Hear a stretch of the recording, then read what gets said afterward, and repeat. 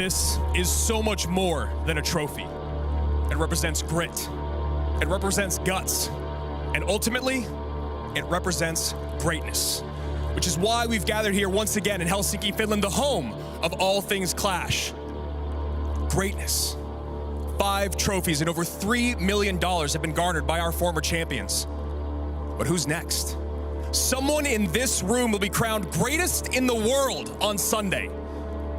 Let's just find out who it is. The 2023 Clash Royale League Finals starts now!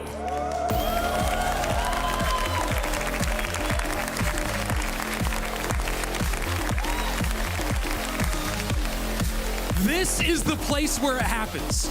Just a few feet behind me, 16 players will find out if they truly have what it takes to be the best. This is the place. Gone are the comforts of home. Here, you stand alone.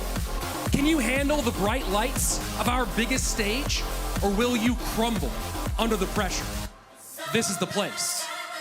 Hello and welcome. I'm Rich Slayton, joined by Andrew Guy, Joshua AC Sharon, and Jackson Juicy J Wall. This is the 2023 Clash Royale League World Finals!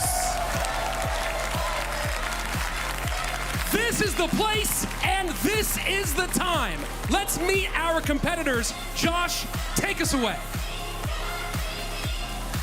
I asked one of the players earlier today if he was nervous, if he wasn't feeling good. He cut me off. He simply said, I'm ready to compete. The players are ready to go. The crowd is electric, and I say we start day one. Introducing our first 2 players. We have the 6th seed in his 3rd World Finals against the 11th seed in his 5th one. They are the 3rd and 2nd finishers from last year's Worlds. We have Basoto and Morten.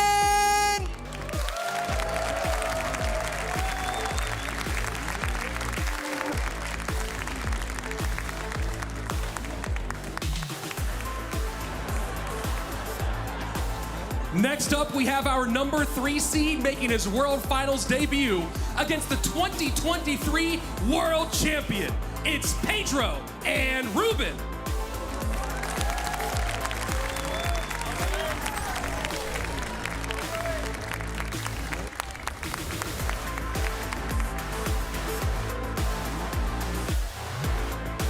Our next 2 players, it is the 10th seed in his 4th straight World Finals against the 7th seed, the 10th seed on the other side. He's in his 1st World Finals ever. We have Vitor 75 and Not Afraid.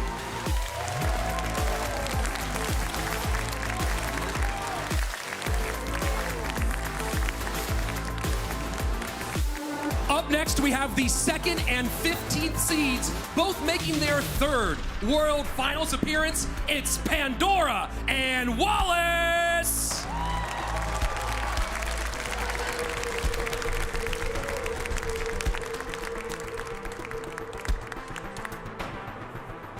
Our next 2 players, we have the 5th seed in his 2nd straight World Finals against the 12th seed. Again, another newcomer. We have Arden Toas and Sosa.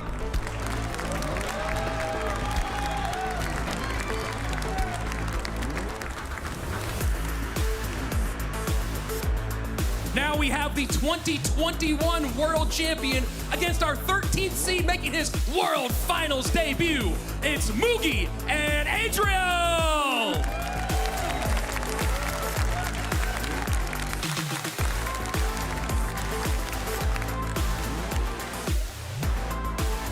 Our next 2 players, the 8th seed in his 4th World Finals against the 9th seed in his 1st one, the Higher and Faust.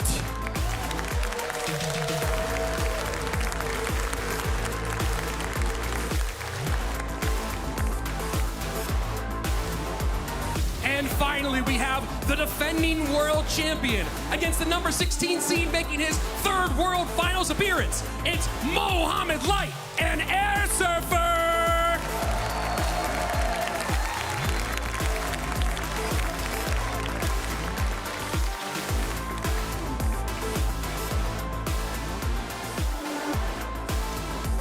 Let's get one more big round of applause for our full field at this 2023 World Finals.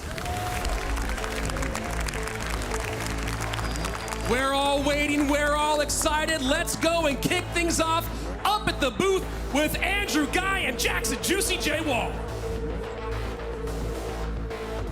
Thank you so much, Rich, and welcome to the 2023 Finals. We are just about to get into the action, but first, Jackson Juicy J Wall, brother, you are back 2 years in a row now. How does it feel to be back at World Finals? It feels fantastic. I cannot wait to see the best of the best duke it down in the arena and watch some beautiful Clash Royale. We have talked about it all week long. We've been geeking out. We've been dying to just watch the matches. So let's get into the action. The first thing, of course, that we need to talk about is our tournament format. We know it's dual mode, Juice, but there's a few little stipulations there that I'm pretty sure you guys at home are gonna like. Absolutely. It is a 16-player double elimination bracket. It is best of 3 duels, but it's out-of-game duels. It's not what you're used to in Clan Wars. And finally, last player standing is crowned the World Championship and wins $250,000. $250,000. If you win 5 matches in a row, you win $250,000. But with this incredible lineup that we have, it's gonna be very, very difficult. But Juicy, if you show up here today, all these guys on stage, they've already earned $20,000. Yes, everyone, like you said, 20 grand. Every win is gonna boost them up another 10 grand. But when you really get in the money is first through fourth. You're going from 65 to 80 to 125, and once again, like you said, $250,000 going to the world champ. That means our finals is gonna be a $125,000 matchup, but we'll get there in just a couple days. The first thing we have to do is get to this incredible bracket. Many people have been here, big fans of Clash Royale for this entire week, and they have said this is maybe the most stacked lineup we have ever seen at World Finals. Juice, what are you looking at in this bracket? Honestly, we know our upcoming matchup, Mode Light versus Air Surfer, is a huge one, but the most interesting matchup for me is Samuel Basoto versus Morton. It is the second and third place players from last year, and it's so evenly matched, and I cannot wait to watch it. Yeah, and when you look at the bottom of that bracket, because it is double elimination, we are getting through 12 matches today, which means Pedro, Ruben, Basoto, or Morton, one of them will be saying goodbye and be spectating for the next 2 days. That is how steep this competition is. And speaking of steep competitions, we always have a fun competition here with our casters, predictions, right? We've got a lot of great predictions out there, and you know how much I hate losing, Juicy. I know. I mean, we're all together on that first one, which makes sense. And I'm the only one picking Higher against Faust. I know. I mean, Higher has been here many, many times before. He is an exceptional player. He's gotten second in World Finals before. And then from there on out, things start to get a little bit dicey, other than it looks like Vitor and Ruben are 100% across the board. And then Rich is the odd man, or excuse me, Josh is the odd man out, it looks like, with SK Morton. I don't think Rich is going to be very happy about that. Very, very excited to get through these predictions and walk away the predictions champion at the end of the weekend. We gotta at least get a consolation prize for being up here in the desk. Absolutely. I mean, you guys have seen it all. We have so much Clash Royale prep for you guys today, and I honestly, like I said, cannot wait to watch it. I mean, let's talk about our first matchup. We have Mode Light versus Air Surfer. You know, who will win?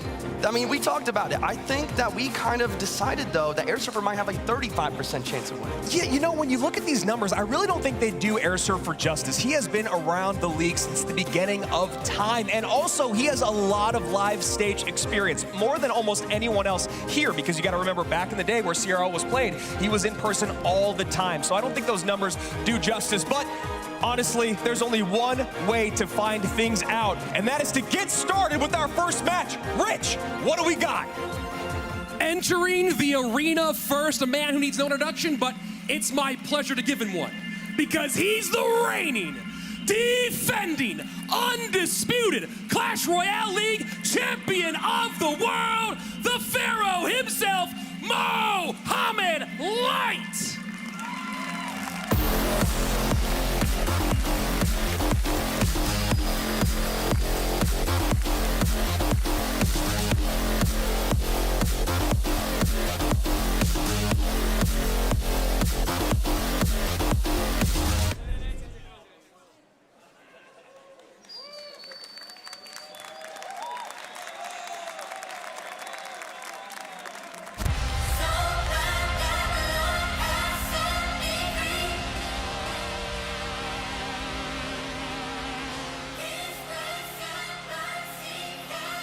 And his opponent, a 6-year veteran of Clash Royale League, one of the most respected players in the game. He's the man who broke the global tournament. Let's give it up for Air Surfer!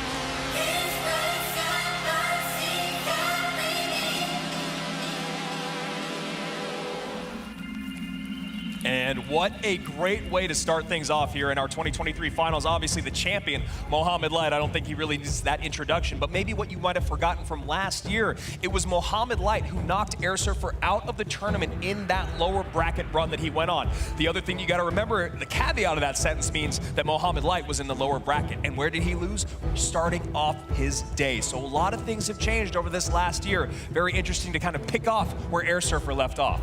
Absolutely, like you said, in 2021 and 22, Mo Light loses first match, goes through the entire loser bracket, and wins the championship, meaning he had to beat that winner twice, which is crazy. And on the other hand, Air Surfer, you know, because of that, might be able to take down Mo here. Because like you said before, it's just, he's got the experience. He knows what he's doing on this stage.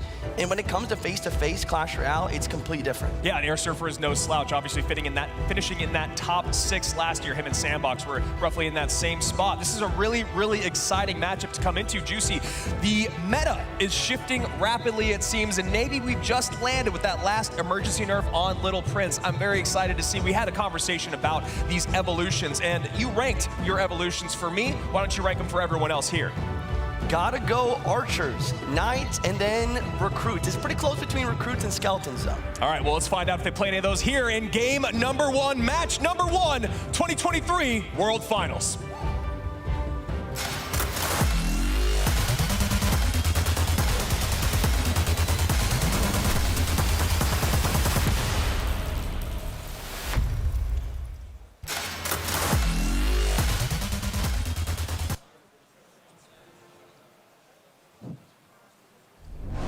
Hopping into game number 1 here, and I think maybe the best thing for Air Surfer to do, Juicy, would be to slow things down and use what is strong in the meta, which means I'd love to see some Archers, I'd love to see a Goblin Giant, I'd love to see something big and beefy for him to control this matchup.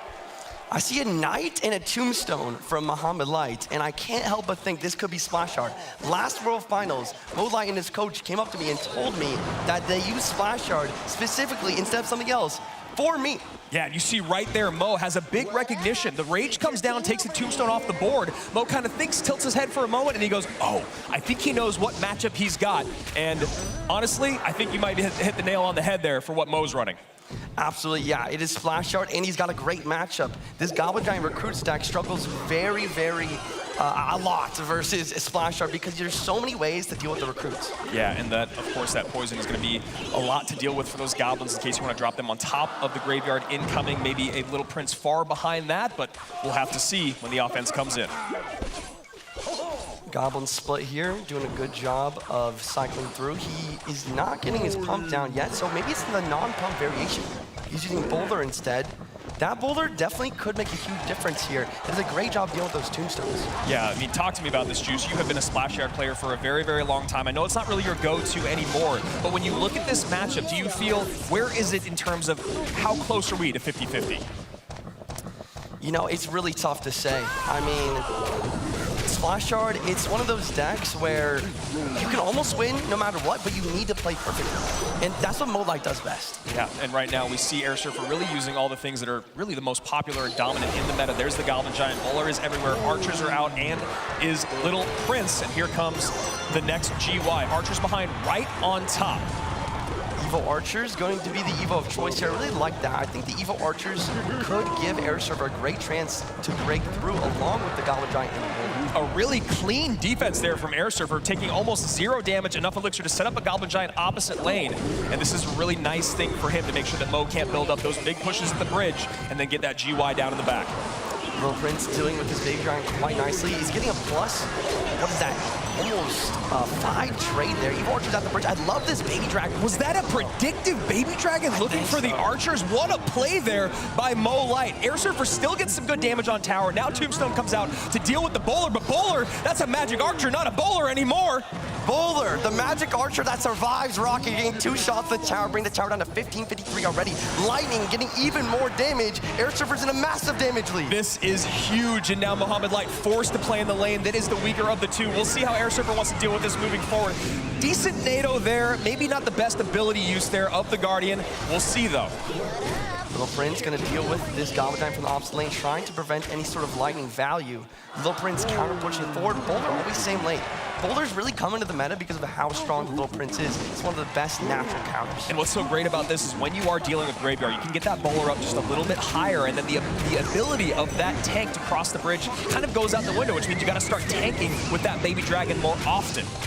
But it seems like Air Surfer is always having that Little Prince's cycle for the Baby Dragon. Does such a great job of DPSing it down. I also love how Air Surfer is utilizing the 3-card cycle of that Little Prince to get back to even more archers for getting that Egg Velotion down. There we go, Bar Barrel at the bridge. Guardian comes out but misses the Barbarian. Graveyard is in, and that is a huge Graveyard for Mo Light. Goblin Giant up top now, distracted by that Tombstone bowler. Very, very healthy. Little Prince down as well. We'll see if Air Surfer can turn this into some decent offense. 11:55 to 15:31. 1 minute remains in match number 1. Another Goblin Giant at the bridge. It's raged up, but look at that Little Prince is completely charged up, taking everything out. Lightning gets a bit of chip damage.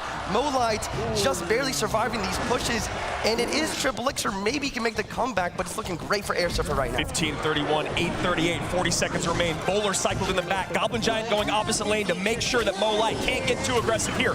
Poison comes down. Archers are not touched by anything. NATO to pull back. Barber will take it out. Goblin Giant is a massive threat, though. Boulder at the bridge. Another Tombstone in cycle. We have a lot on the board for Air Surfer. Mo Light needs to go on offense, so there's only 20 seconds left. And you can see they're not very comfortable with the position he's in is Mo Light, forcing in this GY. He needs a lot of damage. Remember, Air Surfer has time. He has the lightning, and maybe a misplay there from Mo. Air Surfer is going to take game number 1. GG's, ladies and gentlemen. I can't believe it. Will we see Air Surfer get this massive upset in round 1? I mean, an incredible play there. We even started things off saying, you know, maybe thinking that Air Surfer needs to slow things down, bulk things up, and play what's strong in the meta. He comes out with Gob Giant, Bowler, and of course, those Evo'd archers. Then we were having the conversation about the matchup in terms of Graveyard, and I think those archers end up being the great equalizer, Juice. Yeah, those archers, like I said, he did such a great job of utilizing that 3-card cycle to get back to them. And that Evo at the very end is what really allowed him to apply all that pressure on the left-hand side. All right, let's take a look here at a replay coming your way. And Juicy, break it down for me. Bowler, like I said, so annoying. Tombstone is really getting taken out almost every single time. Archers plus Goblins. It's such a great counter to Graveyard. Mo Light still did a great job, though, of almost getting enough damage, but it just wasn't enough. And you see the NATO there, just not really getting much for Mohamed Light. 1,002, and then the lightning comes in, and that is a massive start to the day. And you can see right there, people cannot believe, that looks like boss to me, how this game number 1 is going. I mean, I wish that I could say that I can't believe it either, but we've seen this happen to the world champ so many times before. Absolutely. But that being said, Air Surfer still needs to win one more match versus Mo Light, and that is not an easy task. No, it is not. You can see here the average cost pretty close, but then you factor in that 3-card cycle that you were talking about, Juice, and the ability to get those Evo'd archers out more and more. You know, the Evo Knight is really, really great, but the bowler being there makes it harder for him to cross the bridge and be that tank that you need for Graveyard. And then we were talking about the Baby Dragon. You're like, well, the Little Prince is always there. It's always on the board. Air Surfer doing a really, really great job in getting on top of that cycle. The other thing to mention is duels best of 3. So that Little Prince is not going to be a factor any longer. And the other thing is there's not a lot of other champs that are very viable in the current meta. Yeah. So that 3-card cycle is going to become a little bit stagnant here. That's a really, really great point that you make. Now, I will say the one other thing that we started to see a little bit more is Monk, right? Because of how strong the archers have been, but I completely agree with you. It feels like it's basically Little Prince, and then we lean on our Evos, Recruits, Knight, and of course, the archers that we just saw. The other caveat to this conversation is that the archers are still available for that man right there. I know, I was just about to say that. Archer is definitely best evolution in the current meta, and Molite still has that opportunity. I really like that decision as well. All right, here we go. Game number 2. Mohamed Light back up against the wall. Let's see if he can bounce back.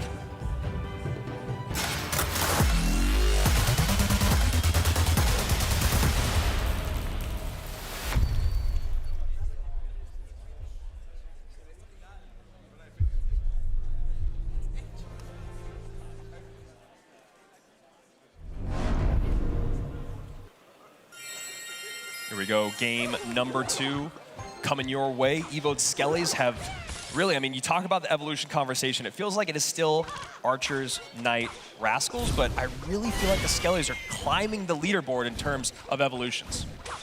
Phoenix in the back from Air Surfer, Log from Mohamed Light. Would not be surprised to maybe see some Royal Giant from Air Surfer here. No, it's a balloon deck, and here comes the Pigs from Mo. Pigs at the bridge, and he's got the bomb tower. That's a great matchup there. You can see Mohamed Light maybe not too happy about that. A little bit of a grimace on his face, if you will. And that's a great snowball from Air Surfer. Juicy, you were talking to me about snowball this week. Yeah, Snowball's such an underrated spell. You know, there's Log, obviously, the most favorite small spell for these pro players, but it is duels formatting. You can't use Log every single time. Snowball does such a great job versus Archers, but also does such a great job of stunning those little princes. Yeah, and that is really a big part of game plan these days, even though we know now in game number 2 there weren't going to be any little princes, but still, that Snowball coming in, assisting that balloon. And there we go, we just talked about it. Monk is here, so Air Surfer really relying and leaning on these champions in the first 2 games, and I gotta say, Juice, I love it. Yeah, the other thing to mention here is Molite's choice of building. He's got the Goblin Cage, which is recently buffed, but it's not going to be very good versus those balloons. You'd much rather have a Tesla in this situation. And Miner chipping away on that tower. We got some Evo Skellies here, nothing to deal with them, and you can see Mohamed Light knows he got his number called right there. How does Air Surfer want to double down on this? 17-19 to 15-72. Wow, and that is just the difference maker that Evos do. Personally, I saw Air Surfer at 3 Elixir, and I thought the game was over. I thought those Pigs were taking that tower. But the 1 Elixir, Evo Skeletons in Cycle do so well of taking those Pigs out for a +4 trait. Yeah, that's one of the things that Rich always talks about. He's like, when I see evolutions, I want them to change the way that you play the game, and the idea that you can have Skeletons save you in a moment like that is a really, really great call. So shout out to you, Rich. I know you're going to be here in just a minute. But this is not the evil version of Skellies here. These piggies are doing some great damage. Archers do go down, and the second set of Archers do as well. This Phoenix is looking scary. The Monk is reflecting. The Phoenix is right there. Delivery comes in. 10-54, 10-33, neck and neck, 30 seconds remaining in regulation. You almost couldn't ask for a closer game. We got wind conditions coming down both lanes, Archers on defense on the left, and we got a bomb tower on defense on the right. And Bloom comes in again, a late Goblin Cage, and that's it! That is it! Mohamed Light needs a miracle! My God, there's 10 seconds left.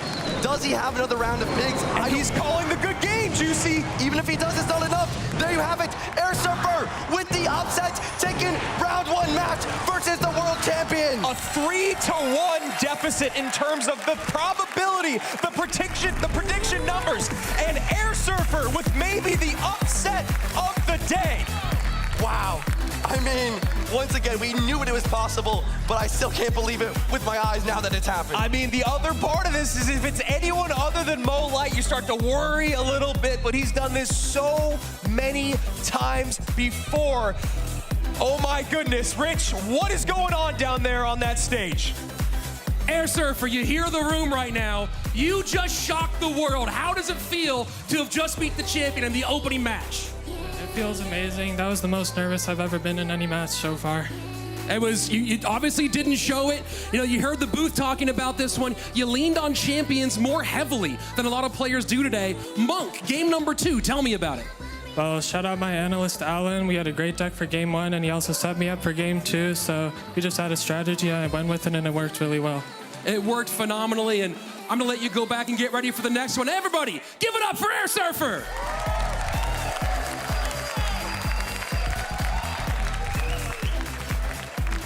And what a wonderful way for Air Surfer to start his day here in 2023. He gets to relax, sit back until tomorrow, and he has been 0% against Mohamed Light this season in 2023. What a great way to pick up that first win. Josh, can you speak right now? I mean, I can. I don't want to. I just want to Can we already watch that game over again and over again? I mean, that's why you're up here. Talk to me a little bit about what popped out to you the most in this matchup. All right, yeah, let's switch it over to Telestration. I cannot wait to get this started. Come on, here we go. There we go, almost, and here we are. Okay, 49 seconds left. Look, it's all about the miner in front. Can you protect the Phoenix Egg? Can you protect the balloon? The arrows are so valuable. I was talking about it on the mic with the GodRF, the replay analyst. Shout out to him, and he was like, oh, if he has arrows, that's game over, and that's really what it is. 30 seconds left, 10:54 to 10:33, and this is what happens. Boom, Loon on the left, bomb tower in response on the right, arrows coming down. And I mean, it's always getting to the tower. Prediction snowball, are you kidding me? Everything on the, give me this Telestration. Prediction snowball to win it all? You love seeing that. You love seeing that, and that's how you win it. Wow. Yeah, what a game there by Air Surfer. I mean, not really, I think, what anyone anticipated in terms of how this was going to go. I mean, at least maybe we go to game number 3, but, you know, almost 2 dominant games from Air Surfer in this opening set. I mean, no nerves shown whatsoever. I mean, he played the right cards, got himself in the correct cycle, and it was over like that. Yeah, I mean, he said it's the most nervous he's ever been to play a game, and he looked like cold-blooded, ice through his veins. Juice, any thoughts on that first 2 games? I mean, what a way to start our day. My biggest thing that I want to point out is the use of Snowball from Air Surfer. That Snowball is almost like a mini freeze for 2 Elixir. You got 2 balloon hits specifically from the use of that Snowball.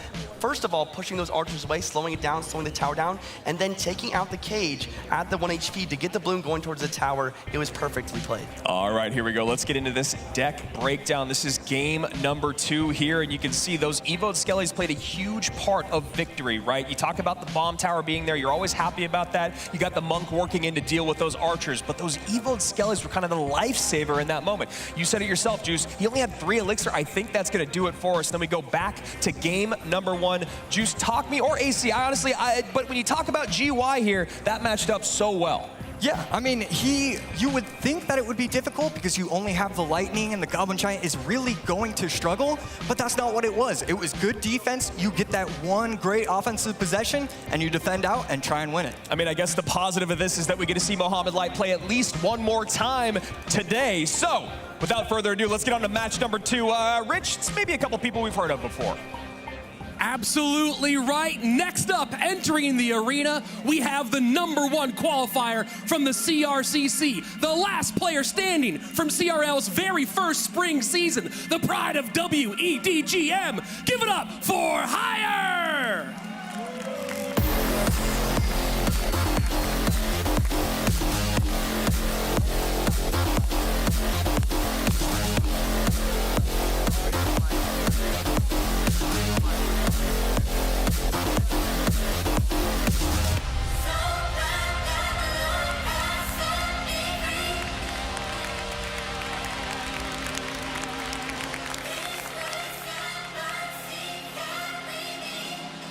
Next up, we have one of the most anticipated debuts in Clash Royale League history. The expectations have been high, and he's gonna pay them off today.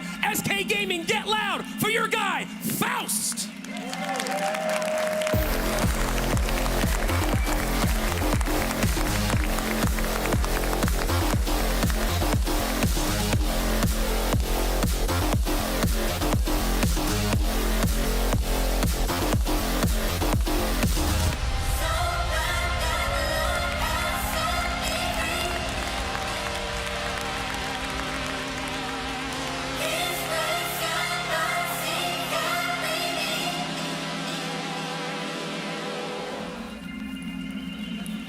And a fascinating matchup here because you talk about Faust and how consistent he's been all year long. It felt like he was basically a shoo-in based off of points for a while. Higher on the other side of it is a World Finals legend, World Finals legend. He's been here many, many times before, got 2nd place in the past. He is dialed in, but he hasn't really been playing with this level of competition all year long. But we did take time, we looked at some game tape, and he has had some really, really exceptional plays. He was playing Fast Cycle, he was playing a lot of Magic Archer, but that was kind of in the meta of old. I'm very curious to see how he's adapted for finals here today.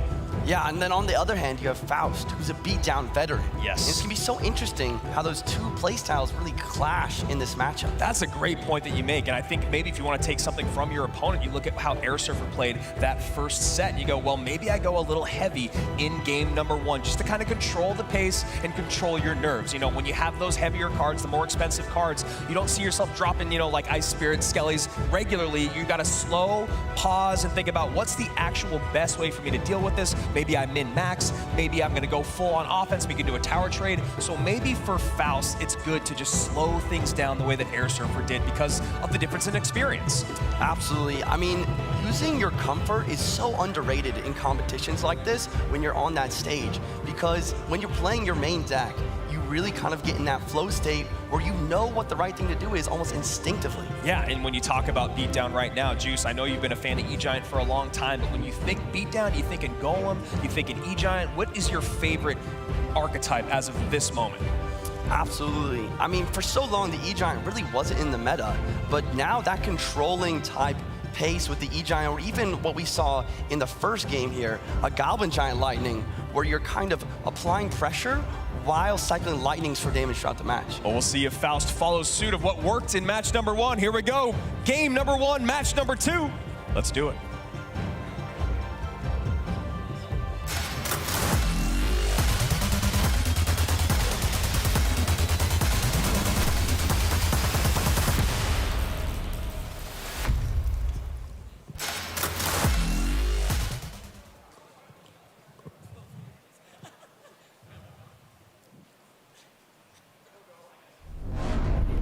And as we mentioned, 2019, Hire was number 2 in the world. It is his 4th World Finals appearance, of course, Faust's debut. I think the one thing that you have to take a look at, though, when you look at how consistent Faust has been all year long, Juicy, is that he's actually got a pretty rough win rate when you talk about playing against the other 15 competitors that are here today. Now, his win rate on the season in CRL, Swiss, bracket, all that, pretty great. But when you talk about getting to this top 15, a little bit farther out. And I love that we're seeing something a little heavier, just like we were talking about. There it is, a Mega Knight's Bats deck with the Little Prince. I might actually say that this is a Goblin Giant deck. For some reason, Mega Knight Goblin Giant is coming into the meta here. MK caught at the bridge. A lot of damage in here for Faust, but now Hire has a devastating and horrifying counter push here. Those bats are gonna be brutalized by that snowball. And 1565, 1175, not too bad thus far. And the push is not over. Wow. Phoenix locked on tower, Knight pressuring the bridge. Hire understands that he's up so much elixir here, and he's gonna connect and take that tower down. I mean, that snowball coming down was so devastating. Those bats were just gone in an instant. He needed that DPS, and maybe just getting a little bit ahead of himself in game number 1 is Faust. Hire took the damage, and he goes, all right, I can deal with this. I'm not gonna lose the tower, but you are gonna have a tough time dealing with this counter push. And it's so fascinating because I almost don't want to say that Faust made a huge mistake by being aggressive with those Mega Knights, because a lot of the time Mega Knight can be played aggressive versus cycle decks, but in Higher situation he had his own Mega Knight to then counter and respond, and that's why Faust got in that very precarious situation. It's looking like 5K ladder all over again. Mega Knights have flying, but of course men wielding them just a little bit more talented. MK's meet at the bridge, Goblins behind to clean it up. We see a Goblin Giant at the bridge, just as you called, Juicy. We will see how effective it is against an Evo Knight and a Ram Rider. Ram Rider slowing everything down, Evo Knight putting in the work.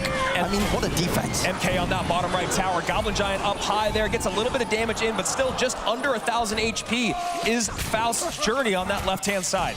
Fisherman to pull the middle, Lightning gonna drop down on everything, Evo Knight tanking. He's got 35 seconds to take this left side tower though, and he's gonna opt to with the Goblin Giant in the back.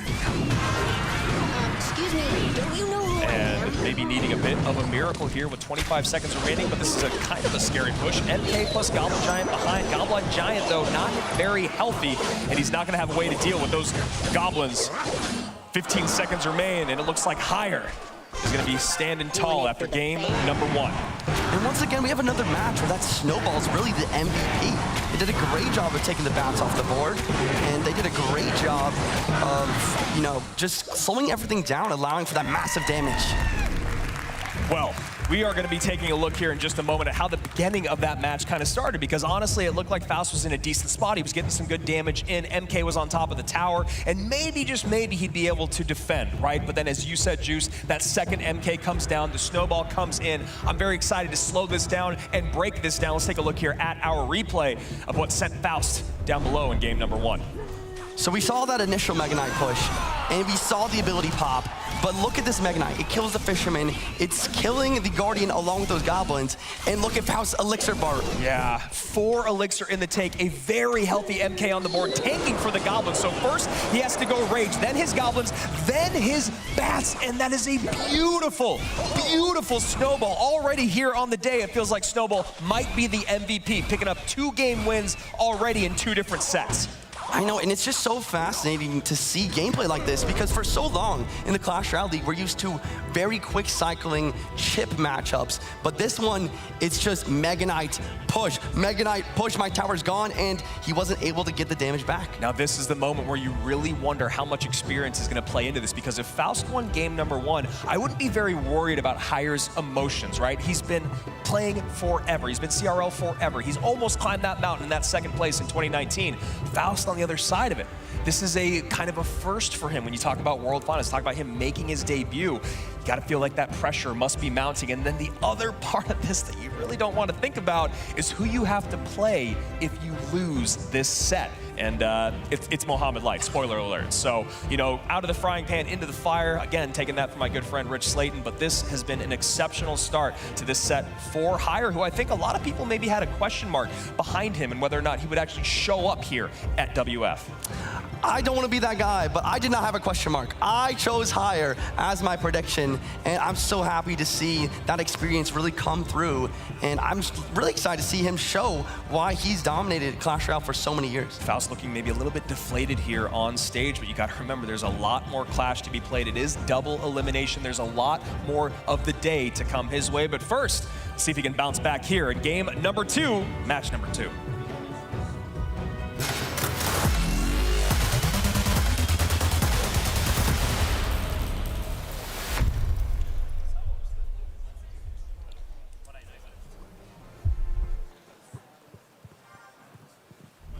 So going heavy in game number 1 on both sides, although MK plus Gob Giant maybe just a little bit heavier. And now we see our Evo Archers coming out. Archers on the board, so Faust actually opting to use the best evolution. First round here, we'll see what Hire has in response for those. Skelly Drags plus Goblin Gang. Is this going to get a little recruity in here? Oh my gosh, it's a Mortar. Mortar at the bridge, Tesla at the bridge to counter that. Tesla does a great job here, looking like a Hog Earthquake versus some sort of Mortar spam deck. Yeah, I mean, Mortar, whatever, you won my heart already. Pigs at the bridge, not Hog, Pigs. We see these Spear Gobs come down to defend that. You need something else, and he goes Barb Split. Somehow, I can't help but think that was maybe a slight mistake. Yeah, Barb Split here. Spear Goblins trying to be in tow on both sides. Looks like Barbarians will sneak in front on both. Nice arrows there to deal with the Archers, but this should be a nice cleanup with the delivery coming in here for Faust. Maybe able to control this game a bit. And we see his spells really playing a huge factor here. That delivery is going to get a lot of value versus Barbs, Skeleton Drags, even the Goblin Gang. And those arrows, though, going to make the Archers get a lot less value in general. And Juice, I'm just really kind of thrown off by this deck at the top of the screen. I mean, we haven't really seen anything like this at CRL for, I mean, maybe ever? Yeah, I mean, Barbarians, Mortar, Miner. I'm interested to see that last card. If it's not another spell, the Evil Archers could get a lot of value. It's Clone. Of course, yeah. And yeah, the Archers, when they're in the evolution form, though, they do not take damage enough for the arrows to clear them off the board. Yeah, and that is a huge part of this. So we'll see how Hire's going to deal with that as these Evo Archers kind of just go off to no man's land, but that makes sense, you know, at this moment. Just trying to cycle them, see if you can turn that into anything. And then, of course, next thing you got to do is cycle right back to them.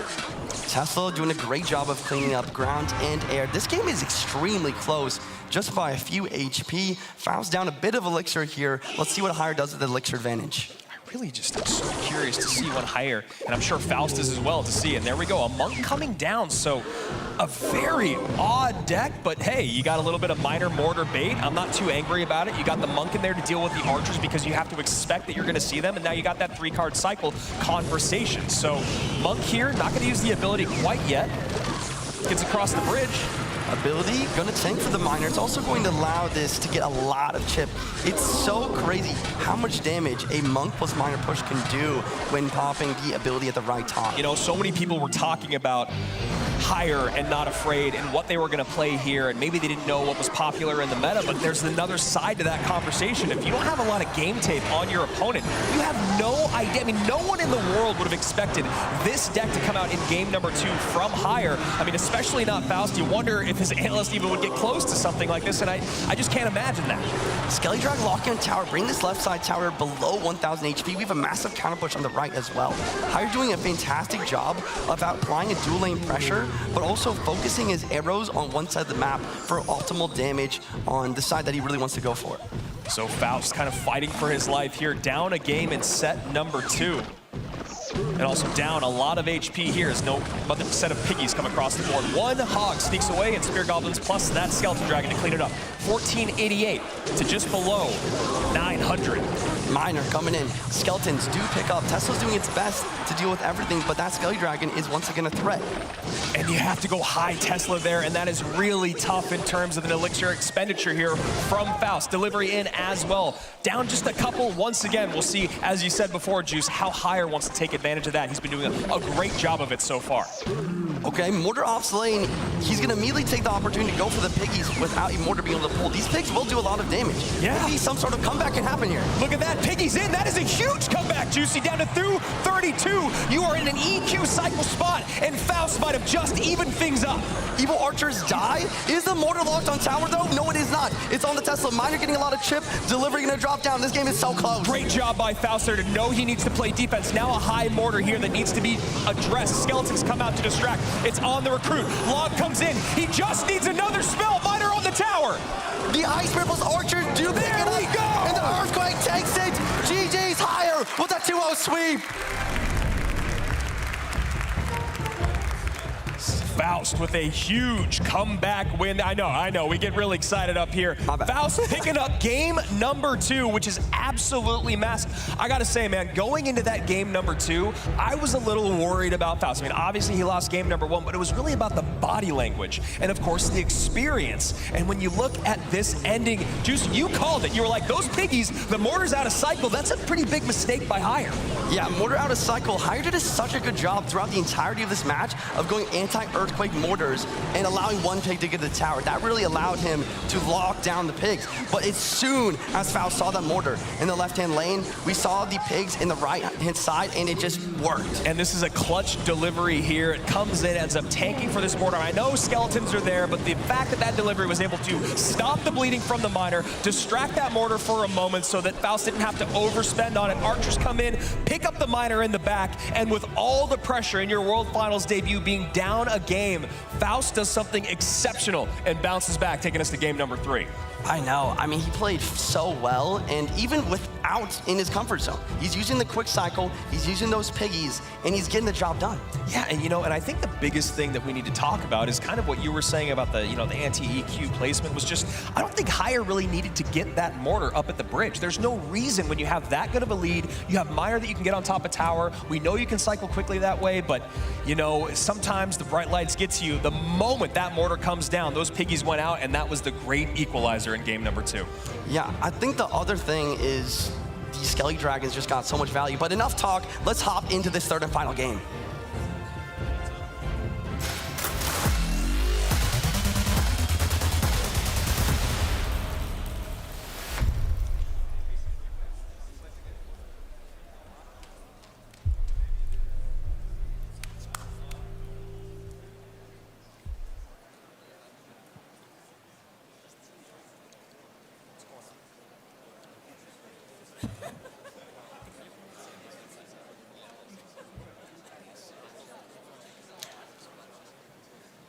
And a wonderful come from behind victory here for Faust as we are hopping into game number 3, bowling. Shout out to the crowd here. What do you think about the bowler? I mean, he's coming to the meta because of the Little Prince, but I can't stand it. I've hated Bowler for 6-7 years now, but I'll be honest, I definitely am going to rock him because he's everywhere. And look at that. Yeah. Maybe we should get into fortune telling, Juice. I mean, you called it. Bowler, really gonna get some decent value just in general. It's like we talked about, it's a Magic Archer that doesn't die to a rocket. Maybe it can line up here and hit this Firecracker. Yeah, and fascinating too. You know, you think Faust, we talked about him being beat down. He goes really heavy in game number 1, doesn't work out for him. Then in game number 2, he speeds things up. And a really interesting NATO. Juice, talk to me, man. I mean, I don't know. It's just a late NATO. Maybe those nerves are getting to Faust at this point. If he played a little bit sooner, maybe he could have dealt with that Firecracker, but maybe he just underestimated that Mighty Miner as well. So a huge blow here to start. And now Recruit's coming down in the back. So Recruit baits at the top of your screen. And I don't know if we're going to have a big spell here at the bottom. If it is a spell, it's probably going to be a freeze. It kind of looks like a Graveyard Freeze deck. We talk about it all the time, how well the freeze synergizes with that Inferno Dragon. As long as the Inferno Dragon is locked on the tower with 1 HP, a freeze can be a complete game changer. And Mighty Miner coming out. We've also started to see just a little bit more Mighty Miner these days with this bowler not doing any favors for Faust, giving a lot of damage away. And now, of course, Mighty Miner, we just talked about him, he's up front there, not getting pushed back by that boulder. And this Firecracker is so frustrating to deal with when you don't have that spell, Juicy. No, we talked about Boulder, but I want to talk about that Firecracker like you're saying, because the Firecracker gets so much value versus all Boulder decks. Not only does it outrange the Boulder, but every single time the Boulder is going to lock on to get that shot, it knocks itself back further and further, always making sure it's out of range. And what an interesting deck. We got Wall Breakers, we got Goblin Barrel, we got Rascals, and of course, or Royal Recruits, excuse me, and of course that Mighty Miner. Let's see how Faust can be able to keep up with this bait deck when he's finally going to be able to find himself on offense. Dark Goblin plus Fireball dealing with double dragons left inside. Really well played from Higher. It seems like Faust is having a very hard time dealing with these high range units. And Bowler here going to get some damage in on those Wall Breakers. Knight putting in the work. Bowler putting in work as well. Bar Barrel perfectly placed to deal with the Goblin Barrel. So feeling like Balloon probably coming out here with E-Dragon in play. You never really want to have that when you're playing Graveyard. Obviously that King Tower activation becomes something that you really cannot deal with. You've said it so many times, Juicy. I've watched you on your stream. King Tower is activated, game is over basically. So just waiting to get on offense is Faust as of right now, but the pressure from Higher has been relentless. There's the freeze, so we know we're just waiting on when that Loon will come out. But a decent amount of air responses is in Higher's hands. Mighty Miner down, 3-card cycle activated, E-Dragon in the back. You know, we talked about how the Firecracker and the Dark Goblin is getting high value here, but we are not talking about how it's extremely hard for Faust to, or for Higher to break through as well versus that E-Dragon the Boulder. Yeah, I mean, and this is the thing, is how long can Faust hang on and then turn it in? I mean, once we get past this next 23 seconds, we get into triple elixir, maybe not. Maybe he heard me and he goes, all right, I need to get back on offense. We're running out of time. Just barely over. 70 seconds remain, and the cannon finally comes out here. So you've got a Dark Goblin, you've got a Firecracker, and you have a cannon to control this. And honestly, you got the Mighty Miner and the Fireball if you need that pushback or so, a little bit of extra DPS. So Faust's gonna have to do some math, figure something out here in the next 58. 58 seconds, triple elixir time. Look at these Firecrackers, Andrew. Firecracker controlling the board completely here, and the Goblin Barrels are always forcing out the Bar Barrel. Without the Bar Barrel, how do you deal with the Firecracker as well as the Wall Breakers and everything else? One of the most frustrating things to deal with in this game are those Firecrackers and Dark Goblins stacking up on the other side of the board and just not having a way to get to them. You see Faust leaking elixir here and there because I don't think he knows exactly when to send and what to send. NATO plus E-Drag, but it's not enough. And the Dark God cleans everything up. I don't think Faust can break through. I mean, it really doesn't seem that way. And as I said, Higher doing a really great job of keeping up the pressure. So now Faust is kind of forced to do what the only thing you can do, which is take damage from that barrel so you can actually get back on offense. So a decent push on the left-hand side. This push on the right really isn't going to go anywhere. And I don't think it's enough time. So a great come-from-behind victory in game number 2. But Faust still going to be sent down to the lower bracket, and he will be facing Mo Light later on today. GG's. I mean, Higher, I was watching his face during the entire match. He was locked in. Like, literal ice in his veins. It was beautiful to watch that very pristine gameplay. Yeah, I mean, and that again, we talk about the nerves. I mean, not only were there nerves here for everyone, but Hire's able to control them just a little bit more. But then you talk about that fast pace. You know, there were many moments watching that game where it looked like where Faust was kind of just holding for a moment longer than he needed to because he just didn't know what to play. Rich, take it away. First off, Hire, welcome back to Clash Royale League. It's great to see you here. Our first question, you got a big win right here on the big stage with your former 2v2 partner, your teammate Solo Man, commentating in Chinese. Does it feel extra special to win with him commentating your games? 首先欢迎你又来参加比赛，但是我知道你的之前的队友在这里在现场，他是直播的评论家，然后他今天打给评论家，你成功的获胜，对你带来什么感受？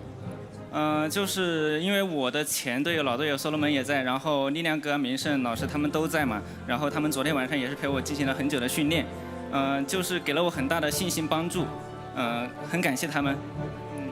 Yes, because my former teammate Solomon and other my teachers also are here. Yesterday we made a lot of practice. They gave me good tips, and it made me feel more comfortable. So I would like to thank them all. Well, that's certainly wonderful. Now, it's been a while since we've seen you here in CRL. Some fans questioned if you had the same level. What do you say to the Clash Royale League viewers who wondered if you were still the same Hire from the past? 很久不能看到你参加这种比赛，就是皇室战争的观众很久没看到你，然后也有很多人就是怀疑你的水平可能不是以前那么好，然后你对这种怀疑你的水平的观众想说什么？质疑从来都有，就是自己努力就好了。Yeah. Well, if I will do my best, everything is gonna be alright. Well, pretty good so far. Let's hear it one more time for Hire.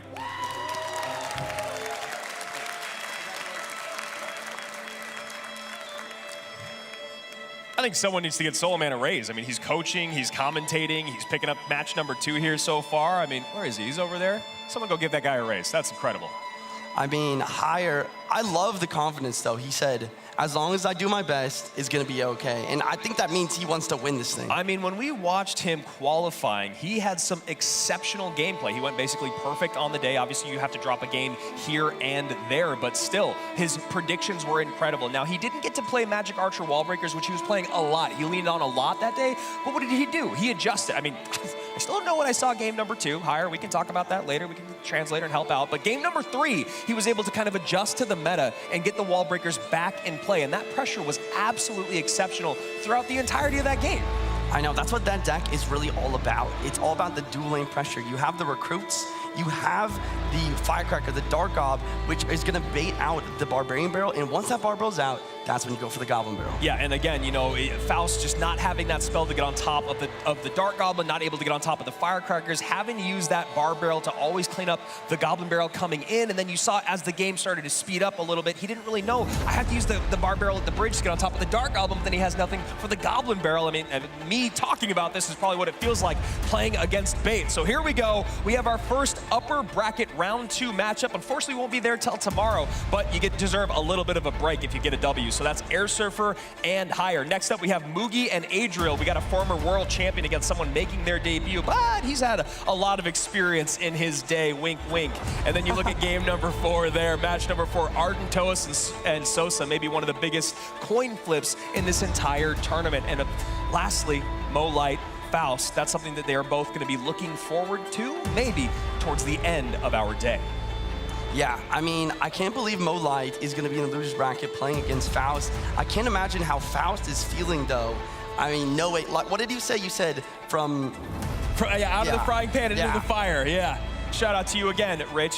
And here we go, Joshua, AC, Sharon. I mean, really, we're gonna let him introduce these guys? Let's see it. Our first player has been in 4 straight World Finals. He finished 3rd with Ponos Gaming in 2020. He was the World Champion 21. He was 4th overall in 22. Let's see what 23 has in store for him. Best tear at Worlds, it's Mugi!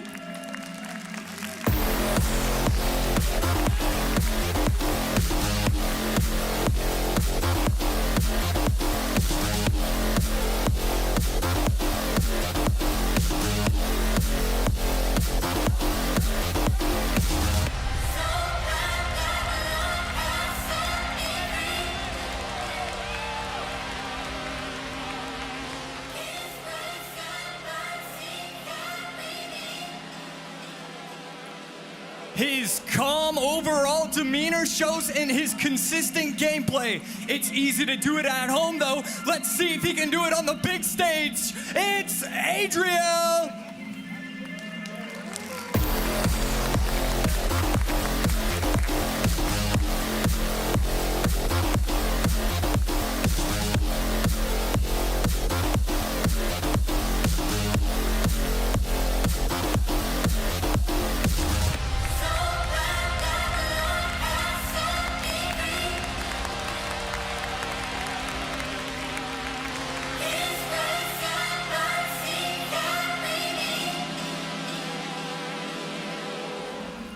And feeling like I'm back home again, my brother from another mother, Rich Slayton, up in the booth. And of course, we have a world champion. How are you feeling about this matchup, brother? This has already been so insane. If you said your bracket would look like this, if this was your predictions, are you from the future? What the heck is going on? And that has to give some concern to Moogie, who already has a difficult out in one of the quietest best players on the planet in Adriel. I mean, he was the guy that I talked about as the player to watch here at World Finals because he has been so calm and confident this entire week. Now, you look at the numbers and you might think, well, I don't know about that, but so far the numbers haven't been too honest today in terms of predictions. As you said, I think I'm 0-2. Well, look, the reality is that you probably should. This doesn't reflect how close it is. Yes. This reflects who do you pick. You have to pick one of the two, but really this is razor thin. This is 55-45. People, again, as you alluded to, Adriel's been world class now for about 7 years. He just wasn't able to show that he was world class. Well, here he is on the big stage, ready to get it done. So let's kick things off with Moogie and Adriel.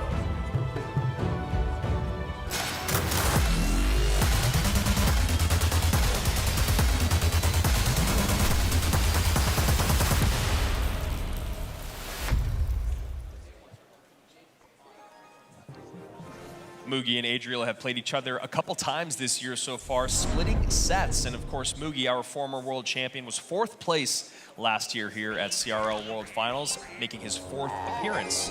And of course, is 4th seeded, so maybe that's just his lucky number.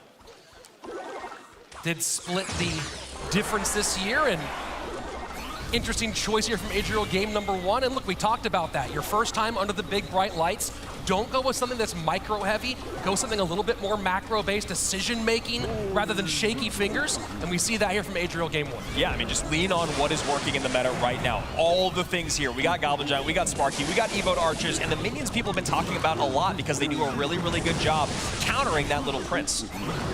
And all the way in deep, no damage, and a nice little cheeky tombstone high. Will the Rage get the shot? And it does. So pretty much even Stevens here after the first minute of gameplay. Yeah, Moogie down just a little bit in elixir here, but that's nothing to write home about. It's about a half an elixir as Adriel ticks up to 10. And we have, of course, 4 untouched towers. Well, 6, I guess.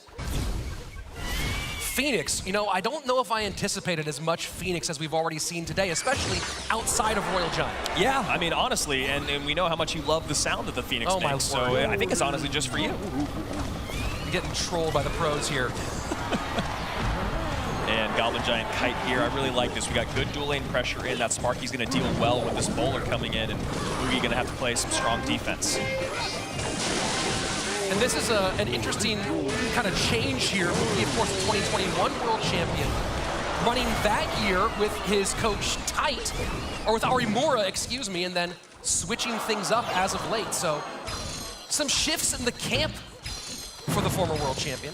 Yeah, we could still go a couple directions here. It does start to feel like E-Giant at the top of the screen, but...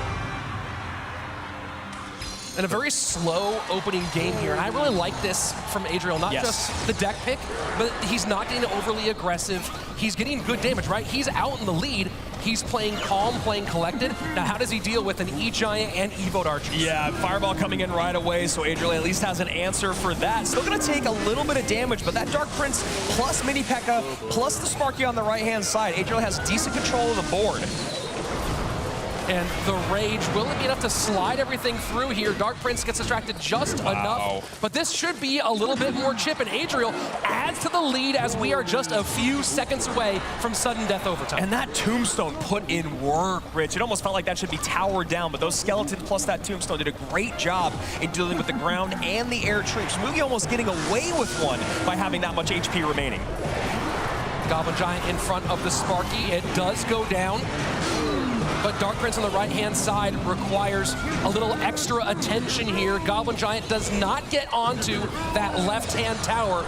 So far, so good in this exchange, but Mugi has work to do. Yeah, this is always a bit of an interesting match. I mean, honestly, two of the most popular decks and archetypes in that 20-win challenge, and obviously both these gentlemen picking up that 20-win badge.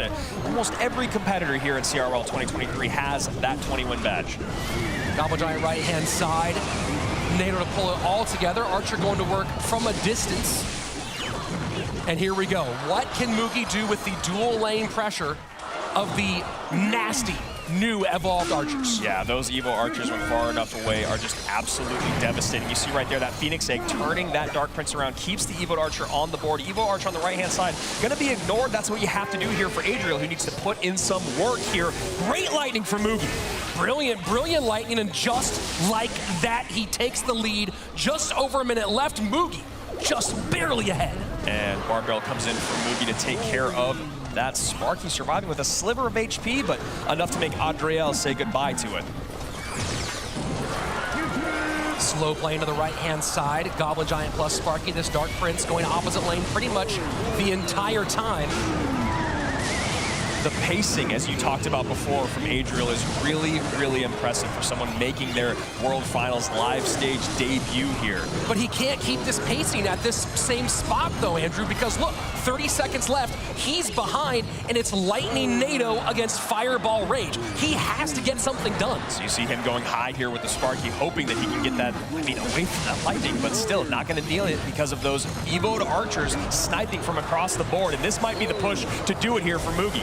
The late game heroics for Mugi, and this should be enough. Evo archers go wild on the right-hand side. Fireball is not gonna do it, and the 2021 world champion opens up his 23 campaign with a win. He is just a deadly force to be dealt with, and what an exceptional game number one from Mugi. I gotta say though, still, we both talked about it. The pacing from Adriel was really, really nice. He didn't get ahead of himself, didn't get too aggressive, but then maybe that aggression started to wane a bit as Mugi started to control the game. Felt like me, the big moment was when that E-Giant got across the board. There was a really, really nice lightning on top of that mini P.E.K.K.A, the Sparky, and of course that Princess Tower, and it felt from there on out, it was all Mugi doing the driving. Well, I really like this deck pick from Mugi in game number one because it's a deck he played during the year. He got five plays with it, 80% win rate, but it wasn't super high on his deck picking list. So you're playing a deck that you know how to play competitively, you've leaned on it before, but not one that's gonna be top of the list when you're up against a good coach who's trying to pick against you. And I gotta be honest, I mean, we're looking at, like, again,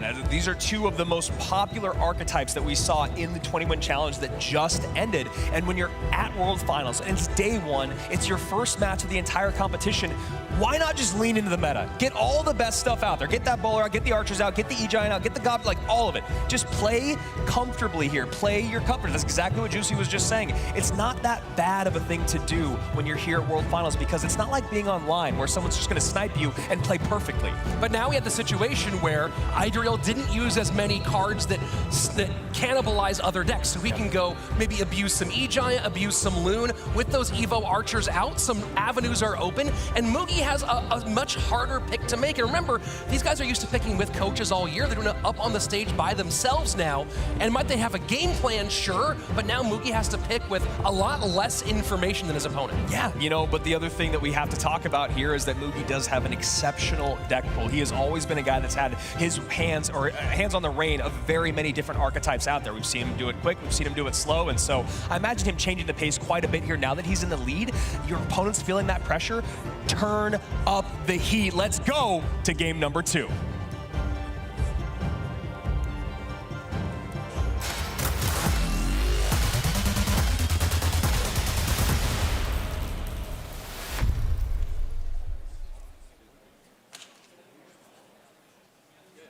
What kind of deck is Mugi expecting here from Adriel? Maybe trying to counter cards that he might abuse rather than trying to find openings from cards he used at this stage. And talking about the numbers, you know, I mentioned in the previous matchup with Faust kind of struggling against that top 16 in terms of the best players in CRL here at World Finals. Adriel has an incredibly impressive win rate against a lot of these other guys. You know, it's the same thing you just talked about, you know, having that experience for almost 7 years. And, you know, the win rates, the numbers, they don't lie. You look at that, there's only a difference of 8 matches won between these two, and you would think that Mugi's would maybe be a bit higher, being a former world champion and #4 in 2022. So a little more aggressive this time, and here we go. Big sigh from Mugi as he opens up Royal Giant to the right-hand lane. We don't see a ton of Evo Royal Giant these days. Obviously, Royal Giant was the dominant deck choice of the year, got the most wins with the more classic Royal Giant Skelly King deck, but as other Evos became more powerful, the Evo Royal Giant really fell by the wayside. Yeah, but you know what, man? I do not care. I have said this year after year after year. It is a joy to watch Mugi play RG. The way that he starts to pick apart and anticipate your defense as the game moves on is an incredibly impressive thing, and that's when you got to start thinking. When you're playing against Mugi and he's playing RG, you got to do that Momo effect. You got to change up your defense every single time, because if you start repeating it, if you start getting in that rhythm, he will make you pay for it. Reaching the midway point of regulation time. So far, a slight, ever so slight lead for Adriel through that top left-hand tower, 26-23. Goes to add to it with Miner, and going to the safe spot again, already having confirmed he's not against Tornado. So would love to see Adriel begin to vary that as we get deeper into this game. Excuse me, don't you know who I am? 24-75, 26-87 here. Log coming in, Log Fireball to deal with that Little Prince. And of course, that's one of the biggest gripes about Little Prince not dying to Fireball. Mugi says, I don't want to deal with it.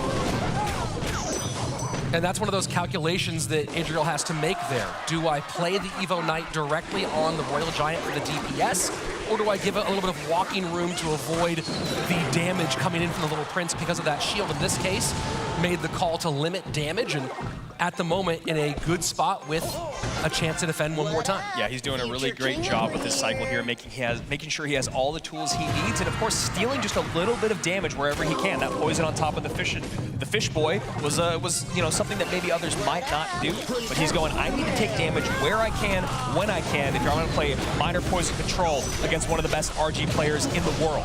And now has to DPS. This Fisherman's gonna pull the Knight off the Royal Giant. This could be a big problem for Adriel. Can he get back to anything here? Not able to log this back. Not in cycle, gonna take a couple big evolved Royal Giant shots. 3 in, and the lead swings towards Mugi. And that is not where you want to be. That much HP down when you're playing minor control. It really is hard to make up that gap as the game goes on. And the other thing you have to remember is that when we get to triple elixir, Mugi is going to have like 4, okay, maybe not 4, 3 Royal Giants in cycle. You know it's going to happen.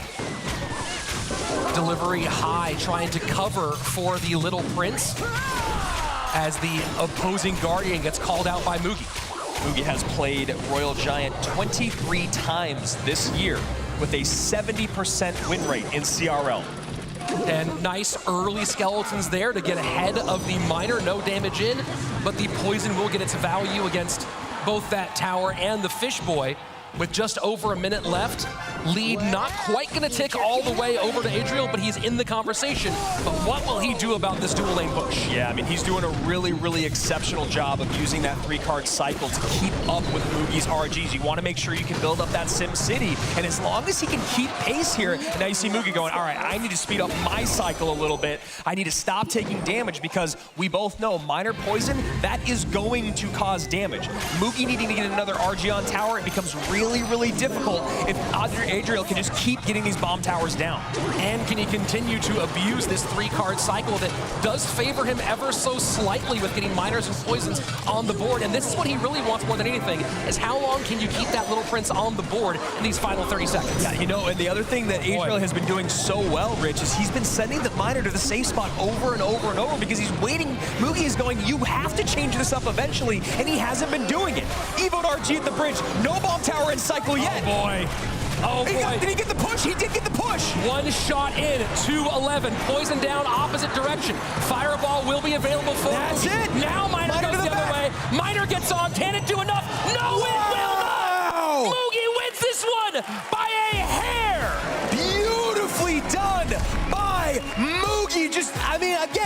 talk about him playing RG, you talk about him breaking down what he needs to do. He knew exactly where he needed to be, got that fireball perfectly in time, and that is why he is a former world champion. Man, Adriel was right there, just couldn't quite get in step at the end. And, you know, we talked about those minor placements, kept on doing the safe spot, safe spot, safe spot. I wonder if one of the early safe spots in single elixir to another spot instead would have gotten just, again, 38 HP. That's nothing. Because then he goes to the back, and then he gets caught at the end. Moogie goes, you're going to switch it up. You have to switch it up. You can't go to that same spot. And Josh is going to be fanboying down on the stage with his favorite player ever, AC. See if you can keep it together in this interview. Incredible game number 2 right there. I mean, was there any pressure for you whatsoever? I mean, that was insane that you were able to stay calm and collected. Did you have any pressure at the end of that game number 2? すごく熱い試合でしたけれども、この第2試合の時の最後の部分は緊張してましたか、それとも平気な感じができましたか？最初のゲームからすごい緊張してたんですけど、なんとか乗り越えました。Well, I was feeling like insane pressure from game 1, but somehow I just managed to just keep it, you know. Okay. Now, I wanna ask a very simple question. You've already had your face on a building in Finland. If you could choose any building in Japan or anywhere, what would it be? 2021年の時に世界チャンピオンになってフィンランドの建物にムギさんの顔が上映されましたけれども、今優勝できたらどの建物に上映されてほしいですか？いや、もうまた同じスーパーセルの本社にさせてもらえたら光栄です。If I could see my face once again on the Supercell headquarters, that would be absolutely amazing. Wow, not asking for much whatsoever. Incredible game from Mugi. Give it up for him. And as predicted, Andrew, razor thin here between Mugi and Adriel. Of course, a lot of people bet for Mugi on this one. They picked him in that matchup, but Adriel making it very, very close at the end of that game. Yeah, I mean, I'm sure his opponent is going to be thinking that was maybe a little too close for comfort down in that elimination bracket. When you watch how well Adriel played against someone as good as Mugi, and again, you talk about Mugi's win rate with RG, 23 times played, 24 now, with a 70+ win percentage is just, I mean, that's exceptional, because that is numbers against only the CRL finalists. Yeah, and that's really to take that out, right? You talk about how he played against the top tier of competition. Yes. You take a step back and think about Mugi playing RG against regular human beings. Like me? Yeah, that's a whole different ballgame. Yeah, so Adriel does get sent down to the elimination bracket, doing a really, really good job, honestly, for most of that game. Juice, any thoughts on maybe what went right for Mugi or what went wrong for Adriel? I mean, it's not what the replay is about, but in that first game, I gotta point out that beautiful tornado to pull that mini P.E.K.K.A away from the Electro Giant. It was beautiful. And then in the second match, you talked about it, being able to cycle multiple Royal Giants, especially in the Evo form, is what allowed him to really apply enough pressure to get enough damage to win the match. Okay, so what are you breaking down for us, brother? We are breaking down the last moments of that second match where he really used the double dual lane pressure of the Royal Giant. So I'm gonna pause right here. 2 RGs on the board. Adriel has 6 elixir to deal with, and his bomb tower bomb is actually preventing him from playing another bomb tower. Oh, yeah. Yep, there's the second bomb tower, goes above the bomb because he's not able to play it centralized. Double RGs immediately lock on and take it down right away, and now the Evo RG is coming back again here. I love the Evo RG bridge. Log predicting the bomb tower gets wiped out very quickly and right away. I just want to point out here, spotlight. Mugi knows that he's gotten enough damage to win the match. All he needs to do is predict the miner. He gets the hunter down, he throws the fireball, he logs the miner, he misses, and it was almost enough, but he wins it. Beautiful. One shovel hit away, as you said, Rich. Could have been in single, could have been right there, but you know, sometimes it's better to be lucky than good. Yeah, I mean, you need both of those here in CR sometimes, but today it's Mugi getting both of those ones, and that really is kind of what it takes to become a world champion sometimes. You're gonna have some tight calls, but of course, that's what we're here for. And of course, we're here for more Clash Royale League. Josh, what do we have next? Our first player has dominated in points all year, but he didn't coast. No, he kept going. This is one of the more interesting stories to tell. I'm excited to see him up on the stage. We have Sosa!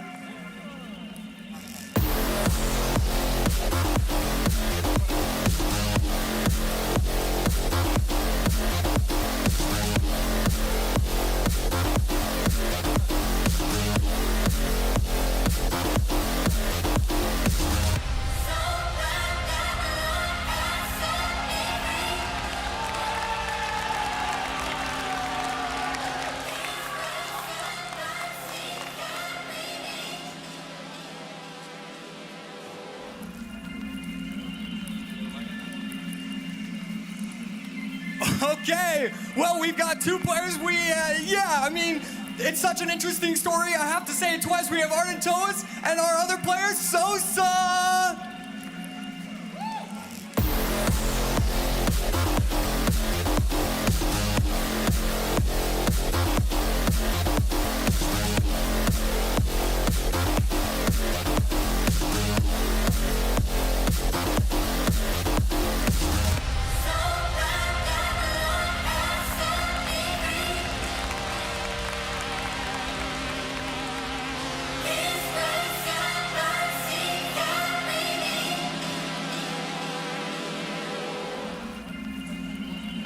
This is one of the more fascinating matchups here, Andrew, because you have two players who've shown high skill, but who we have some questions about on the live stage. Yeah, and that's a very nice way to end that sentence, Rich, because of course, you know, Sosa not having a lot of experience. You know, Arden Toas was here last year, but now that he's got his headphones on, talk to me a little bit about Arden Toas' live stage record. Well, let's take a step back here and say unequivocally, Arden Toas is absolutely world class. He is. Playing from home. This isn't home, this is on stage. He has an 0-14 match record in live play. And a lot of that is because when he plays at home, he plays in a quiet room without distractions, and he has not gotten a lot of practice that really helps him get used to the bright lights, to noise, to things like that. Yeah, Sosa really honestly seems unbothered by being here. Now, when you talk about Arden Toas, you heard that pop in the room when he came out. Now, that is something that he needs. He needs to build that confidence, because all he needs to do is get over that mountain, and then that mountain becomes a hill, and then that hill becomes a speed bump. You get that first game win on the stage, it's just like when we start our show. I didn't screw up the intro, now I'm feeling a little bit ease off my chest, right? Arden Toas, once he gets that match win in a live stage setting, especially World Finals, that is what he needs more than anything. And then maybe he becomes the force that he is to reckon with online. I think that's true for both of these players. I think game number one is going to be the deciding game here, because that's going to give them momentum, shake off some of the nerves, some of the fear you might have in this situation. So let's waste no more time and get right into it. Sosa, Arden Toas, let's go.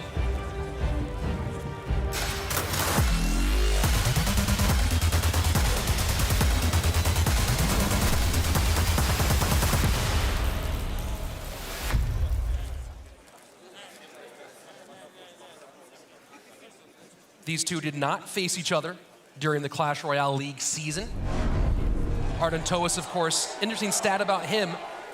Both years, 2022 and 23, when he made World Finals, he won the 5th golden ticket in an event that did not include Mohamed Light. Yeah, and obviously that is an interesting caveat, because, you know, even if Mo was there and he did win, then Arden would have been in 2nd place, I guess. But the fact that he has picked up his own golden tickets without Momo in the way is a very fascinating piece of good fortune, honestly. And, you know, you talk about bets I don't think I would have made. Evo Bats.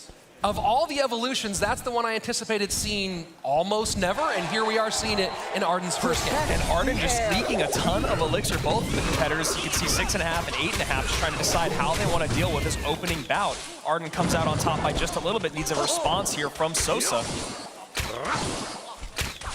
And trying to get a read on Sosa is so hard overall. He's definitely someone who keeps his emotions close to his chest, and he's been pretty solid throughout this week, but of course things change the first time you take a step on that stage. Yeah, absolutely. I mean, you always wonder. I mean, like you said, he has been incredibly confident this entire week, but you have to imagine the nerves are coming in. A lot of weak elixir here. I know I keep talking about it, but 10.5 or 10.1 to 8.1 here is both these guys are doing a really good job of making sure they're making the best decision in the moment. And now Arden has a ton of elixir on the board, and Sosa does not have a lot to deal with it. Goblin Giant on the tower. And Arden can go ahead and throw the ability right there. Yeah, Guardian comes in. This is a lot for Sosa to deal with, and this might be the big shift goodness. Arden Toas needed. Tower going by. And look at that, Arden. You can hear the crowd pop. I don't know if it's fans, I don't know if it's family, but everyone is feeling that Arden vibe. An early tower take here, and more than enough in the tank to reset and defend for 58 seconds. If Arden wakes up, I imagine the other competitors are going to start paying a little bit closer attention as this tournament moves on. Arden playing like home Arden is scary for everybody at this tournament. And you look kind of at Sosa, I think he froze a little bit here. He didn't know exactly what he wanted to do and suddenly found himself behind by a mile in elixir and Arden, of course, pushing the advantage. This is huge. And you can see the pile up here at the bridge, and I like that high little Prince. Gonna use that ability early on to push everything away, and now the Fish Boy gonna try and pull the E-Giant here, but a pretty nice nado by Sosa. Should be enough DPS, though, coming from Arden to deal with this over the next 17. Yeah, good idea, but not enough. Another... And look at that, the prediction for the Fisherman, it will hold for just a moment, but no matter what's going on here, and you see Sosa finally, kind of now that the game's no longer on the line, getting in rhythm, making some good plays, but that's too little too late, and you hear the pop from the crowd supporting Arden. Yeah, and you know what? That's exactly what he needs. We said it when he came out. Now he's got game number 1 in the books. You're talking about maybe that sets the momentum for the rest of this set. Now, we did just mention how Sosa was maybe not feeling that nervous throughout the day, but here in our replay, we have a moment of maybe Sosa showing nerves through maybe making mistakes. Now, I want you to watch the positioning here. Look at this lightning coming in just a second late. Completely misses the bowler there, so he's leaking Elixir. Now, they're pretty close in Elixir leaked, but you talk about missing that spell on the bowler. That bowler is exactly the reason why you said what you did, which was what, you know what he can do now? He gets to chill with the little Prince and send in Guardian when he wants or when she wants to show up, and there you go. There's just no way to recover with that much on the board, that much on your side of the board, and nothing in the tank. And you know, you talk about how you find your center here at World Finals, and you hear the big cheers for Arden Toas. He's come in with a lot of support, a lot of help, a lot of people behind his back. Sosa is a bit of a lone wolf, and I do wonder how much in preparing for this, how much being here, how much support he's gotten to get ready for this big moment. Well, what's really funny is that same thing was kind of the story of Arden Toas last year, and I love that you make that point. We should do this more often. I think so. It's been a lot of fun. Oh, yeah. Arden Toas last year feeling that exact same thing, and maybe it's just those rookie woes, right? A lot of the other competitors are going, look, I've been here before, I've won before, you need to earn your spot. Do you even belong here, right? And maybe there's a little bit of separation there. This isn't a bully thing, this is just about getting ready for your World Finals. You talk about that 1 year, now that sophomore effect, it can usually go in 2 directions, and right now for Arden, it's going exactly where he needs it. Well, now when we talk about game number 2, it becomes a big part about how well do you pick on your own on this stage in this moment. And you take a look at what Sosa played in game number 1, bar barrel out, nado out, and very importantly, bowler out. Of course, bowler out on both sides, but I do think this gives some big openings here for Arden Toas. Yeah, and if I am Sosa, I'm going, all right, Little Prince, Evoed Archers, you know, I'm gonna lean into the things that I need the most, that are the strongest in the game. Well, let's go ahead and see what they have cooking. Game number 2 on its way.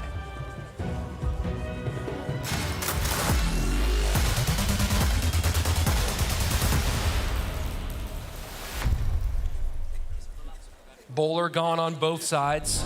Fisherman out for Arden. nado out for Sosa.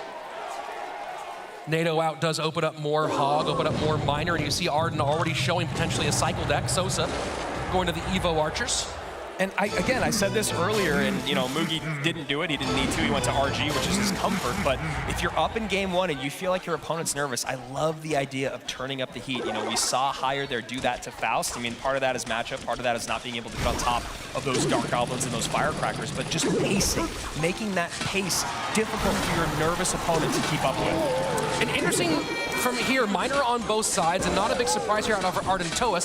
Sosa may be thinking he would face Miner and not be worried about nado.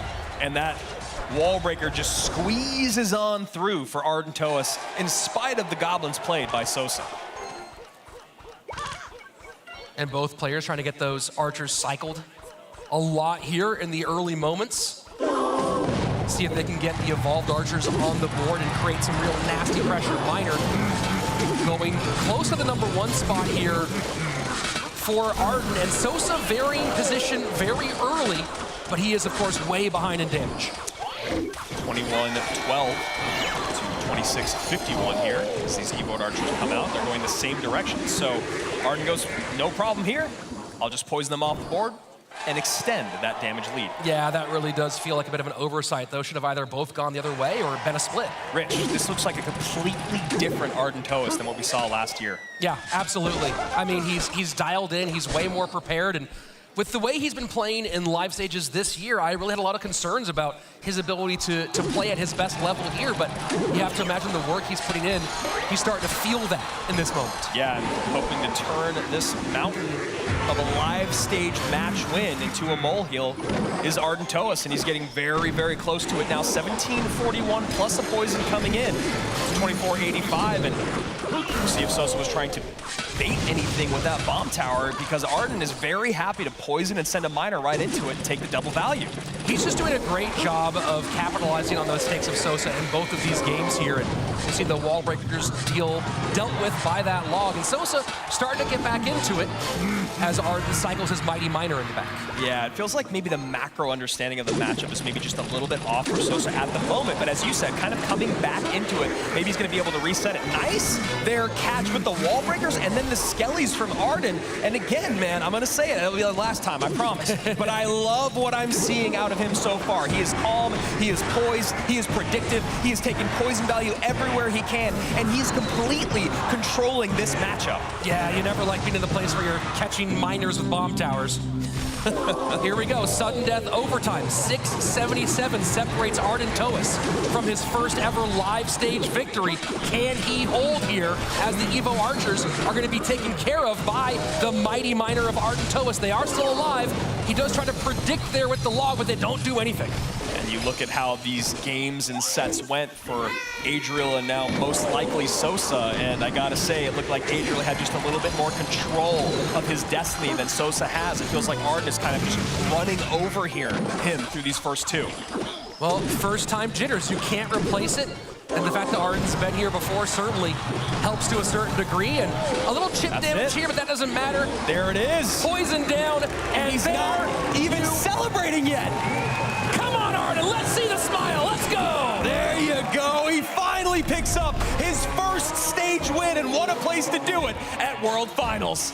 Man, that has got to feel phenomenal, and that's got to be very scary for everybody else in this bracket. If Arden can play like Arden here, that changes your entire map of this competition. 100%, because I think so many people were leaning on the idea that, look, he's completely hamstrung. He's handicapped by the fact that he cannot do it on the live stage. Yep. Now, like we said, he gets that first win, and you just get to build that momentum. Well, I'll take the L on that one here, and let's go ahead and talk to the guy who took the W with Jackson on the floor. First of all, how does it feel to have won your first match live on the stage? Primera pregunta es, ¿cómo te sientes tras vencer por la primera vez en frente de público live? Yo creo que después de tantos intentos, vencí los nervios, la presión, pero apenas está empezando, todavía no comienza, todavía no termina y apenas es el comienzo. You know, after all these tries, after all those emotions, you try, and you finally get here, it's great. And second of all, now that you have won a match live on stage, are you confident to be able to do it again and again? Y después de esta victoria, ¿piensas que para ti es posible mantener eso y ganar? Claro que sí, todo depende de mí. Yo me voy a esforzar, voy a dar mi mejor nivel, mi mejor talento y a representar a mí mismo en el mejor puesto. Of course I do, and I am ready to try again and represent myself and give the best of me and really try very hard. Wow, that is exactly what we love to hear. Rich and Andrew, give me your thoughts. Well, I think we're just more than anything excited for Arden to get in rhythm. And, you know, you talk about this matchup between these two. Again, one more time. Yeah. Let's just sit with those cheers, huh? Love it. Well, you know, you talk about what he did here, and it's very clear that you talk about preparation for the live stage. Picking on your own is one of those things. And Arden went for deck picking 101. Very, very basic stuff. NATO's out, Miner and Hog get a buff. on the other side of things, it felt like Sosa went comfort rather than picking for duels. Yeah, and you know, and I think the thing about when you're playing comfort is that you need to actually play comfortably. Sure. I know that seems like a very duh statement, but it looks like, look, if you're gonna lean in what you play best, then you need to be able to at least control that. And it felt like Sosa was kind of all over the place in both of those games. And again, I love that they both go to control in game number 2. I mean, maybe for Sosa, he thought he'd have a better shot at it, but for Arden, he goes, look, I dominated game number 1. At worst, I go to game number 3, but I think I'm outplaying you right now. So what's a good way to lean on that? Minor poison control. I have to imagine that when he poisoned the archers both going to that left-hand tower, that's the moment he kind of knew he had this thing all sewn up. Yeah, I mean, it was kind of similar for you pointing it out, it must have been kind of for all of us, and maybe this entire room it's one of those things where it feels like the ball is always bouncing in one player's favor, and it just kind of never stopped for Arden. Well, again, you talk about the momentum that it takes, and for Sosa, the momentum never got there. From the very first moment, he looked out of sorts. He looked like he was, taking a long time to make decisions. And, we talk about how the momentum can take you forward, but there's a guy in the crowd here from our first season of CRL, Hazard, who said a long time ago, mistakes beget mistakes. And we saw that here with Sosa. Yeah, shout out to Hazard for that. We've been saying that for like 6 years now. Very happy about that. And I was just going to say I would love to see the bracket because we have a lot of things laid out on our day already. Rich, we got our first 2 upper bracket matches in the books. Yeah, Mugi, Arden, Toas. That's a big one for tomorrow. Of course, Airserve for Hire already from earlier on. But look at the bangers that we get in the bottom bracket later today. Mohamed, Light, and Faust in a position I think neither of them anticipated being in on day number 1. And then Adriel, I really have to imagine that he's going to have a huge advantage over Sosa, especially if Sosa can't calm his nerves between now and match number 10. Right, because even though Adriel looked like even though Adriel lost, he did not look like he was nervous, and he wasn't making mistakes all over the place. He wasn't being indecisive. He just lost to Mugi playing Royal Giant, which I'm pretty sure 99% of the people that play Clash Royale are going to do 99% of the time. Yeah, so that will be a tough one. You mentioned the same phrase again, out of the frying pan into the fire, and Adriel's going to be a tough one. But that's going to be later. We still have some more of our upper bracket day 1 matches coming up. Let's go to Jackson on the floor. Making his 3rd World Finals appearance, the 2nd golden ticket winner this year, the most underrated player in the Clash Royale League, we have Pandora!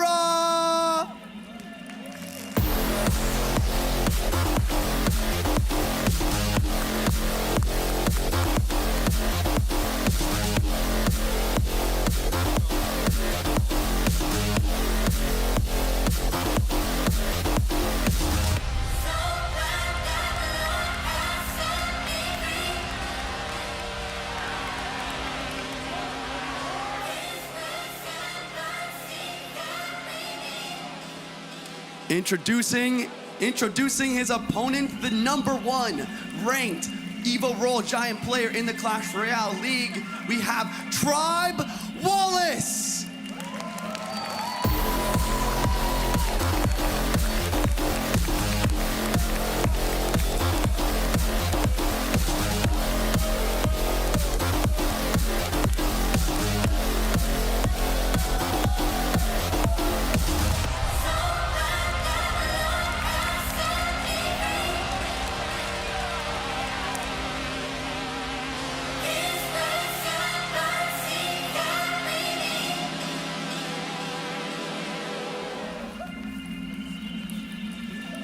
And you heard some noise from the crowd here. One thing I do want to say, we saw some of the Clash of Clans World Finals earlier today, and Tribe does travel for these events. You gotta be so impressed by Tribe as an organization, and you really, it's weird to say, you gotta think that they're gonna travel well in this competition as well. Well, as someone who's traveled very far to make it here to Helsinki, Finland, Pandora, who also is looking similarly for his first win here at World Finals, has not picked up one despite attending in 2021 and 2022. But as you've mentioned to me in our own conversations, Pandora feels like he is ready for this one. He does say that he's underrated, and he has every right to say that. He has consistently got to the World Finals, been on the big stage, but really, can you put it all together? He has not done that so far, but I've talked to him. while I've been here, he says that he's going to do it this time. Well, you have two players who've both got World Finals experience, but very different experience. Pandora has played World Finals on the live stage here in Helsinki last year, whereas Wallace has been very successful at World Finals, but only offline or only online in our 2020 World Finals, where he quite excitingly went 7-0 against Nova Esports to carry Pain Gaming to a win.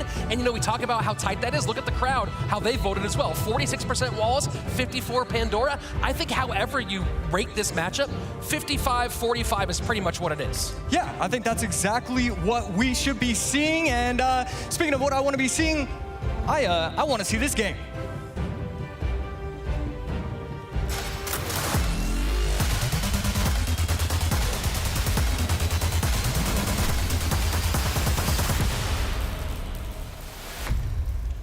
I don't know how you accurately predict this matchup, Josh. There's so many variables here, so many factors. I will say, maybe seeing a little bit of discomfort on the side of Pandora. Wallace has been really confident and really collected throughout the week, but we've seen today a lot of people learning the hard lesson. Yeah, I mean, at the end of the day, it's a live stage, so everything you've seen all year, it matters. I mean, that's how these players got here, but really, it's what can you do this weekend? Log for Pandora, Bar Barrel for Wallace. Variations on a theme here as both are playing minor. The Bar Barrel might make it difficult once the game goes into overtime and triple elixir. You're not going to be able to get that small spell chip damage that the Log minor deck will have. So is this minor Loon now with the Bar Barrel and the Monk both in the mix? Yeah, I mean, we've been talking about it all day. The Snowball has been such an important card, and I would assume it's going to be Snowball, Loon, maybe a build-in, not sure what that last card would be. There we go, Bomb Tower. That does make sense if it is Loon. And you see a little bit of a difference here with playing the Monk ability late. Once the Little Prince gets into that full speed to make sure the counter does take the champion all the way off the board. Minute 40 left. And so far, very tight, 28-07 on the top right-hand tower of Pandora, 26-42, the lead for Pandora with that damage on Wallace's bottom right side. Both players playing relatively slow. Pandora has to be careful about, spending way too much elixir. It's going to allow for an easy Loon opposite lane if he does so. Wallace, on the other hand, he's just waiting for that double, triple elixir where he can start to get those balloon pushes in. And going Bomb Tower to hold here, which will also help against this minor. Goblins to pick up. Bomb Tower now going to do triple duty here, going back up against the Little Prince. Little Prince not able to get a shot, but it will activate the ability right there. And Wallace has not played a card, needs to use the Snowball in order to redirect the Guardian. And you saw the eyebrow raise from Wallace there, a bit surprised that actually made it out, as the Little Prince was dead, gone, buried, and already had a eulogy before that Guardian came on the board. Right there, Evoed Archers at the bridge. Minor on top of the Bomb Tower. I don't think it's going to be able to take it out all the way, though. Oh, it does. Okay, that should be a shot. Can it get two? No.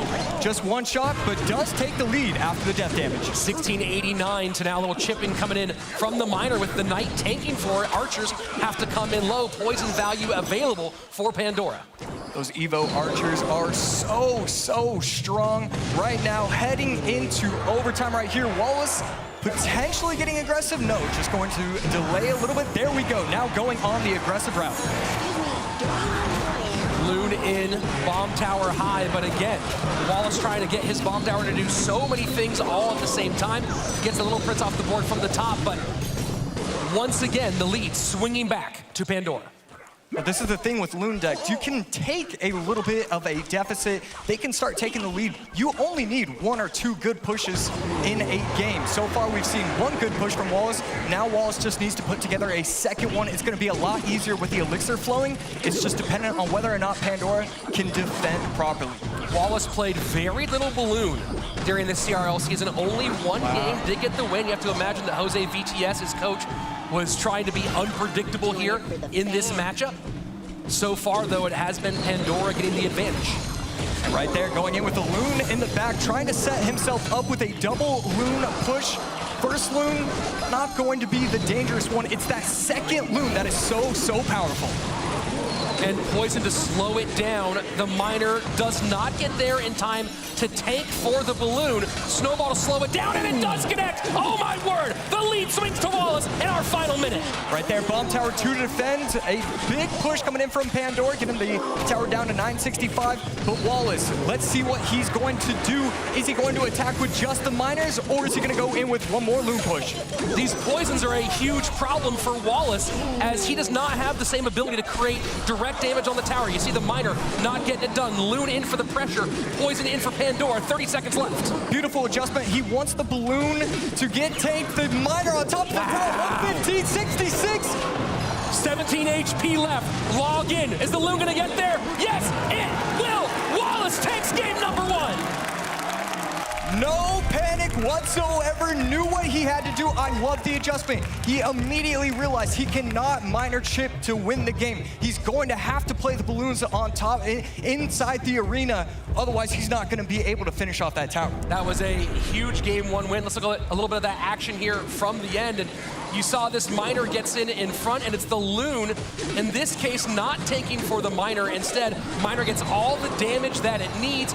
Barbell to clean up, and at this point, hey, Balloon, easy path right to the tower. GG, well played. Game 1 for Wallace. Yeah, beautiful game from both players, really. That was a very solid game overall.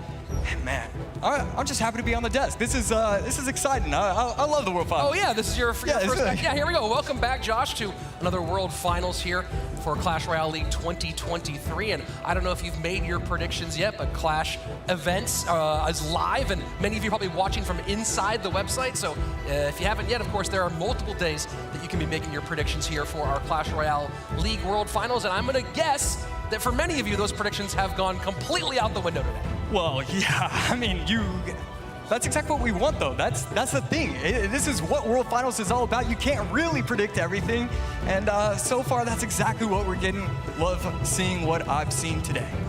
So game number 1, Wallace and Jose VTS got something cooking, but game number 2 here, of course, players all on their lonesome up there on the tower. And you know, Pandora, from a deck picking perspective, we talk about this a lot, has kind of a challenge here because Loon doesn't interact with much. The Monk obviously is kind of pretty much Loon at this point. The one big advantage for him picking is now he's no longer concerned about the Evolved Archers. That's right, and I mean, the Evolved Archers are so detrimental to a lot of decks. There's so many decks that you just can't use when Evo Archers are in cycle. So it's weird, your 7 of those cards don't really mean anything, but the Evo Archers are so powerful that it's still freeing up a lot for you for your next decks. Miner is out though, so it does make certain cards maybe a little bit less desirable for you, as you're not so worried about trying to counter Miner as well. So let's go ahead and waste no more time, jump in and see what they have in store for us in game number 2.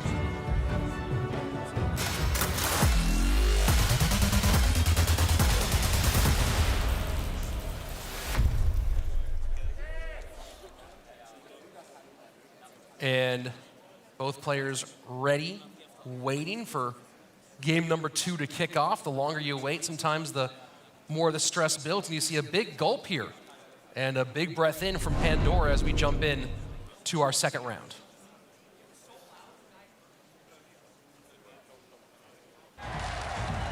And the only action so far, some confetti. And are we going to have our very first World Final staring contest, Josh? You'd like to see that. I like all types of contests, and you have to imagine if they're going to be competing in this, they're going to be competing at the highest level in everything they do. Well, there we go. Finally getting in to a little bit of something. Barbarrel Archers. Did Pandora just go copy deck? Nope, Tombstone comes out. Wallace splitting barbs in the back. We're not going to see E-Golem, right? You wouldn't think that we're going to see that on this stage. That would be wild, and looking like Sparky here is probably the more likely pick as it comes out. Right at that moment, Bowler for the Evolved Barbarians will be nice, and the Electro Giant aggressive in the opposite lane. Barbs out of cycle, and he has to use a pump to pull the Electro Giant. Will it get away in time? Lightning takes everything off the board. That's going to be a lot of early damage for Pandora. And no pump in cycle, so that way Pandora can get aggressive right here, getting the tower all the way down to 1958. A very strong opening push from Pandora. You have to be so careful. You've used your Barbs and your Sparky. Those are the two tank-destroying cards. I'm not sure if he should have tried anything else, maybe trying just waste the minions or something. Using those two cards right there in succession, a huge mistake for him. And Sparky's up as we get closer to double elixir time. Does not want to get caught in the same situation as he had last time, but pick your poison at this point, right? 21:59 left-hand side, 15:30 on the right-hand side, and Wallace, it's very possible that he would just ignore a push in the right-hand lane of the stage. Right here, going in, and there we go. We see the pump. I mean, this is how you play Sparky Goblin Giant Pump. You want to get slight pushes going in, make your opponent think that you're getting aggressive, but really you're just trying to get those elixir advantages and eventually be able to overwhelm. And that was a nice fireball there to clear off the evolved archers as the Goblin Giant sets up one more time to the left-hand side, and we're not seeing any play being made on that pump, not wanting to use the lightning all the way back there without extra value. And right there, Pandora, I mean, he has a huge lead, but you can see him kind of flinch once he played that Sparky in the back. He has such a big lead, but it looks like Wallace just has the advantage.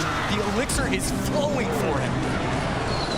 Evo Barbs with the raged up Goblin Giant, raged up Sparky, just spamming right now. Is Wallace on the right-hand side, but he's not gonna get a ton out of this. Into the tower all the way down to 23:04, but nothing more. Wallace just going to set up with another pump. Again, exactly what you want to do when you're playing these Sparky pump decks. Barbs in cycle this time. Fireball does not get the archer to see Wallace shake his head. That was not what he was hoping for. And now the NATO clears, and this should be enough to get this tower all the way down. Pandora takes game number 2. Oh my goodness, misses the fireball. Oh, you hate to see that. But right there, Pandora, brilliant stuff. He doesn't just see the missed fireball and think, okay, you know, I can reset. He recognizes too much elixir is out of the way. I have to go all in. Great prediction, NATO, to make sure that the spear goblins are going to be pushed inside, and that way the tower is going to go down. Well, you see here maybe one of the biggest things at World Finals, especially against players making their stage debut, is taking advantage of those openings, those mistakes here. And we've seen already today, the player who can punish those errors, the player who can move on in the winner's bracket. Yeah, I mean, that's going to happen every single time. It's going to be a live event. When you're used to playing at home, you know, there's a lot of things that you don't really have to worry about. But when it's live, just you can hear the crowd roaring whenever you make a great play, but at the same time, when you're making those mistakes, it starts to compound. You start to get nervous and you start to make mistakes. So a pretty heavy day so far between these two. We had minor poison control in game number 1 for Pandora, and Wallace going with the minor loon deck. In game number 2, pretty hefty. Bowler out, NATO out on the side of Pandora for Wallace, Goblin Giant, Sparky. But again, we're talking about picking for deck number 3. Pump, Goblin Giant, Sparky, not really things you're concerned about. So I think this does give a little advantage for Wallace as far as we go with picking for deck game number 3. Yeah, that's right. I mean, it's not even just how you play these matchups. It's really about, can you collect your nerfs? Because it's going to be quick cycle for both of these players. It's just whether or not you can limit your mistakes and hope that your opponent makes those mistakes. NATO and Log both out for Pandora so far. Also Poison and the Royal Delivery. So does give some potential cycle advantages here to Wallace, who still has the Log available, still has Tornado available. So if he is thinking cycle from Pandora, NATO's probably in there, but then does that synchronize well with what he would want to do from a cycle perspective on his side of the board? Yeah, that's a great question. I mean, really, all these players are going to be very prepared for this. It's just game 1, so you're going to have every answer there. Let's go ahead and jump into game number 3, the swing match, right now.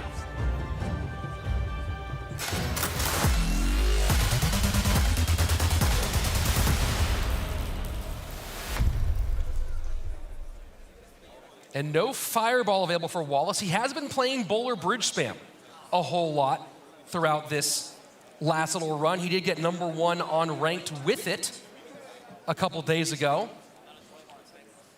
That does take both Fireball and Snowball both out, though, so that makes some of Pandora's deck picking maybe just a little bit easier.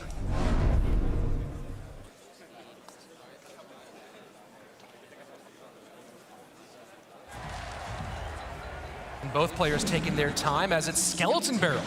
Open at the bridge here from Wallace, right into a pair of dragons.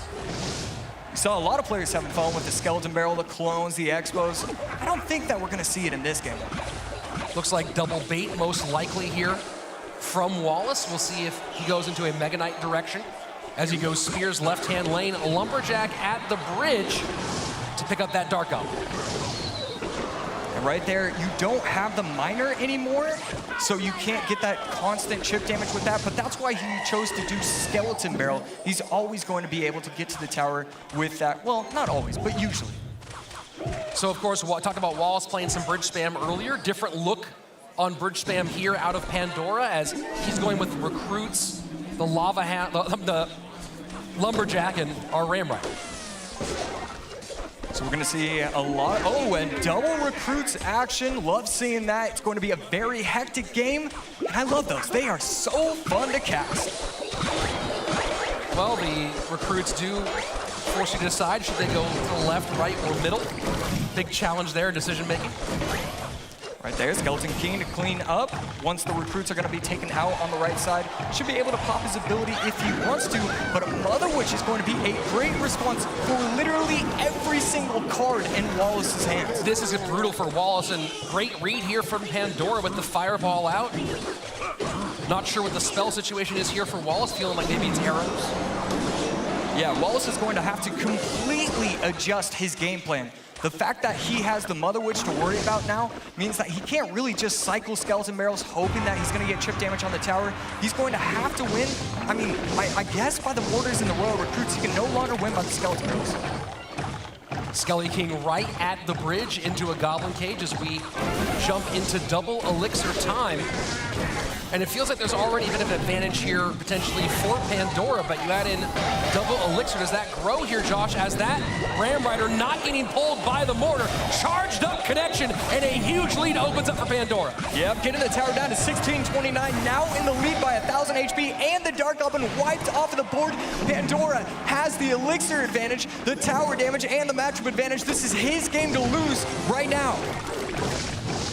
And Skeleton Barrel, when the Mother Witch is out of cycle, kind of the only option here for Wallace, does not really have the desire to deal with a bunch of pigs going the opposite direction. As we go into sudden death, big lead opened up for Pandora as Wallace tries to make the conversation go away from his weak side tower.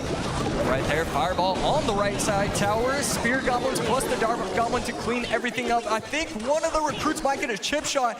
And yes, gets the tower down to 1178. Wallace needs to figure something out quickly, but I'm racking my brain. I don't know what he's supposed to do. This is such a tough matchup. Yeah, this is definitely rough for Wallace, and playing this one from behind already.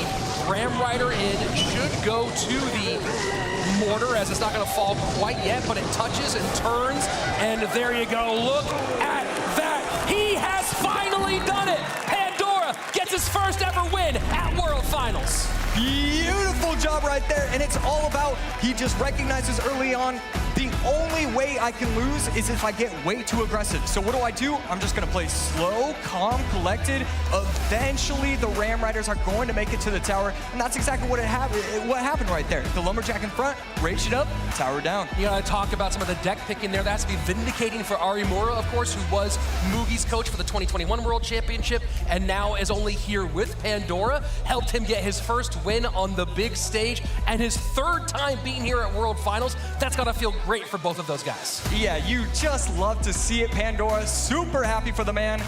Josie, I wanna hear his thoughts right now. What a fantastic last match. My first question is, your opponent showed a lot of nerves and made some mistakes in this first and second match. How did you capitalize on those? 勝利おめでとうございます。相手のウォレスさんは第1、第2試合の時になんかよく緊張していていろいろなミスをしちゃったと思うんですけれども、これをどうやって生かしてつけ込みましたか自分はミスをしないようにしっかりいつも通りのプレーができてよかったと思います。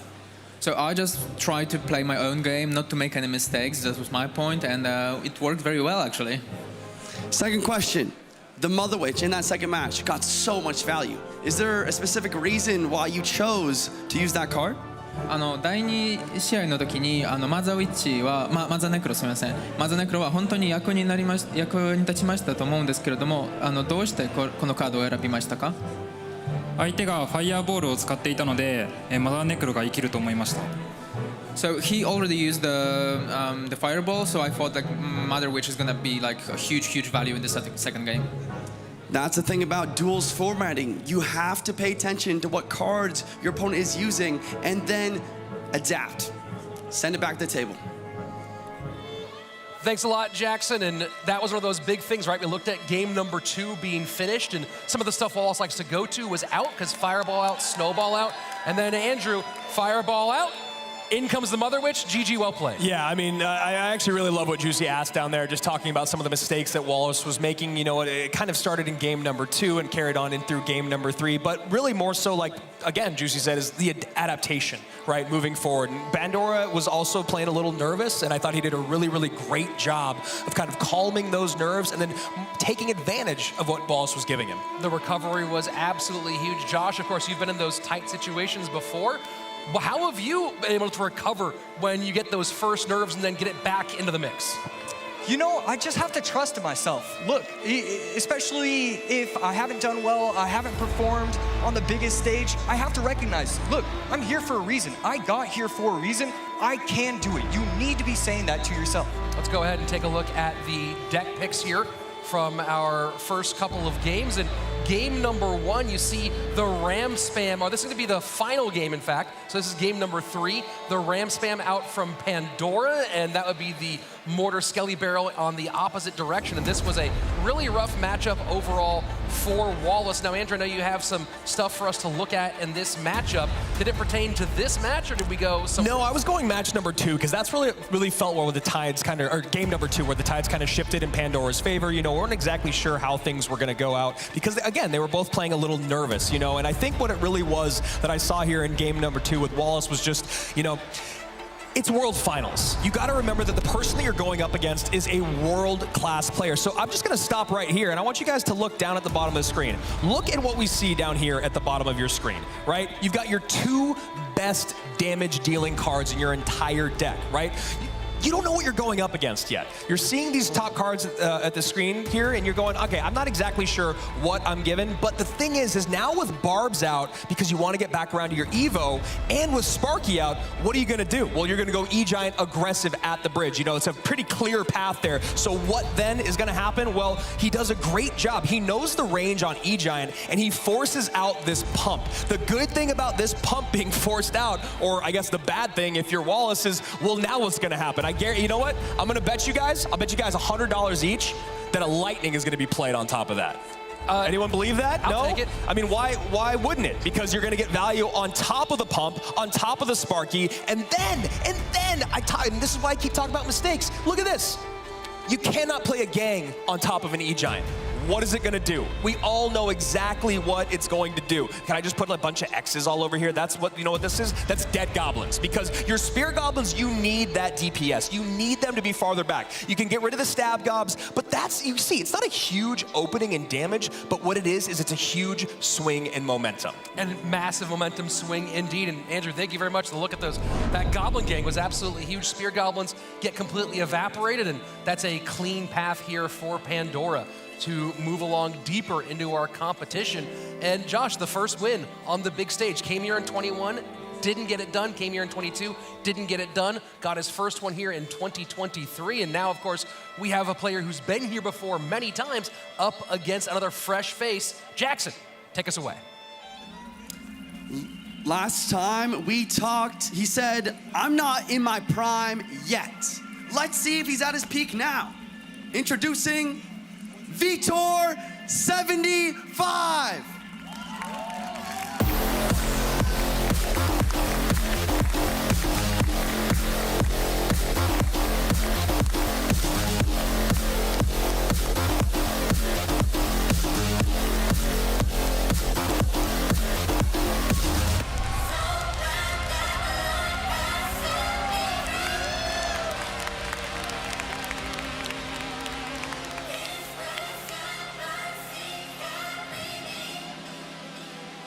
His opponent, one of our two competitors from the CRCC, the only person to use Expo on their path to the World Finals. We have Not Afraid!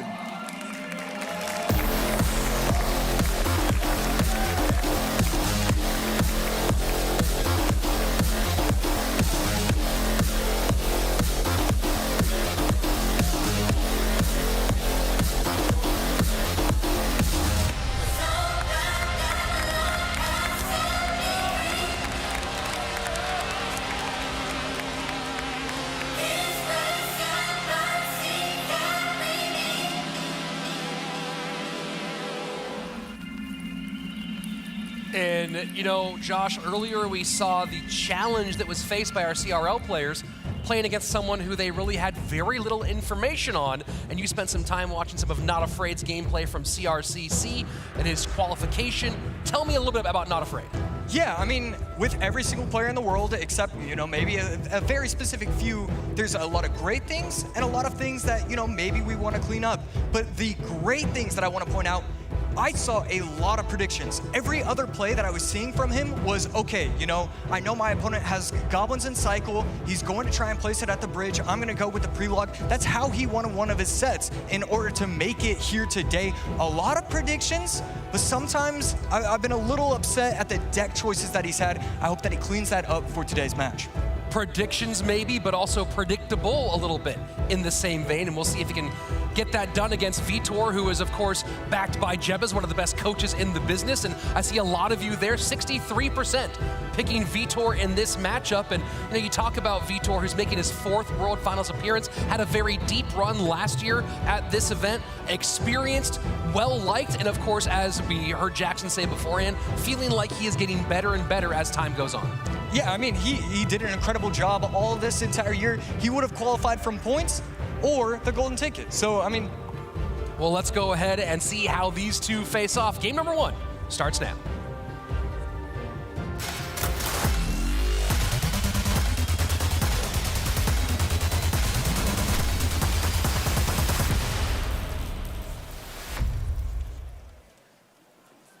Vitor, of course, with a lot of live stage experience, but don't discount the live experience of Not Afraid, playing in CRCC, both the spring and fall split.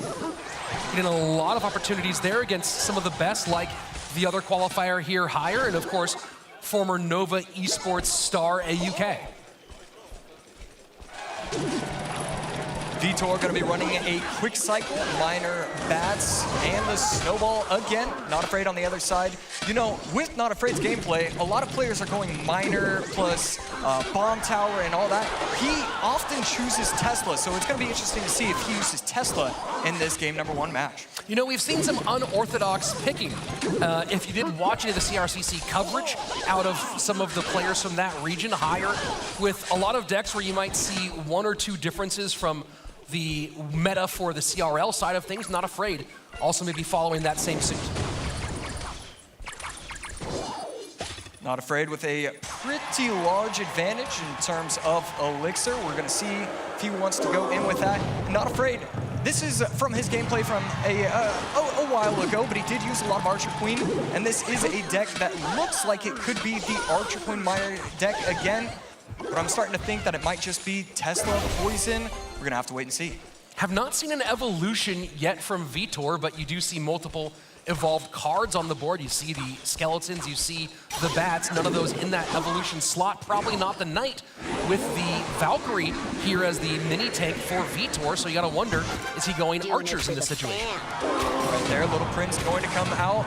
Just waiting to see what his actual building is. There we go, going to be using the mortar and going to be using the Evo mortar as well.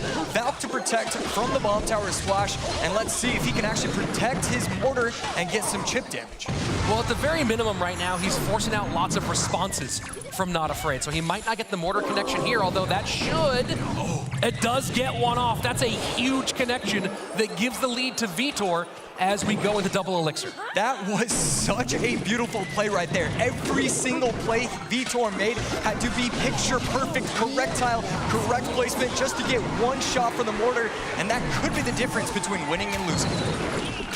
And Mortar distracted by the Ice Spirit that goes full send to the other side, 23:08 the mark. Bats cleaned up by the Royal Delivery, 22:54 on the left-hand side.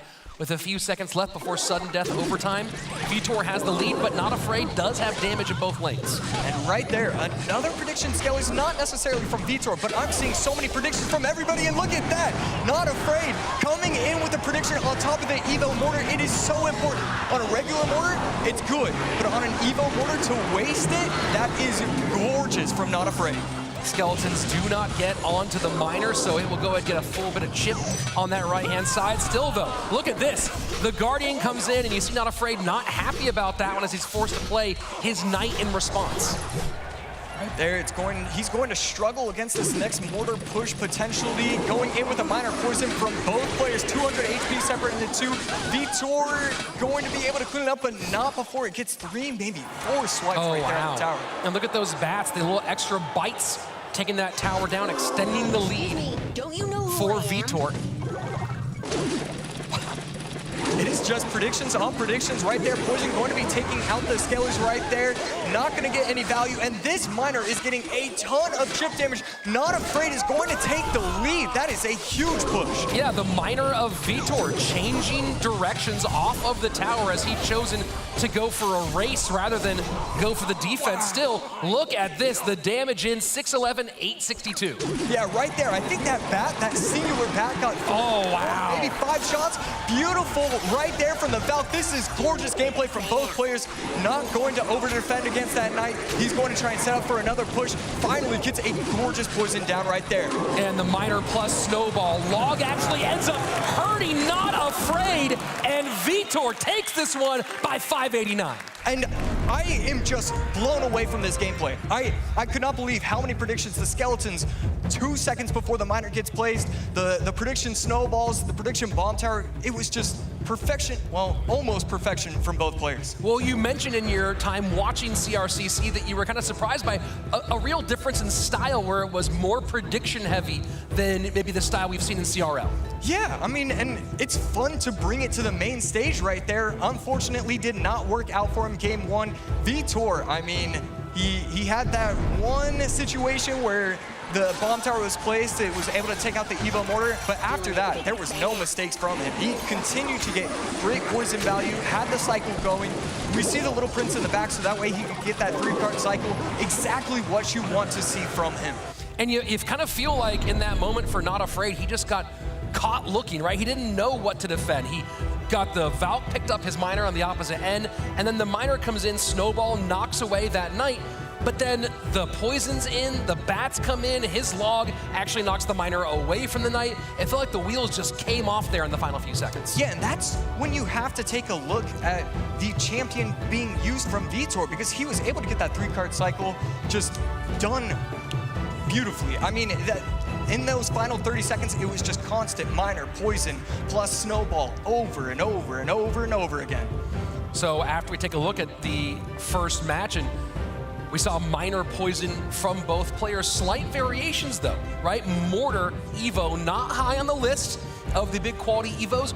Evo Knight though, no longer a concern for Vitor, which certainly narrows his deck picking avenues.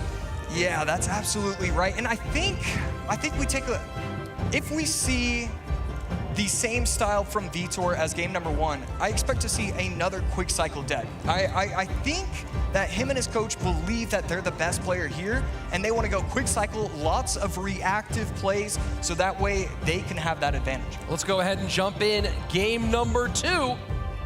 Can Not Afraid get it done?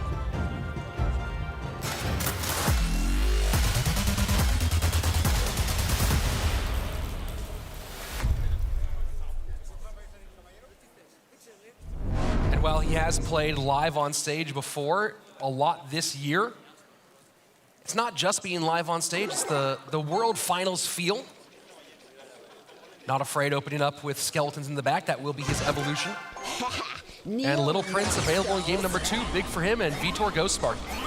Okay, Vitor just going to be using just one of the better decks in the meta, so that way he doesn't really have to think as much, just try and make his opponent just make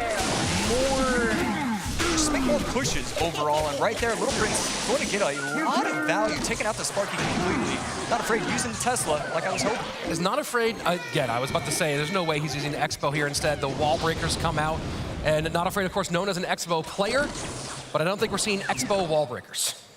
Yeah, but Miner is out of cycle for him, so still not totally sure what the next two cards are going to be. You would think just a small spell and a big spell, maybe NATO and Magic Archer. It's not often where, oh, Drill. Okay, Drill makes sense right there from Not Afraid. And one Archer will go to work on that Drill. That's the evolution card for Vitor as his Goblin Giant goes, picks things up. And he's got a pretty big push coming down. The Tesla set up here for Not Afraid to contend with the large Goblin. Valk placed on top, going to be able to clean up the left lane. The right lane not going to be a problem whatsoever either. 125 left in the game, slight advantage for Not Afraid. So Dark Prince, phenomenal as a counter here for the Drill, and we'll see Vitor try to get his cycle back in position for that to be what controls here. And you look at the options for Not Afraid defensively. Tesla obviously nice here for the Goblin Giant. Valk a little tanky. But how do you feel about this matchup, Josh? Yeah, right there. Well, as long as he defends the mini P.E.K.K.A, I would assume there's a lot to be done on Not Afraid's side. It's going to be just whether or not he can actually make these defenses. Little Prince, we should see the Valkyrie come out soon. He needs to place it down instead. The Evo Skellies plus the Guardian going to be able to defend that court. I mean, he didn't give up a lick of damage right there. Great stuff from Not Afraid. But now Sparky set up, slight elixir advantage for Vitor, 32 seconds left. Fireball goes and just take a bit off, and as soon as the Fireball comes out, of course, split those Evolved Archers. Right now, it's just dependent on whether or not Not Afraid can defend out. He has the deck to be able to do it, it's just whether he actually gets it done. Fireball onto the Little Prince, and the minions take it out. Absolutely pandemonium here on the board, 10-40. And just as you said, he only had to play defense. The defense falters, and Vitor takes the lead. Yeah, a massive advantage for Vitor, and he's still going to have to defend these archers right there. And that Tesla, it's kind of interesting. I mean, he's going to be able to cycle back to it, but you never really want to see your building down to 20% health. We almost could have seen Vitor go in with a Goblin Giant, try and steal a win right there. Instead, just going to play just calm and collected. He knows that with these good pushes, he can beat Not Afraid's defense. And not the Evolved Archers, so they're not able to get onto that, but the range prediction onto the Skellies does enough to get deep into enemy territory. Archer, Dark Prince, Fireball has to come out, and a little more chip damage forces the Fire Spirit as well. Vitor pouring it on as we get closer to triple. Goblin Giant coming in, Dark Prince to protect it. The Rage could come down. No, instead going to snipe it with the Evoed Archers. Oh boy. If he goes down with the Rage, that is a Goblin Giant on the tower. He's going to take it. Vitor 75 moves on in the upper bracket with a brilliant display. 2-0, the sweep from Vitor 75, and we see it, the patented Vitor 75 smile. I've been waiting for it, it's been a year. What a performance, what good choices here from Vitor the entire time. And of course, this is a big moment for him, as last year he went very deep in this competition, and now he takes one step closer. The upper bracket, Josh, a much easier route to that world championship than falling down to the lower. Yeah, you never, I mean, well, yeah, you never want to lose, crazy enough. And Vitor did not do that. So Jackson, let's hear Vitor's thoughts. Vitor, in that first match, it seemed like you really were able to win by predicting and catching every single miner. I mean, what amount of practice does it take to have the intuition to be able to do something like that? When you usually play Mortar, it's good to play on the other side of the miner. And when I play Mortar on the other side, it usually plays miner on the outside of the tower, so the Mortar locks on the miner. So I kind of predicted that, and I predicted the miner there. And wow, I mean, using one of your other cards to control where your miner's going, that was fantastic. In that second match, it really just seemed like it came down to those Evo Archers. I mean, talk to me about how you play the Evo Archers and how that dictates when you go in with your Goblin Giant push. Usually, Evo Archers in the middle for the Tesla is a really good lock. And also when they spend their spell, split Archers in the back is also really good because they have no way to kill them. Beautiful. Send it back to the desk. Thanks a lot, Juicy, and exactly what we talked about. Hey, the spell comes out, great. Play the Evolved Archers, and from there on, kaboom, all the way home. And Vitor, who had a phenomenal year last year, but said he did not think he was at his best, takes one very important step where now he's going to face Pandora in the second round of upper bracket. Yeah, you love to see both of those players go into the second round. And this is the second game that I've seen decided because a player was able to recognize, hey, I have Evo Archers in cycle. They're playing the building in the middle, or actually it was Mugi's game 1, I believe, against a Sparky. Those Evo Archers in the middle, they have such a long range. You always have to make sure that the Evo is out of cycle when you place it in the middle. You really have to wonder now also how much might these players begin to protect buildings in the middle when they know Evo Archers are there, right? You have to play the building, you have to make the pull, you gotta stop those Evolved Archers. Yeah, it would be crazy to see a meta where we're so worried about the Archers that we start to put the buildings in front of the tower or a little bit down low. We could potentially, probably not gonna happen, we could see that happen in the future though. Maybe some attempts at predictions for those Evo Archers as well. Either way, that's the past. The future has Vitor moving on to our next round, and then very, very difficult matchup for Not Afraid in our lower bracket later today, where he'll be facing Wallace in match number 11. You see the chopping block we have here. We have 6 players down there right now. 3 of them will end their World Finals journey today. That is wild. Wow, and right there, a few big names. We're gonna see if they are coming to play in round number 2.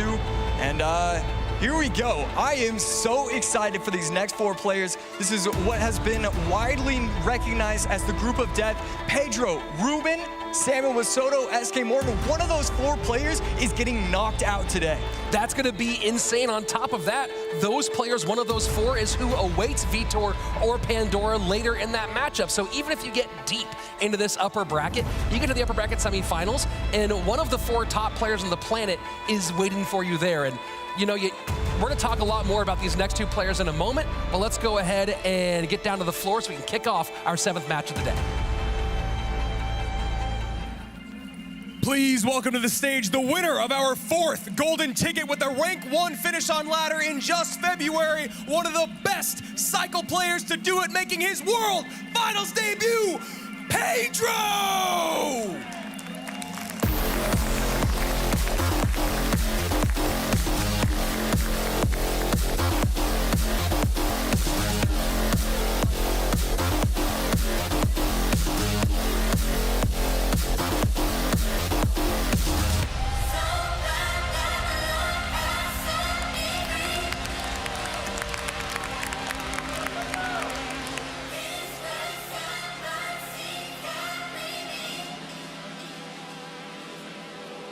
And his opponent, a man who needs no introduction. Please welcome the World Finals 2020 MVP and champion, Ruben!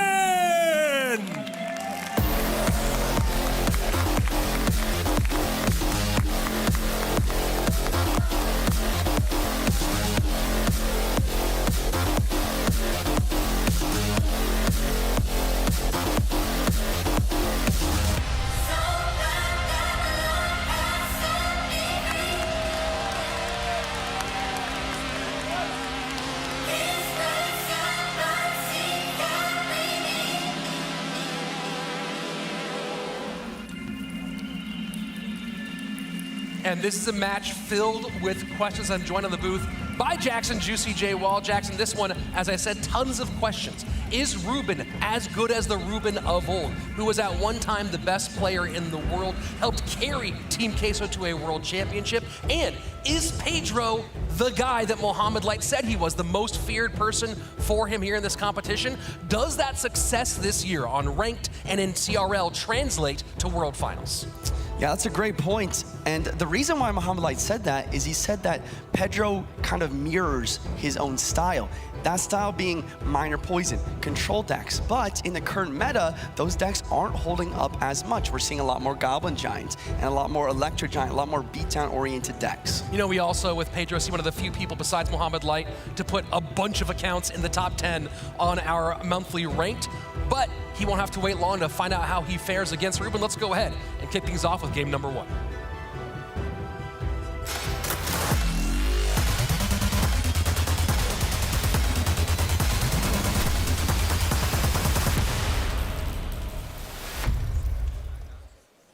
One other big factor in this one, maybe a pretty serious X factor, is these guys are teammates, both part of Shot Kalalis. You see that multicolored cat on their sweatshirts, and they also share the same coach in Manu. So picking primarily on their own in this one, you have to wonder, does the experience of Ruben picking solo for a long time outweigh the upcoming talent of Pedro? Mortar at the bridge, immediately responded to by the Little Prince. This is a very hectic start to the game. We see a lot of pressure coming down the lane. Mortar's gonna get some solid damage, and Ruben taking the lead. Chaotic start, and Ruben comes out on top and gets the extra shot from the Mortar, ahead by a little more than 600 HP. 2 minutes, 16 seconds left on the clock, a minute 14 until the double elixir time. Both players taking a moment here, and we do see another Mortar from Pedro. So nearly a mirror match here, maybe a full-on mirror as we get deeper into this game, and Mortar lock now for Pedro. His turn to get some good damage. Yeah, I mean, this is fascinating. Like you said, almost complete mirror matchup, but you gotta favor Pedro in this mirror matchup. This is his bread and butter. Minor poison Mortar. That being said, Ruben in a very solid damage lead, getting it even further with these goblins. And now he goes Evolved Mortar in the middle to control the classic version of Pedro, and his Goblin will, of course, help get that down just a little bit. Little Prince to clean up the minions as we get past the halfway mark of our opening 3 of the lead for Ruben, 2168 to 1458. And, you know, Jackson, you have to take into account in this matchup, not just Ruben's skill level, but he's been playing live on stage since he was 14 years old. Legendary at Team Queso, playing in Spain with huge, loud, wild crowds over there. And you have to imagine that the bright lights here do not faze him at all. Absolutely. Here we go. Evil Mortar at the bridge. Minion's gonna try and take that down. Miner's doing a great job of tanking, but Mortar is done. Ruben doing a great job of, like you said, you know, taking that heat. He knows how to defend, and he gets it done. Miner goes to the number 3 spot, courtesy of Pedro. We'll get some good chip damage here as Ruben tries to defend his Mortar against the Little Prince, but it does survive. And now it's Pedro's turn to turn a Mortar into a wasteland. Miner in the very back right. Pedro predicting in the anti-Mortar placement that Vitor was talking about earlier. A lot of the time you see Miner being placed in the placement to distract the Mortar. And you see Ruben here doing a great job of sucking out the Miner on defense. The more you can keep that Miner of your opponent from playing offensively, of course, the more you can extend that lead. And right now, things looking very, very good for the 2020 MVP. Pedro knows that he can't come back with just Miner chip, which is why we're seeing him use a lot of Mortars in offense. He needs that Mortar connection to win this match, but Ruben is going to keep applying the same pressure on the right-hand side. And you see Ruben kind of just ignoring that Miner fully, and that's quite a lot of damage to take at this stage. His Mortar Evolved not going to turn, but you see Pedro now taking pretty much a full Miner. Little Prince ability, Little Prince dealing quite well from that. Here comes the Miner again. Miner to defend the Miner is not looking great for Pedro, especially with 3-card cycle activated for Ruben here. Little Prince does defend for a moment, and look at that. Guardian does get out to help keep that Mortar up. Log to protect as well, get a little bit of chip damage. And again, Ruben extending his lead. You see the grimaces from Pedro. I don't feel like we saw this much expression from him during gameplay throughout this year, and now he's definitely showing his emotions on his face. Miner plus minions. Miner to tank the minions here.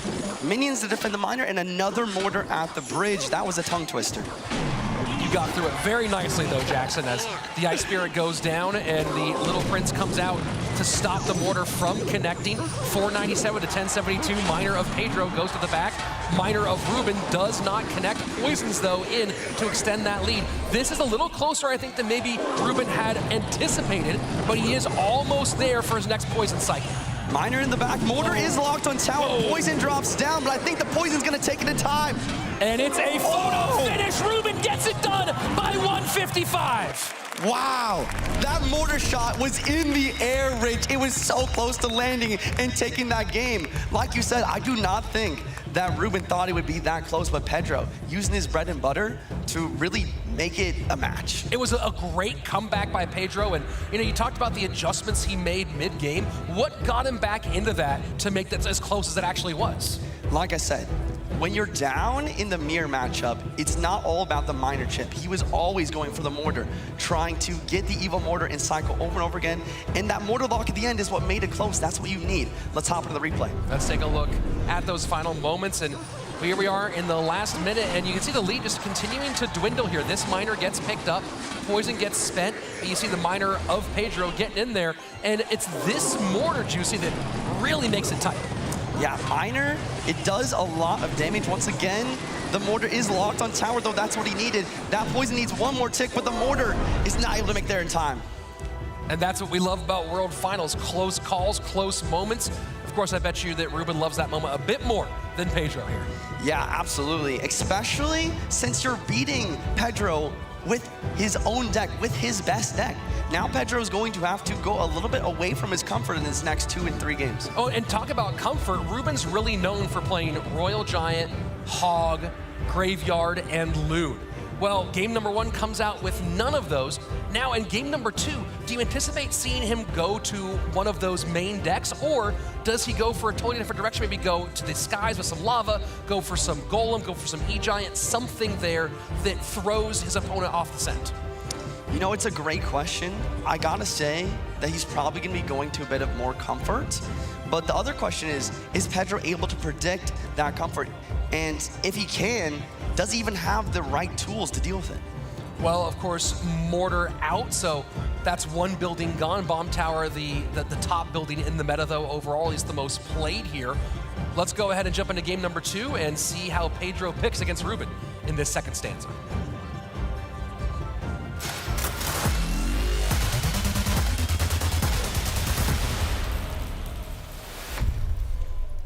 Second year of CRL for Pedro, of course, took a massive jump in skill level between 2022 and 2023, and kind of his coming out party, if you will, was early this year, where suddenly someone other than Mohamed Light had 3 accounts in the top 10, and he's continued to play like that throughout this year. Yeah, I mean, ladder's one thing though, but we have duels formatting. We have a lot of differences here, and looks like he's gonna start this game with a Mother Witch versus Skelly's a decent start. And maybe Balloon here from Ruben. Musketeer, an interesting choice as your glass cannon. Roll Recruits at the bridge, Phoenix to prepare. I mean, we see a Roll Recruits Hog Rider coming in here. What a play, and the Tombstone's late! Wow! Pedro blinks, and Ruben runs right on past him. That tower is absolutely shredded. Not long for this world it stands, but oh my word, Ruben comes out with a bang. Pedro trying to counter push. He's got the Skelly King. He's got the ability. He's got a lot on the board. Ruben has 3 elixir. Is that going to be enough to deal with this defense? There goes the ability. Does he have the small spell? He goes for the arrows. But look at this tower. Wow, just a slobber knocker, a slugfest. Shots both direction, and just like that, we are pretty much all tied up, tower down, and Pedro right back in it. This is wild. This is something we are not used to seeing in the Clash Royale League, but we've seen a couple times. Today, we just see pressure at the bridge. Mother Witch out cycle, I'm going for the recruits. I'm going for the Hog. And Pedro doing a great job of staying calm. Like, I don't know if I would have been able to make that play to go in and take that tower. Well, again, you talk about a guy who has been phenomenal, does not get that fireball onto the Musketeer. She will be healthy behind all of this as the Rage works to get that Hog Rider down, but Muskie gonna do triple duty here, working in the bridge fight, on the Skeleton King, and now on the Phoenix. Is gonna take the Phoenix Egg out as well. All in all, pretty even, but Ruben's doing a great job of pressuring you with the Fire Spirit to make sure that this Musketeer is forced to be responded to. Do we see a pocket play from Pedro? Probably not yet. It is only at 5 elixir, but that is now open. You see the Tesla maybe there to predict the pocket drop instead. Pedro, RG's up in the back. Ruben gonna do the same thing. He's gonna play his evolution in the back. Next cycle, both of these Evos will be in hand, but you can't help but be a little bit in the driver's seat if you're Ruben here, because those recruits are gonna do a great job of stalling these RGs. This time, Fireball plus Rage gets the Musketeer off the board very easily. Second Tesla down. Pocket now exposed, though, for Ruben in the next exchange, and he gets his Evolved recruits down very quickly. Maybe looking to cycle back to a Tesla in the next couple of cards. Skelly King doing a great job of preventing any sort of counter push. Fireball, last card for Ruben, gonna drop on top of that Mother Witch. And here we go, Musketeer, Tesla might go to the opposite side, spread out the Fireball targets, and the Musketeer still working against this Evolved Royal Giant. Arrows have to come out defensively. Look at that recruit, though, the Evolved recruit all over the King Tower, and suddenly Pedro having to defend on 2 fronts. Wow, tower's down to 1134, because that recruit is just barely out of range of the Princess Tower, getting so much damage. And this makes Fisherman so much harder for Pedro to use. Can't really get involved offensively. Obviously, not a great offensive target out of all these ones, but he doesn't want to pull that Musketeer. Has to go with these Fireballs because he needs to save that Fisherman to pick up the dangerous, opportunistic hog you might expect from Ruben at some point. I love how Ruben's constantly cycling these Musketeers. It's very difficult for Pedro to deal with them. It always forces out 6 elixir.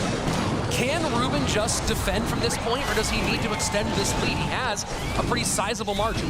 Yeah, I honestly think that he's good to just keep defending. He's cycling recruits, always getting the Evo version down. And that's the thing about recruits, they kind of play themselves. Not only can you defend with them on the right, but they're always going to apply pressure in the left-hand lane. Fisherman down. Is this an opportunity with some pressure on the left-hand side? No, goes for Fireball on the Mother Witch instead. Final minute, triple elixir. Pedro facing the possibility of dropping down to the lower bracket. Has to make something happen.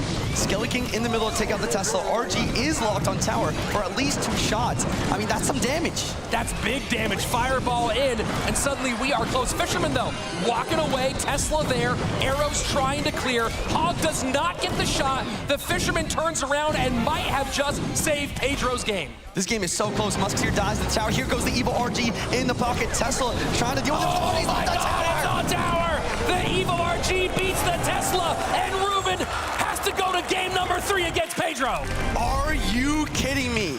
Ruben and Pedro, game 3. I mean, you guys are right. This side of the bracket is monstrous. You're playing recruits against Fishermen. You usually feel pretty darn good about that one. But in the end, the Fishermen saving the day, and then just that race. The Tesla comes down a half step late, and no reset, no changes there. Just a Royal Giant evolved right on your tower in the pocket. I mean, I can't help but think how that game could have gone differently if that Tesla was a half second sooner. That Royal Giant lock on tower was beautiful. And that's something that we just didn't talk enough about.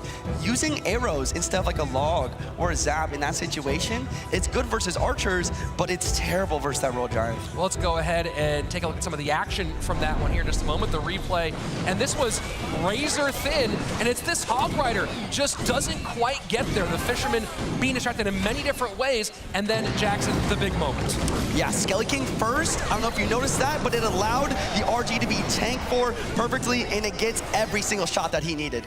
And you gotta wonder about the late Tesla there. You have to assume that Parker IG is just ready, and you'd imagine you're hovering it, that you are just ready to catch it as fast as you can. I might be crazy, but he might have actually used the Skeleton King to push the Royal Giant a little bit closer to get it on tower a little bit faster. Wow, and I don't know if we can run that one back. Maybe run it back at the end of the day one more time, but that is a really interesting supposition here, and that's high-level gameplay. You talk about Pedro, and a lot of players who haven't followed Clash Royale League or the competitive scene very closely this year, I've seen some comments of, what's the big hype about Pedro? What's the big deal about Pedro? Look at what he's done throughout this year. Success in CRL has been tremendous. He's put a lot of pressure on a lot of players, ended up way high with the golden ticket early on, but then of course, all that ladder experience does not necessarily translate directly, but it does mean that you are capable of playing that micro against the best players on the planet. Yeah, that's a great point. I say it all the time, top ladder is pristine Clash Royale. Let's hop into game 3 though.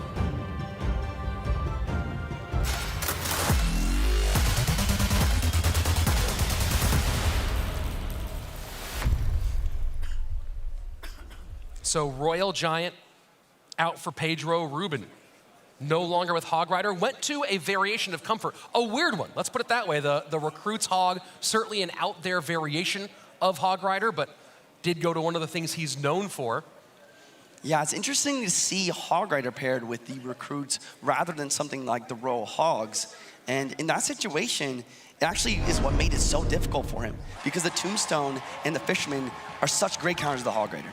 Lack of rage does limit the options that Ruben's concerned about, so not worried about Sparky himself, goes ahead and plays Sparky on his side of the board, an immediate Hog Rider right into a mini P.E.K.K.A. Mini P.E.K.K.A, quickly enough plays, always gonna counter that Hog Rider for an even trade, and then counter push, forcing Pedro to get this Tesla out early. So full-on aggressive early Goblin Giant Sparky push. Rage does get the distraction there onto that Mighty Miner, and it does go down. The Sparky will not get the shot off. And now Ruben has to deal with these archers. Here comes a Hog Rider as well. He does not have mini P.E.K.K.A in cycle. He's forced to go for the Dark Prince. This Hog Rider is at least getting 2 shots here while the archer kind of chips away at that shield. So if you're Ruben here, other than the mini P.E.K.K.A, obviously, how are you preparing for when that Hog Rider out-cycles you? Honestly, I've seen a lot of really, really good Sparky players play. A lot of the time, they'll play the Sparky in back, even when they're not at full elixir. So a lot of the time, you'll see just 6 elixir Sparkies in the back to block that lane to make sure the Hog Rider is never able to break through. An early Earthquake cycle for Pedro. And you see right there, as you're talking about, the Sparky being cycled into the weak side lane. Yeah, and a lot of the time you can't do that versus big spells like Lightning or Fireball or even Poison, but Pedro having the Earthquake here means that it's not going to get good value on top of that Sparky. And it does get the Electro Spirit off. Not exactly what you'd love from a Sparky of all of its possible targets. Hog should be able to break through for 1, and it does. Wow. And look at those Evo Archers, but they switch targets as the mini P.E.K.K.A is slightly pushed back by the Hog Rider. Skeletons distract, Tesla's still alive a little bit. Everything's raged up though. Mighty Miner plus Snowball to try and slow everything down and take it out. I love this ability though. And the ability does reset a bit. Phoenix will put some death damage on there, but still the lead for Pedro, 47 seconds left and ahead by about 800. Now add that EQ. Earthquake getting some nice chip. Another Sparky doing a great job of just blocking his lane like we talked about. But the thing is, Pedro doesn't exactly need to go for more Hog Riders. He's got his damage from the early game. Now he's content to defend quite well these E-Spirits and chip away with Earthquakes throughout the match.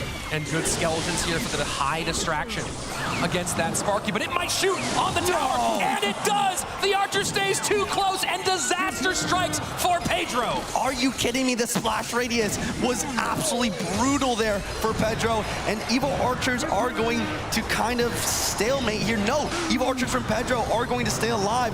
Now Pedro's in a situation where he needs to get that damage back, and he cannot make another mistake. And Dark Prince now opens up dual lane pressure for this Goblin Giant Sparky deck, which could also be a huge problem going in. And now Ruben's just piling it on here at the bridge. Yeah, Dark Prince as well. Snowball trying to slow everything down. Sparky does shoot the one skeleton. No, the E-Spear gonna reset it. And this defense is solid. Well, Pedro certainly has been capable defensively, and mini P.E.K.K.A not back, so Archers have to defend. Snowball gonna get some good damage here for Pedro, who might get one more, and he does. 6:04 left, and once again, the big swings of this match, Jackson. Game number 1, haymaker after haymaker, and suddenly Pedro has drawn blood. Yeah, that's Snowball once again. It's a mini freeze, somehow slowing everything down enough to get 3 hog shots. It's up to Ruben now to break through before these Earthquake cycles finish him off. And these Evo Archers are a huge problem for Ruben. Dark Prince gets out ahead, Sparky does some of its work, but these Evo Archers staying alive and getting so much value. You see Ruben shaking his head. He knows he can't do anything about them. He has no spell to attack. He has no way to get there. Just raging up a mini P.E.K.K.A, and that's it. GG, well played. Welcome to World Finals, Pedro. Pedro with the reverse sweep.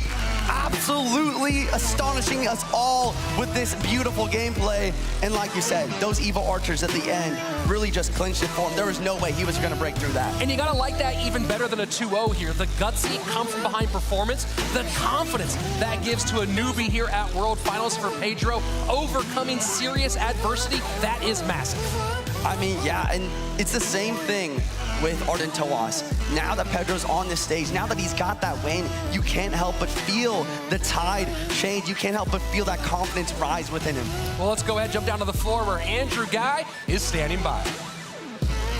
Yeah, sorry, just trying to catch my breath after that insane best of 3. Those matches were so incredibly close. How did you calm your nerves after game 1 and game 2 and be able to take that win in game number 3?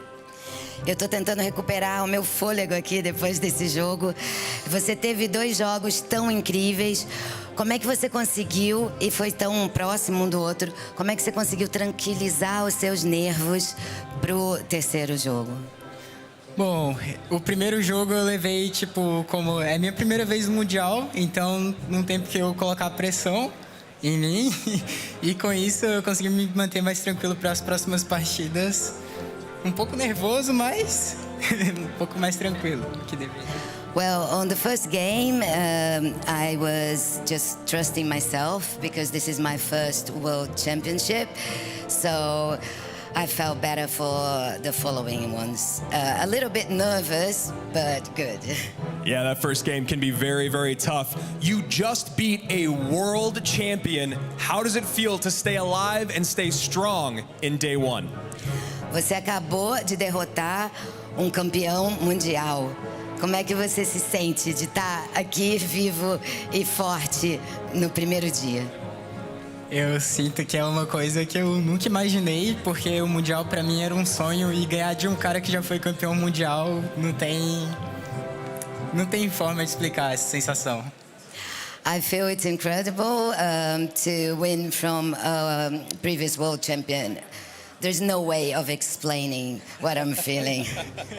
All right, let's hear it one more time for Pedro, who's staying in the upper bracket. Back to you, boys.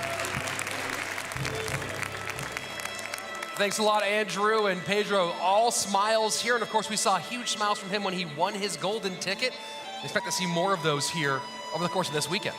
Absolutely. I mean, like we talked about, he dominated the ladder for years. And now to see him come in and get that first win in the biggest of competitions, I can't help but, like you said, expect more. Now this was a back and forth battle. We have Joshua AC sharing at the desk with us. Josh, this was insane. There were big hits backwards and forwards, huge swings of momentum.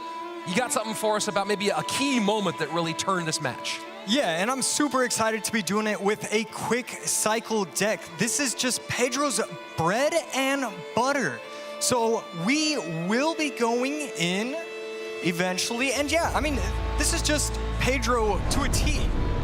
Gorgeous defense and intelligent work. So we're gonna slow it on down for me and let's take a look. Snowball, again, we've been talking about it all day. The snowball is always so valuable. And I mean, it's just, the rage is gonna come down, it's going to miss the Tesla. The E-Spirit is going to be jumping beautifully over there. The Archer's over the middle. I mean, there was not a single mistake in this.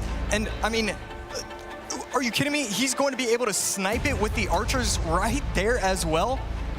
He made 0 mistakes whatsoever. Hog comes down the lane. Archers are the only response.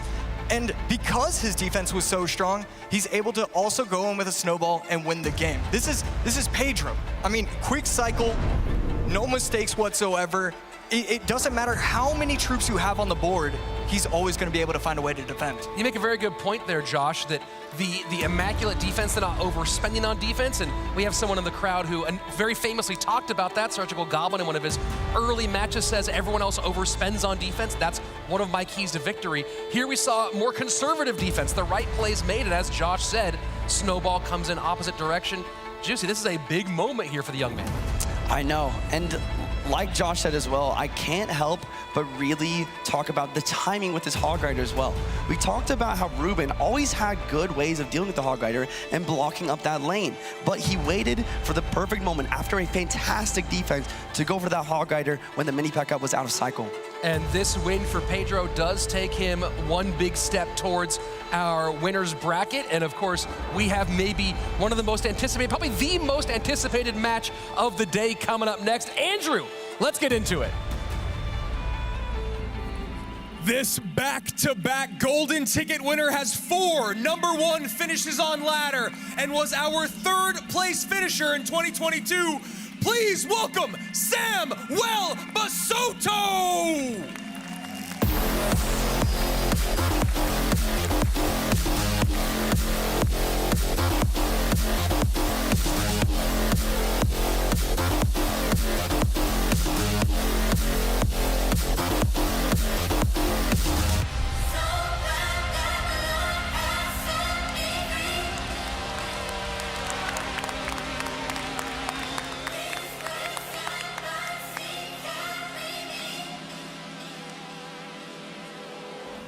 And please welcome the most consistent player to ever touch the game, a man who's finished in the top 10 of every World Finals that he's been to, and now making his 5th consecutive World Finals appearance, Goten himself, SK Morten!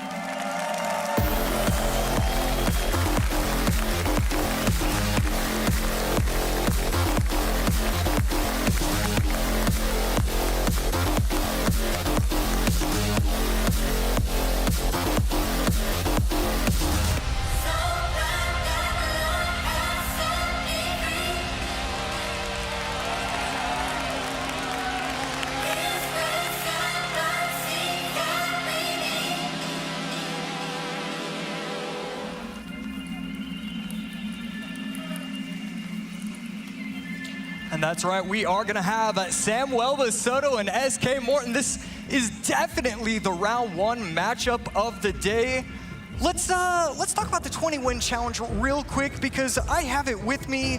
Basoto was able to get 1. In total, all these players, I think they got a total of just about 37 20 wins done, and Morten got 13 of them. That man is 13 of them. That consistency is unrivaled. Yeah, I mean, Andrew said himself, most consistent player of all time in the 20-win challenge, but also in the Clash Royale League. I cannot wait to watch him play. Yeah, and right here, I want to take a look at the predictions because this is going to be a massive one. How do you even choose between these 2 players? And right here, SK Morten, 67%, 33% for Basoto. I guess it kind of makes sense because, yes, Morten did knock him out of last year's Worlds. It's important to recognize that. But Basoto, he's on a tear. It feels like he's ready to go. He had a good finish, but he wants that great finish. Gameplay's ready. Let's hop straight into it.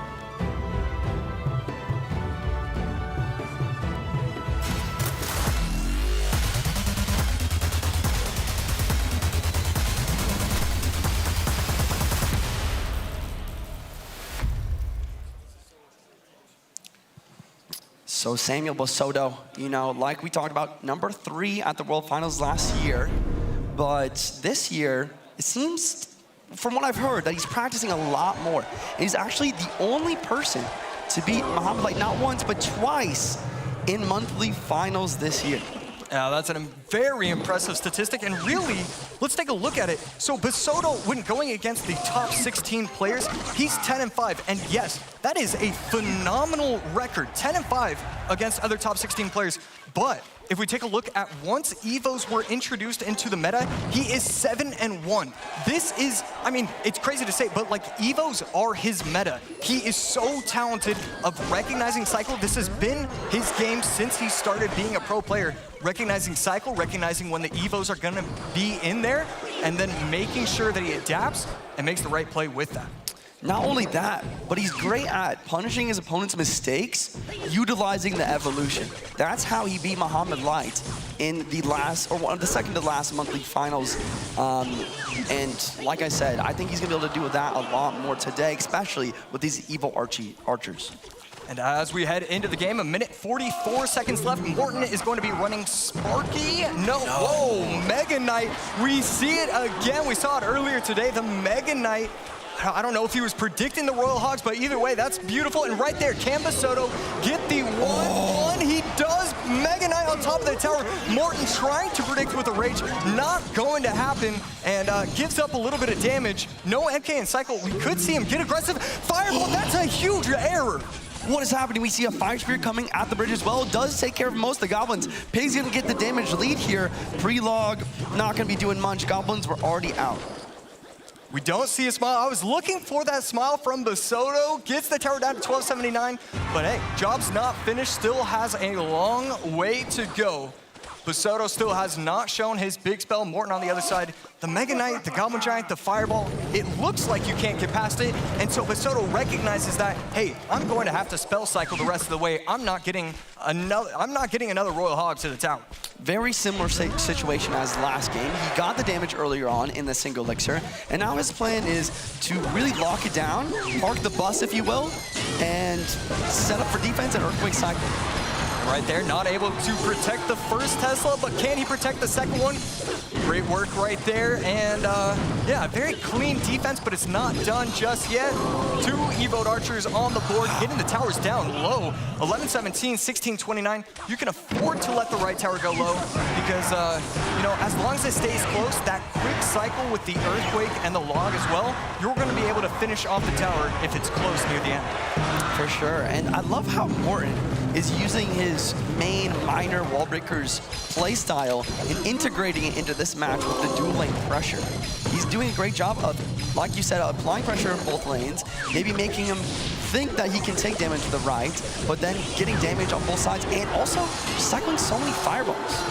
Right there, slight mistake. Fire Spear not able to protect the Tesla. High Tesla because the Evoed Archers were not in cycle. Tower down to 900 HP. 500 HP separating the 2 players. And Basoto, he could wait to see if he can get the Mega Knight out of cycle, but instead just going to continue that same game. Earthquake, Log, cycle, cycle, Earthquake, Log. It's interesting to see Morten now change the play style, realizing there's only a minute 15 left on the clock and going all in left side. He does have the Fireball for these Evo Archers, but look at that. Samuel Basoto predicting the Fireball, going immediately aggressive when he knew it had to come in. Yeah, that was beautiful to watch. I mean, I'm not going to ask for a roar because that's getting a little bit selfish, but if he had gone in with the pre-log, that could have been even greater. Instead, tower down to 455. That's not going to matter. Morten's struggling. He knows he's going to have to get aggressive. MK at the bridge.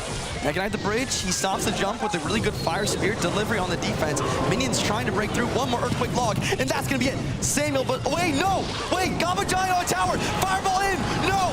Oh, Earthquake! Oh my God, both towers down! It's a tiebreaker match. 30 seconds left. Goblin Giant in the pocket. Morten is trying everything to do to keep this pressure on. 2099, 2082 for the Keep Tower, so he has to worry about both of those. Morten has the advantage now, goes in with the Royal Hogs and Mega Knight to stop it. We see the frustration on Basoto's face.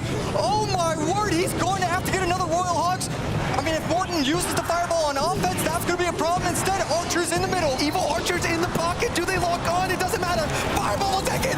Morten with the top. Morten, what a comeback right there.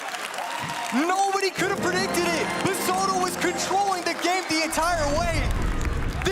The most hyped up matchup in round number 1 for a great reason. Morten never wavered. He stuck to his game plan, cycling the Mega Knight at the bridge, trying to create a little bit of pressure, trying to create just one mistake, and that's exactly what happens. Basoto has to be so frustrated. He was owning the entire match, the entire way. Here's the replay. Mega Knights coming in. My apologies. I thought this log was going to take it, but it didn't. Goblin Giant locks on the tower right here. Fireball comes in. Earthquake drops when he has enough, and the towers go down at the same exact time. And honestly, the biggest thing I need to mention is Morten's calmness. I can't imagine that he's like, okay, both towers drop. I'm going to continue this attack, continue the pressure. Yeah, I mean, he knows that his opponent is going to have to go Royal Hogs in the pocket. So what does he do? He uses the Mega Knight, and then he goes with the minions, the goblins on top of the pocket, predicting when the Royal Hogs were going to come in. How do you do that? Seriously, like, no. Only someone with that much live experience is able to really pull that off. And like you said, Samuel, it felt like he had it in the bag. When that tower dropped, I think he knew that I worked so hard in this entire match for this damage. He knew that he wasn't able to get that to happen again. Oh my goodness, I just want to watch that replay over and over and over again. Maybe later. I mean, well, I think Basoto should be able to win, but then it's like, oh, you know, maybe he doesn't use the log. Just such a great play from Morten. Everything was brilliant. That's exactly what we wanted from them. That's exactly, I mean, I didn't even want that. I was hoping for like half of that. Yeah. That was way more than I needed from them. Wow, I mean, let's think about the decks. It is duels formatting. Mega Knight, Fireball on a cycle. Samuel can't punish that though with Pigs because he's already used it. So maybe instead we'll see a little bit of Recruits, maybe another Recruits Hog appearance. I mean, this is incredible. I can't wait to see game number 2. So let's do exactly that.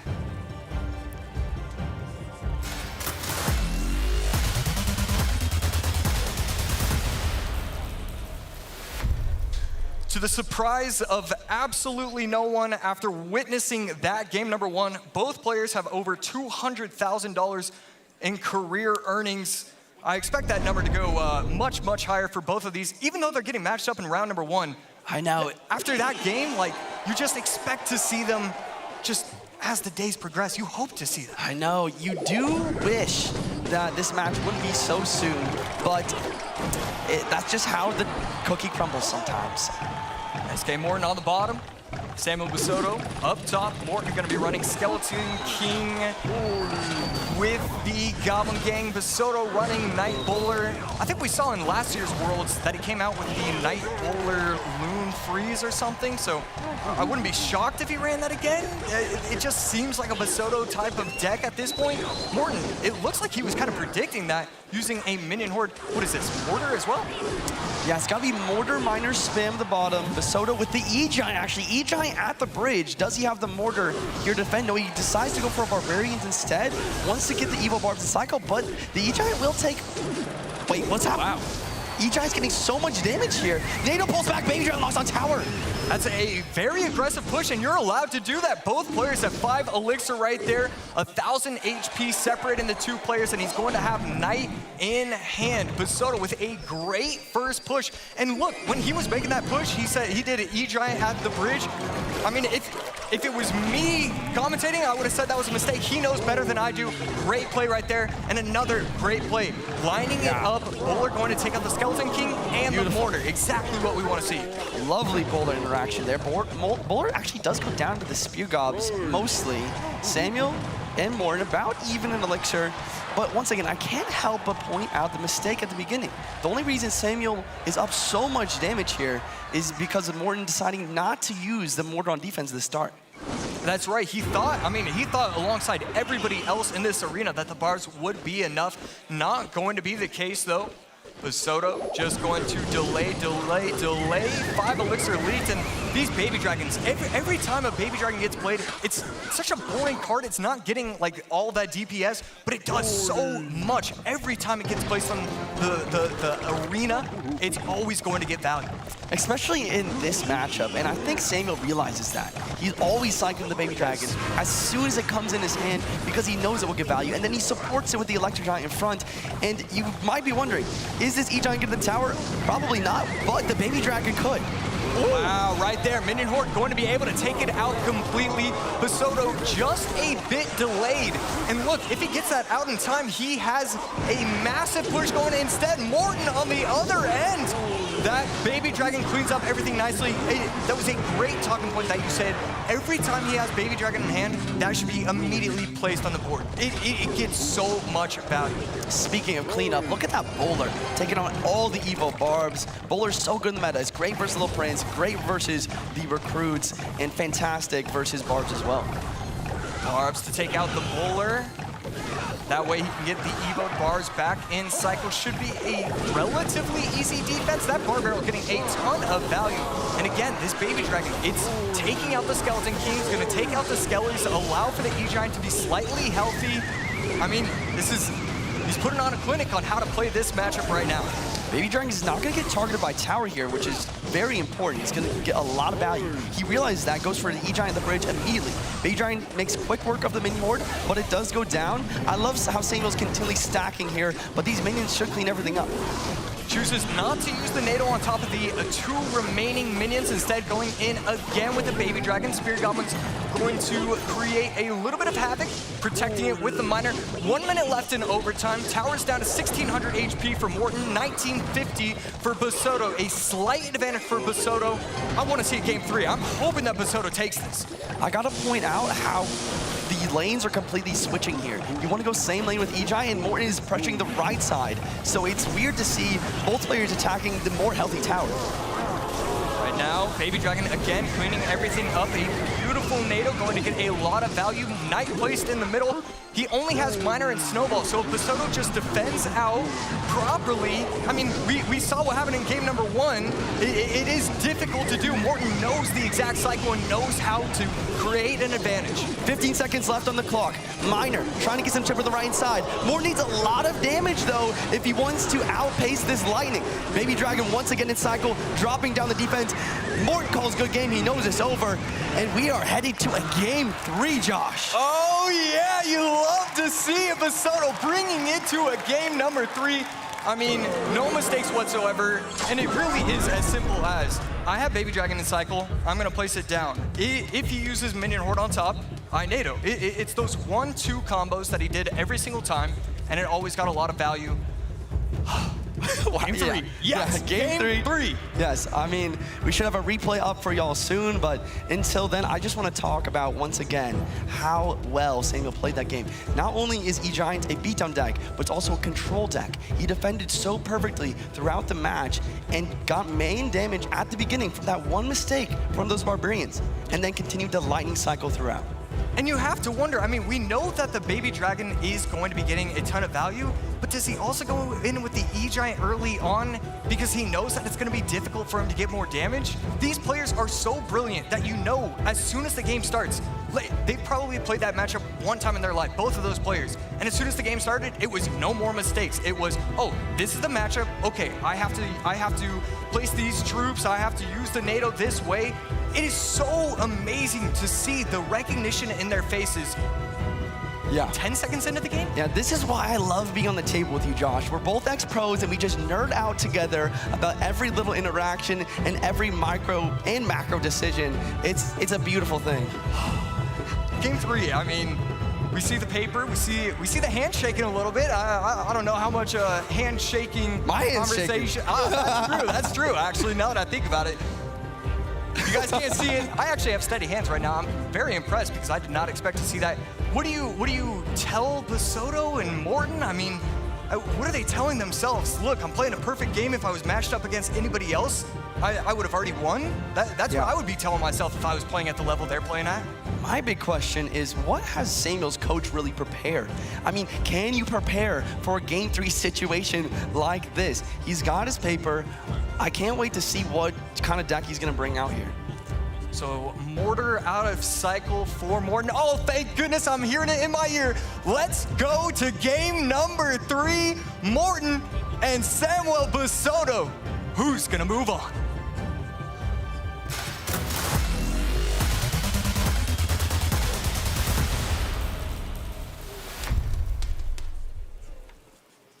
I think what I'm gonna do is I need a recording device just to remain with that memory of Basoto against Morton, game number 3, in my ear. That was such a beautiful sound for my ears to hear. Here comes a Miner, picked up by the Knight. Are we going to be seeing, no, not a Miner Mirror matchup. I believe it's gonna be Miner at the top, possibly Mega Knight, versus Morton with some Hog Earthquake at the bottom. Going quick cycle right there. Basoto just going to poison it out. See if he has building or going to use the Nado. Going to use the building. You're going to use Nado in game number 2, so don't I feel fooled. Bomb tower slightly placed, 1 tile high, making it so Samuel's forced to use the snowball in defense, giving Morton a pretty solid elixir lead. Morton does not have his win condition in cycle currently though, so he's probably going to use that extra elixir to cycle to that next Hog. I'm loving the Hog Earthquake gameplay that I've seen today. I feel like we didn't really start with a lot of it, but these players are just playing it so well. I hope that as the days go on that we see more Morton running Hog, EQ, Basoto running the recruits. Let's see who's going to be able to play it to perfection. I love the bomb tower pick for building for Morten here. But look at that Little Prince actually lock on to the opposing Little Prince as well. It's going to make this defense quite easy. Right there, he doesn't have to play the wall breakers all that well because the bomb tower is going to clean it up. So you can just place it directly on top. You don't really have to worry. You can't afford to give up any shots to the Guardian. That's a great job of doing a bad play. I love seeing those slight interactions right there. About evened up here. Morten, Skelly's in the back. Samuel's getting pretty close to those evil recruits back in cycle. Morten should be able to deal them pretty well with the bomb tower along with that Little Prince and that Little Prince ability though. Evo recruits in cycle. Evo Knight played on Morten's end. Not a ton of aggression from both players just yet, and that's okay. As Double Elixir hits, then we're gonna start to see that aggression. Here we go, like you said, aggression. Recruits at the bridge, Skelly drags, Miner to tank. I love this Miner, I love the recruits tanking for the Skeleton Dragon. Oh, but the log is missed. Recruits dashing to the right-hand side. Little Prince logged on the tower as well. He's starting to speed up, and look at those Skelly Dragons on the left. Skeleton Dragons getting the tower all the way down to 1243. Are they gonna get some more shots? They do, 921, 760. A massive, massive error from Morten, and Basoto is going to push recruits again at the bridge. And Basoto, again, we talk about it with these brilliant, brilliant pros. They're recognizing, okay, he does have bomb tower, but still, I should be playing the recruits as often as possible. Yeah, and I can't help but give a shout out to Winston, Samuel Basoto's coach. He was looking at the cheat sheet before. He used the Skeleton Dragons, realizing it's a great counter to Hog Earthquake and getting that massive damage lead. Now he just needs one more really good Miner poison push to finish off the match. Yeah, he's gonna go in with the wall breakers, not gonna go in with the recruits. It could be game, no. Morten going to be able to predict that, and look at the right tower. The Little Prince locked onto the tower. Log coming down. I mean, Morten is hanging on by a thread, but I don't think it's gonna matter. Basoto should have this locked up. Morten calls the good game. Here comes the poison. There goes the snowball. One more Miner to finish it off. Skeletons do catch.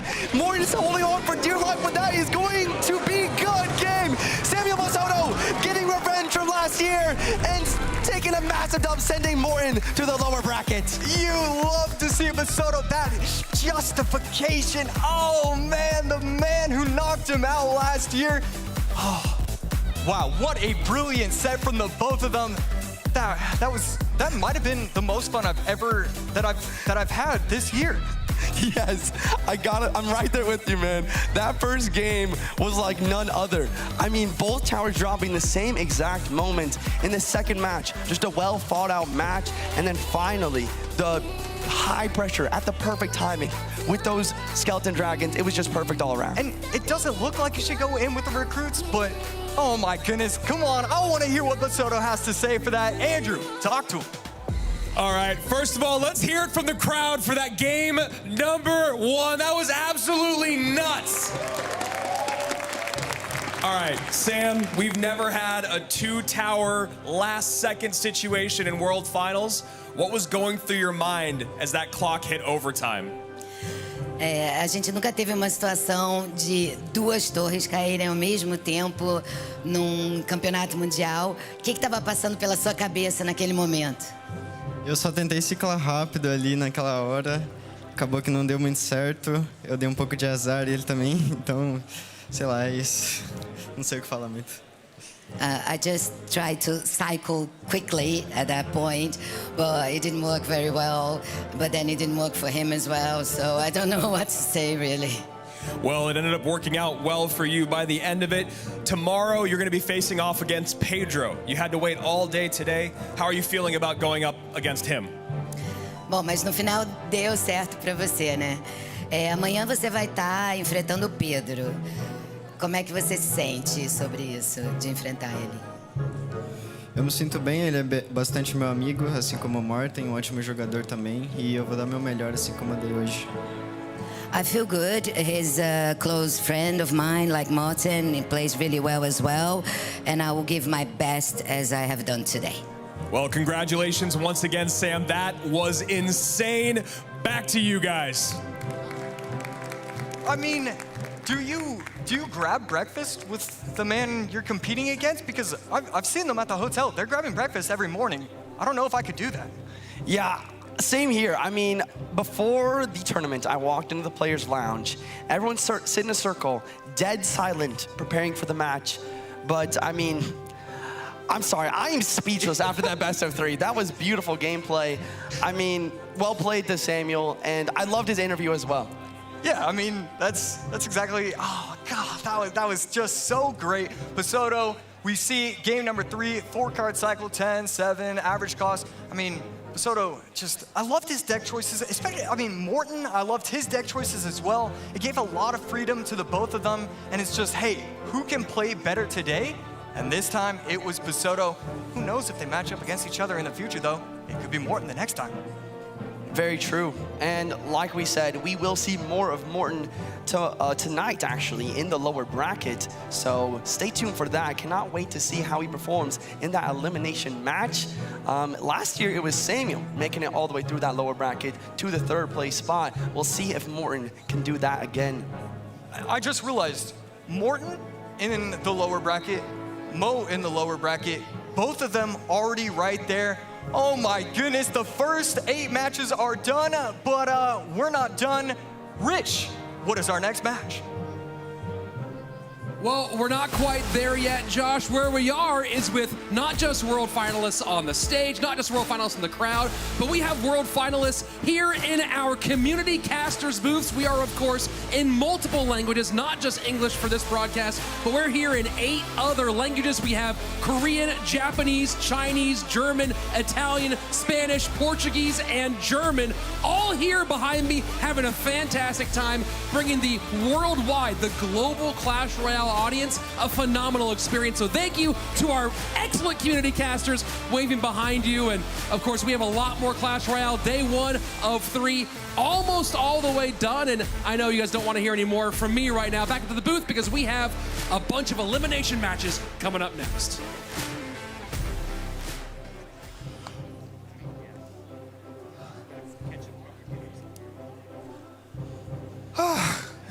I mean, those last 2 matches were absolutely insane. Both of them going back and forth and back and forth. Let's take a look here at our bracket and catch. I can't even think right now. Let's catch everyone up on the day. So here we go. As we saw, Molite did lose that first match. He's gonna be going up against Faust in our upcoming match. We also have Adriel Sosa, Tribe versus Wallace, Wallace versus Not Afraid, and then Ruben versus Morten. That's a big one. Yeah, I mean, that is an absolutely huge match. Obviously, we're gonna give Ruben and Morten time to kind of catch their breaths, reset after those insane best of 3s. And we're gonna start right there at the top, like you were saying, Mohamed Light and Faust. And we haven't used this term. It's one of my favorite terms. I'm sure you guys are annoyed of it, but it is a David versus Goliath match because not only is it Mohamed Light and it's Faust, but it's also Mohamed Light in the lower bracket on day 1. We've seen this before. He's been here before, and if anyone can play through it, it's him. Yeah, I actually talked to Mohamed Light right before this broadcast, and I said, Mo Light, is this the year where you don't make your lower bracket run? And he said, maybe, I hope so. Almost as if it was an inconvenience for him. You know, Juicy, I believe we call that the caster's curse. So welcome to the desk. Rich, I believe you've had a few of those in your career, right? I might be the GOAT of casters' curses, but the GOAT of Clash Royale is facing an elimination run like he's done before against a guy whose World Finals debut may end much shorter than he had hoped. It's Mohamed Light and Faust.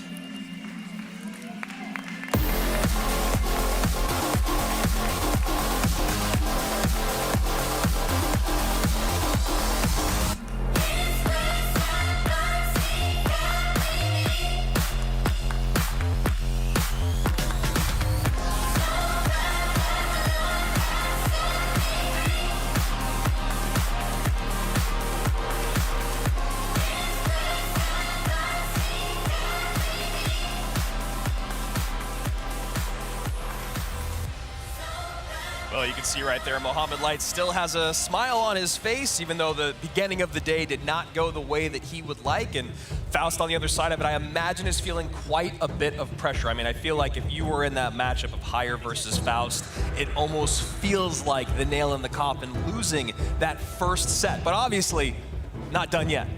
Yeah, absolutely. I mean, we've talked about it before, maybe not on this broadcast though. It's that Mohamed Light effect. A lot of the time, players get really nervous going up against the world champ because they know how good he is. And sometimes that is why Mo is so good, because everyone's so nervous to play against him, they do not play to the best of their ability. Yeah, and obviously nerves are going to be a huge part of this. Let's take a look at some of the predictions, some of the picks, and the percentages. And honestly, I'm being 100% here. That is a little bit more than I thought Faust was going to get. Yeah, I 100% agree. I was expecting more of a 90-10, but I don't mean to be rude to Faust. It's just Mohamed Light, he's shown time and time again why he's here and what he can accomplish when he gets there. Yeah, this is going to be an absolutely huge game number one. It'll set the pace and save the day. Let's hop in.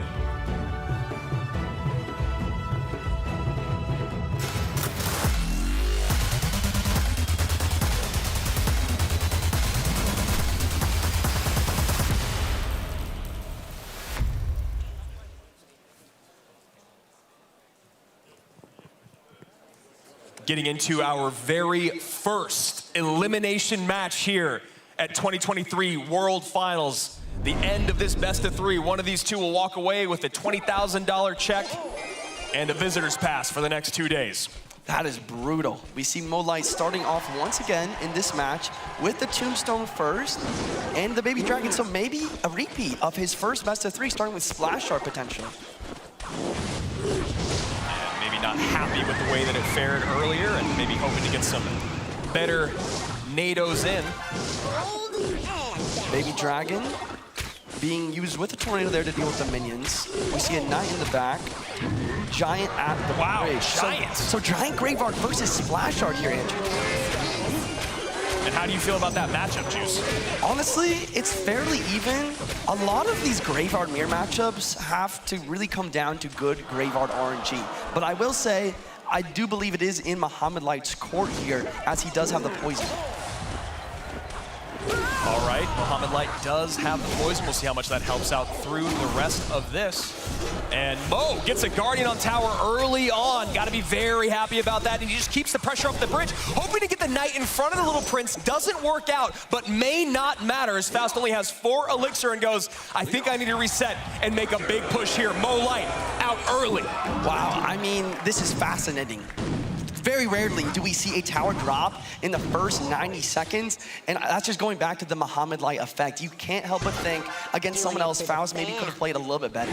Yeah, and I mean, that effect is incredibly real. You add in the fact that you're on a live stage, why not add in the fact that it's World Finals, and that nervousness has to be exponential. And what a beautiful pull with that Tombstone to get that tank out of play.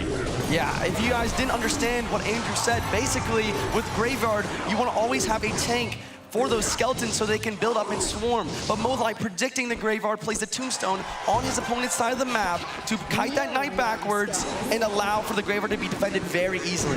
That's also the Mo Light effect, just playing out of your mind. That was beautiful stuff. And right now, it does feel like game number one is almost sewn up. 40 seconds remaining. Mohamed Light has a lot to defend and not a lot of damage on his tower. And we'll see if Faust can make a miracle happen in this set, as it feels like game one is already sewn up. I love that Little Prince ability. It's almost acting like a second Barbarian Barrel as it wipes all the skeletons throughout the entire Graveheart. And Little Prince here to defend the double Baby Dragon push. That ability, just like you're talking about, and it feels like the next 10 seconds of Faust game number one is going to be spent defending as Mohamed Light comes out strong in game number one.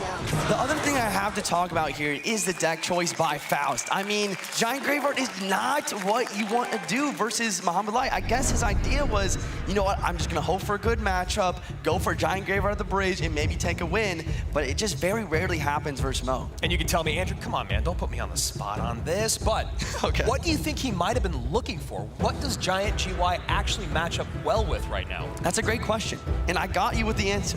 Minor poison is rampant throughout the meta ever since the Little Prince got added. It's also one of Mohamed Light's favorite decks, and Giant Graveheart actually does such a great job versus it because you're always forcing the poison to be used on defense. All right, taking a look here at the replay. And this is just the opening bout, really, of where things kind of went very south for Faust, and part of it is that snowball. Yeah, that's a great call. I was just gonna point that out. That snowball really went against what Faust wanted. He played that knight to tank for the baby dragon to get the minions on. But then that nervousness, just playing the factor, goes to the snowball, allowing the baby dragon to kill the minions. Yeah, and you see there, even the thought that Mo was going for was almost like wasted elixir in terms of that knight trying to get in front of the little prince. But Faust was so far behind that he didn't even want to defend the knight. He knows he needs to build a big, giant GY push. And of course, Mohamed Light knew that that was the only thing he needed to stop. We saw the aggressive GY coming in from Faust, the great tombstone on the other side of the river to pull it back. And I'm gonna save that one in my back pocket because that was a nice, fun move. Yeah, not only that, but then the little prince, along with all the evolutions of the game, are perfect cards for punishing opponents' mistakes. That's bad snowball happened. Immediately, Mo Light is popping that ability, getting an extra unit on the board immediately. So right now, Faust back up against the wall, going up against our former world champion. He has to pull off a reverse sweep, and if he does, our world champion will be eliminated on day one. Yeah, that is something to think about here. And Faust is a great player. It's not out of the ordinary for that to happen, but he needs to lock it in with the deck picks. I'm not sure what else he has prepared, but we're gonna find out right now.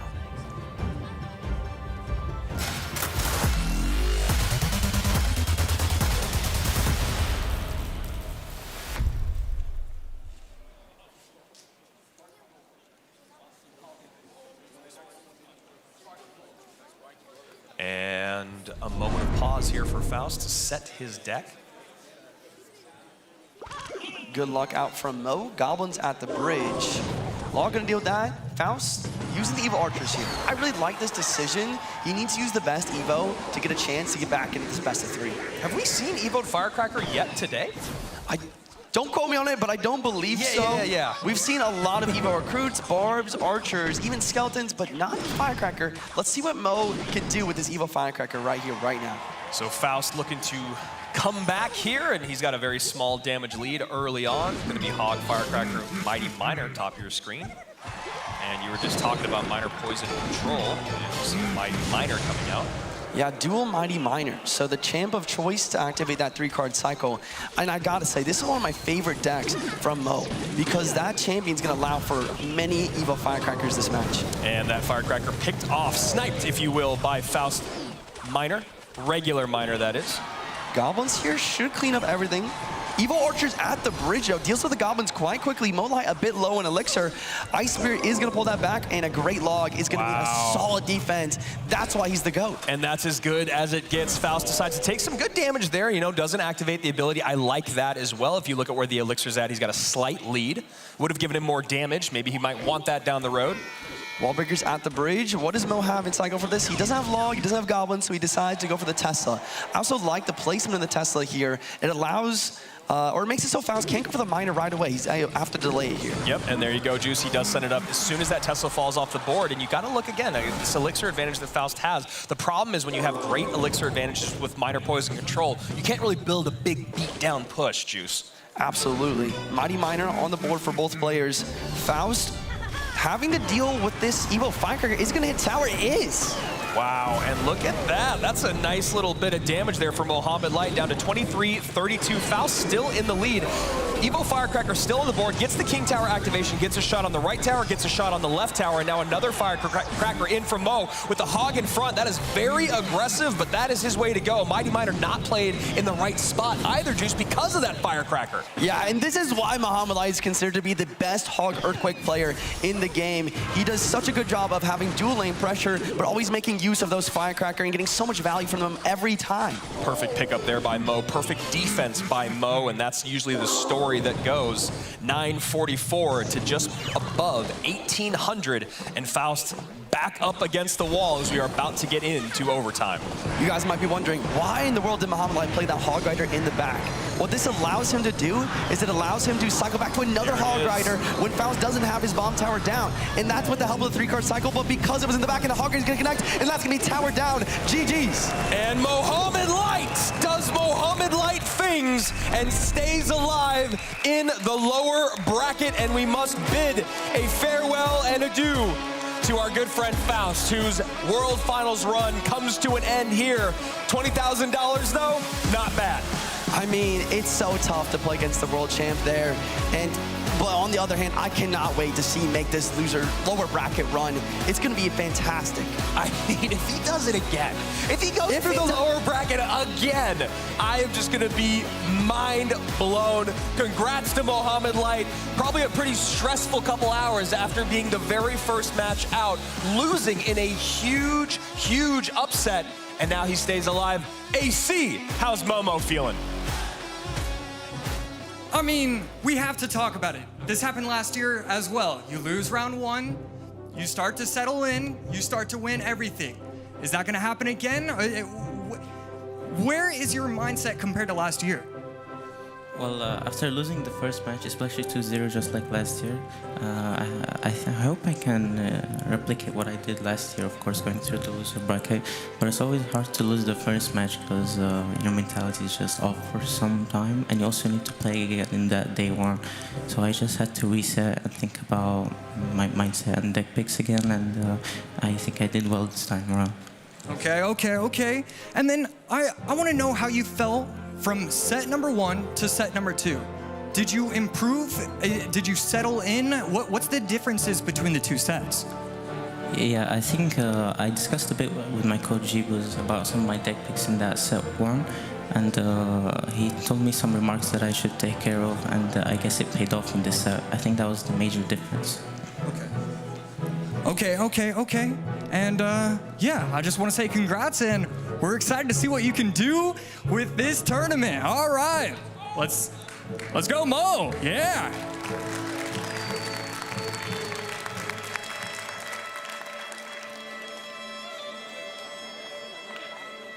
And you got the Momo fan club down there. Big shout out to his family and his friends, who I'm sure are very, very happy about how the day ended for Mohamed Light. Maybe some thoughts on how it started. I think we got a third person up here, don't we, Juice? Oh, there you are. Rich, what's up, brother? Well, I'm just enjoying what we just saw here. Mohamed Light doing Mohamed Light things. You know, of course, last year's World Finals, the big legendary moment, but he is so used to the lower bracket. That's one of those things everyone talks about. He's not scared to play with his back against the wall. It's just so crazy. He's like, you know what? I need a challenge. I'm gonna go 0-2 again at World Finals. It's almost like he gets more calm when he realizes that he has to win. So what are you thinking when you talk about these decks in terms of at least Faust running Giant GY in game number 1? Kind of an odd pick. Well, you know, you have to make odd picks typically to beat Mohamed Light, right? And so I respect the attempt there, right? Trying to do something a little bit different, but just wasn't it in this context. And that's the game that we're playing here, right? Is sometimes your deck pick just doesn't work, especially when you're trying to swerve against the GOAT. So a pretty dominant 2 wins there for Momo. What are you talking or thinking about breaking down for us? Well, you guys talked about it a lot there at the end. It's the big play. And of course, the story in the past about CR was always about abusing the 3-card cycle. This year it's become about Evo as well. Why not take a look at both of those? So you see the Hog Rider come out from the back here. Yeah. And that Hog Rider has the Mighty Miner in front of it. And now we're talking about how you out-cycle this bomb tower. So you're gonna go ahead and see the first card played there for that out-cycle. Then you're gonna go ahead and see the bomb tower, and we actually saw a great moment this year of Mo crossing the bridge. He used this same move earlier this year. Yeah. Did the same thing to set it up, so there we get that first one. Then we see the Earthquake as a second piece. Then we see the Ice Spirit, and you're already back to that Hog Rider, who's gonna come all the way down here. For the fourth part, that's that big hit on the tower. So this is exactly what we've seen him do in the past. He did it right here, and he's one of the few people who actually does this, especially in competition at this level. Yeah, I mean, not only the going on the lower bracket run after going 0-2 in the top, but then you break it down to the micro of the game itself, man. And it's like the Hog cycled in the back. Everyone in this room knew what was coming because he's done it before. You know what's coming. You cannot stop me. So Mohamed Light stays alive and moves on as he's going to wait and see who he's going to be going up against here in this next matchup. Of course, we have a lot more games to play before we get there, but Adriel, and Sosa coming up next. Wallace against Not Afraid. And then, of course, to close out our day, Ruben and Morton. Whew, a lot of fun action coming your way. AC, what do we got next, brother? Well, we have We have two rookies that really want to set the tone. They want to get that set victory. They need it. We will see who is going to get it. Adriel and Sosa.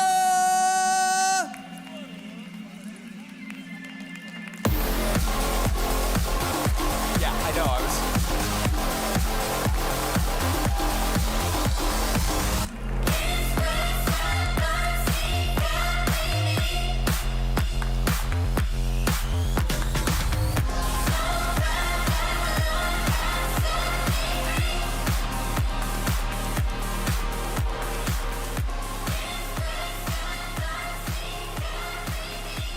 And a very interesting matchup here, as you heard, a couple of rookies. Both of them had very interesting starts to the day, though. It felt like Adriel going up against Mugi. Yes, he did not win, but it seemed like he gave him a really, really good showing, right? It was a pretty good set, pretty good back and forth. And again, you lose to Mugi playing Royal Giant, and you can't feel that bad. On the other side of it, Sosa was pretty leaning on the fact that Ardentois had never been able to pick up a match win on a live stage.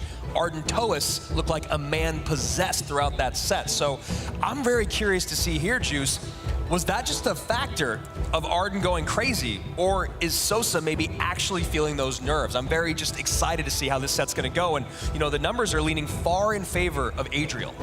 Absolutely. Yeah, it's interesting to see. I would probably agree with this prediction percentage, but I think the biggest thing to note here is both of these players made it through points to the Clash Royale League World Finals, and yeah, I mean, that's gonna mean a very similar thing. I really do think it could go either way. Let's hop into game one.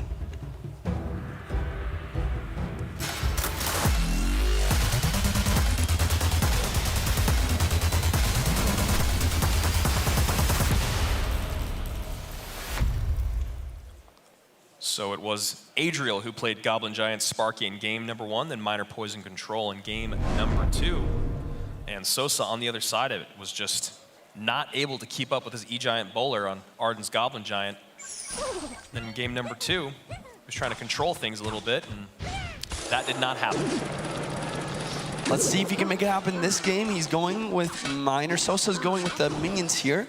After seeing minions, I gotta say, it's probably gonna be a Minor Poison versus Goblin Giant Sparky here. There we go, and Sosa, again, I think this is the right way to go. You go and you lean into what's strong, you lean into comfort. And I just love the Mortar pick here. Mortar is so good versus Sparky. You might be wondering why. You're about to see it right here. It's able to splash onto the Sparky, and even if you get something in front to distract, a lot of the time, the Mortar will splash on Goblin Giant and Sparky to take it out. Adriel takes a nice chip there on both sides. Log on the left, Poison on the right. Mortar doing its job. Mortar doing its job. I'm just gonna keep saying that over and over and over. I gotta say, I did not expect to see so much Mortar here today, and I am so happy about it. Evo Mortar nonetheless. I know. Little Prince plus Goblins will probably suffice on the defense here. Little Prince ability doing a great job of cleaning up Giants, Goblin Giants, you name it. And you know what? I don't know if I like that rage there from Sosa. It feels like that was going to be an easy cleanup for Adriel. Maybe it's just to get more elixir out of him. No harm, no foul, though. 2 untouched towers to do very healthy towers as Adriel sets up another Mortar. Excuse me. Mortar is going to get cleaned up by the Little Prince. Log going to try and knock that back. Does Sosa decide to use the ability or not? It's seeming like he's going to let this Mortar lock on tower. An interesting decision, but he'll be up a few elixir because of that. And Mortar does get that lock, like you're saying, and the elixir favor means a Sparky is coming down. And Adriel goes immediately to the opposite lane. Those minions should do a very good job cleaning this all up. Minions are one of the best cards in the game when it comes to a cheap defense, which is why we see it used in big beatdown decks like this all the time. That's a really, really great nugget of information to take home with you. Eva Mortar doing a great job of cleaning up this Sparky, but you can't help but be a little bit sad to see that Eva Mortar being used on defense. Yeah, a lot of the time you want to get it out on offense, and Sosa's doing a good job of applying pressure to force that out. Yeah, really nice fireball there, and just like you're saying, Adriel has to get another couple Mortars down before he can find any success. Also with the minions, you know, they're such a great counter to the Little Prince, something you were talking about earlier this week as well. Mini P.E.K.K.A, counter pushing. And this is what Minor Poison's all about. You just defend, defend, defend. You chip away with your Minor Poisons. He has the minions himself as well, which allow for some counter push value. And Sosa needs a big dual lane pressure push if he's gonna come back and win this. Right now, though, Adriel is just completely controlling this. He's got his next mortar out here. And with that Evo Knight, though, this could be getting a little bit dangerous. Little Prince up high enough to take care of that mortar. Sparky Shot comes in. Minions take care of that. This Goblin Giant, though, very healthy on the left-hand side. Minions locked on tower on the right as well. This can be some good damage for Sosa on both lanes, but still not enough to take the damage lead. Yeah, really good job of min-maxing there for Adriel. I mean, maybe a little bit more damage than he wanted on that right-hand side, but still 2085 to just above, we'll call it 16.5. Mortar once again played up one extra tile to try and lock in that mortar a little bit earlier. But as we saw before, you gotta watch out for that Little Prince over the river. This time, Sosa using this time the minions. Yeah, great point you're making there. High mortars are all fun to take care of Sparkies, but that Little Prince you need to make sure is out of cycle. So now Sosa going in with a big send here on that right-hand side. Happy to send those minions up high, and now gets another Evo mortar down. Sosa, relatively medium, I'd say, on Elixir, but doesn't seem to have a great battle plan at the moment. Minions once again counting the Little Prince. Miner clears up everything. Wait, Evo mortar on the tower. That is huge! And Miner gets a tank for the Gob.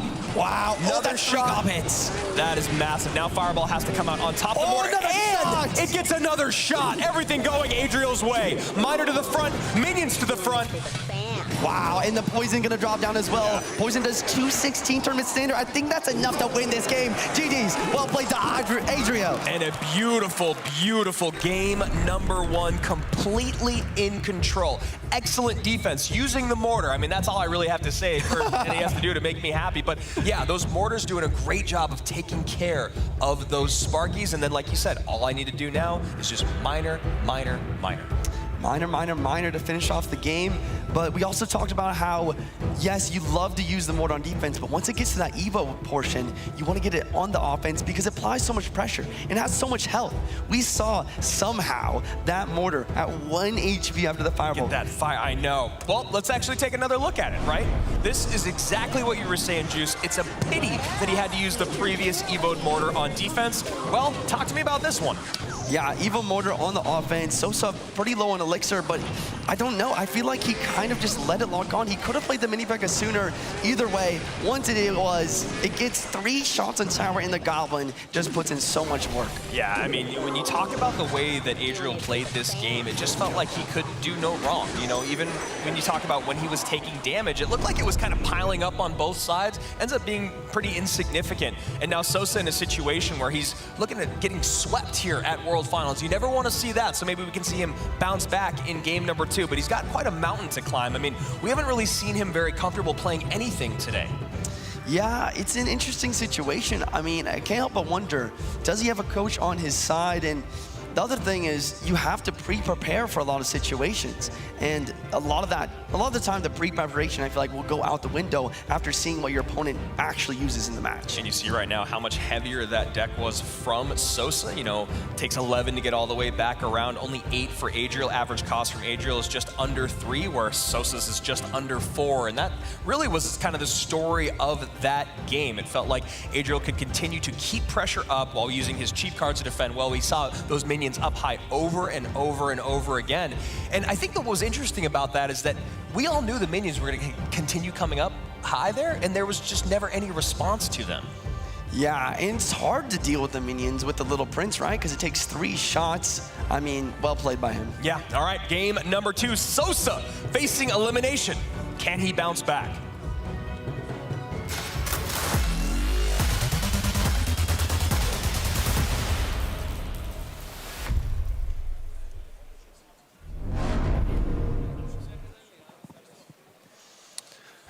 Hopping straight into it. Hog right at the bridge right away from Adriel. And I like that. I've said that all day today. Push the pace. Sosa gonna get a nice NATO in. It almost felt like he missed it there. It really did. And I'm glad that he did not. You know, when you've got that much pressure on you, you could imagine why it would happen, but gets that King Tower activation early on. And that's just the other level of being a pro Clash Royale player. He knows the perfect timing to leak as little elixir possible and still get the activation just barely. And Adriel maybe goes, well, Mo looked like he had a lot of fun with Evo Firecracker Hog. Maybe I can replicate that. But interesting to see the Ghost here. The Ghost and the Prince. This is going to be a Mega Knight Hog Rider deck, Andrew. Very interesting, and we're going to see how that stacks up here as we move forward. I mean, at least you've got the skeletons there to surround the Evo skeletons for the Royal Ghost, and of course, skeletons to help with the Prince, but MK will be very interesting as we move forward. So Mega Knight Prince Hog versus Sosa, most likely using Electro Giant here. Trying to think of how this matchup really shapes up. It's really going to have to do with how the single elixir goes. And you know what? Honestly, I'm wondering if Adriel's kind of ready for this, because I was even thinking in my mind that Sosa was going to play E-Giant in this second game. And I also don't know if I love how much he's leaking at the moment, because Adriel has a deck that can kind of be a little bit more aggressive. Yeah, I think that makes sense. Maybe he should have just cycled the skeletons a little bit quicker. Maybe he's just waiting for a response to deal with from Adriel's side. Well, obviously, Sosa's deck being as heavy as it is going to be a lot more effective when we get into double and triple elixir. We'll see how he wants to respond to this Hog. And Barb comes out, and looks like one bat maybe got a bite in there early on. But that Ghost splashing on the left-hand side gets some solid damage over there as well. And like we talked about, the single elixir really going to dictate how much damage Adriel can get. And he's done quite well for himself here. Absolutely, and we'll see if he can continue to add to that over the next 47. Prince charging in, hitting that Goblin Brawler. Evo Fiker could get a lot of value here. Sosa's options are either lightning it or let it get value, and it's tough. And I was going to say, with that Goblin Cage out of cycle, you imagine that Adriel would want to go strong on offense. Down to 1469 is that right-hand tower, and then this Evoed Firecracker, maybe, no, not going to get any support there, but a couple hits in. 1173 as an E-Giant comes down at the bridge. E-Giant at the bridge, he does get a very nice lightning, stopping that Prince charge. He has to worry about the Ghost on the left-hand side, but he's got the Skelly Surround. This is solid damage for Sosa. Yeah, this is great for Sosa. Maybe seeing the first bit of light in his World Finals run. 1173 to 1478, feeling a lot closer now. Barbarian Barrel takes care of the Firecracker, preventing any damage, and the Cage perfectly plays to stop any Hog hits. Sometimes it only takes one play or two to feel like you're back in rhythm. And finally, for Sosa fans and Sosa himself, feels like he might be there. Adriel gonna have to feel a little bit nervous and maybe play a little bit better defense than we saw on that last E-Giant set. Evo Firecracker at the bridge. It's locked on damage. It's so much E-Giant getting taken care of by that Prince quite nicely as well. And no NATO there for the Hog. Bowler's already down. Double Bowlers are in, but Bowler is no longer behind an E-Giant. It is gonna, you know, I guess technically tank for this Phoenix Egg, but I'm sure Adriel will get on top of that very easily, and it's an MK right on top of that egg. Bowler getting some nice shots on both sides, but the right side's what matters. Prince down, and he doesn't have any way to stop this. That lightning, and Sosa's gonna take it.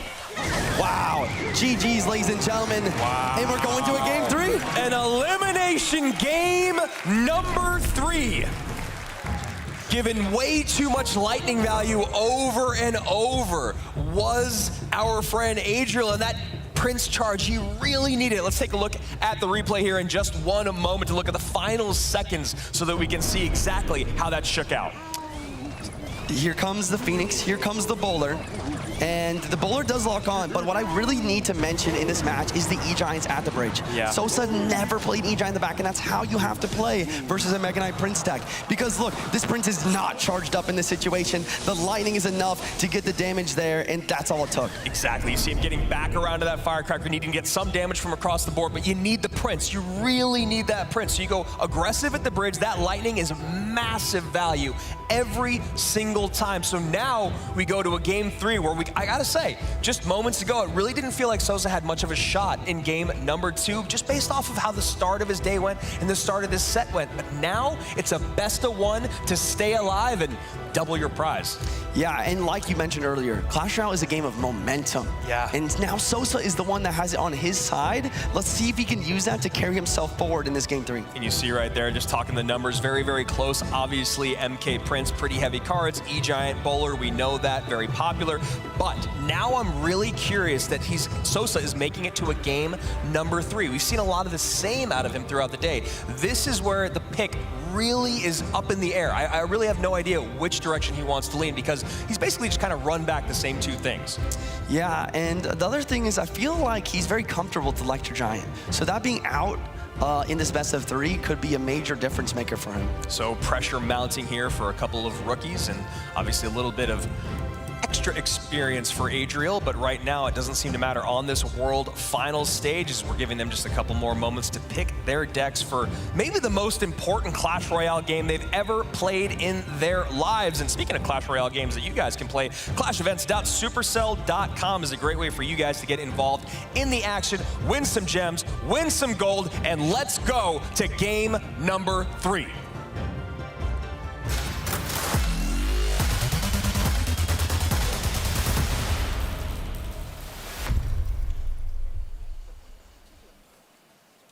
And the crowd is probably about as anxious as these two players are to see.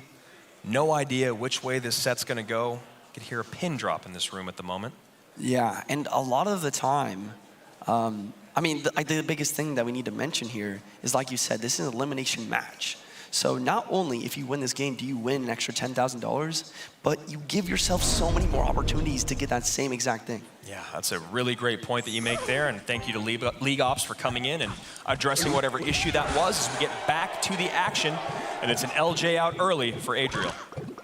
Archers, Evo version from Sosa to defend this Lumberjack. I love the split here. Lumberjack Rage, gonna damage that a little bit, but recruits from Adriel. Is this gonna be the Recruits Bridge family deck that we saw earlier? I mean, you've played a lot of recruits in your day. I mean, I think we pretty much all have once they got to that Evo form, and I'm a little surprised that we actually saw the Archers, or that Sosa was holding the Archers until game number 3, but obviously it's worked out well, and I'm sure he's very happy to have the strongest Evo in the game at his hands.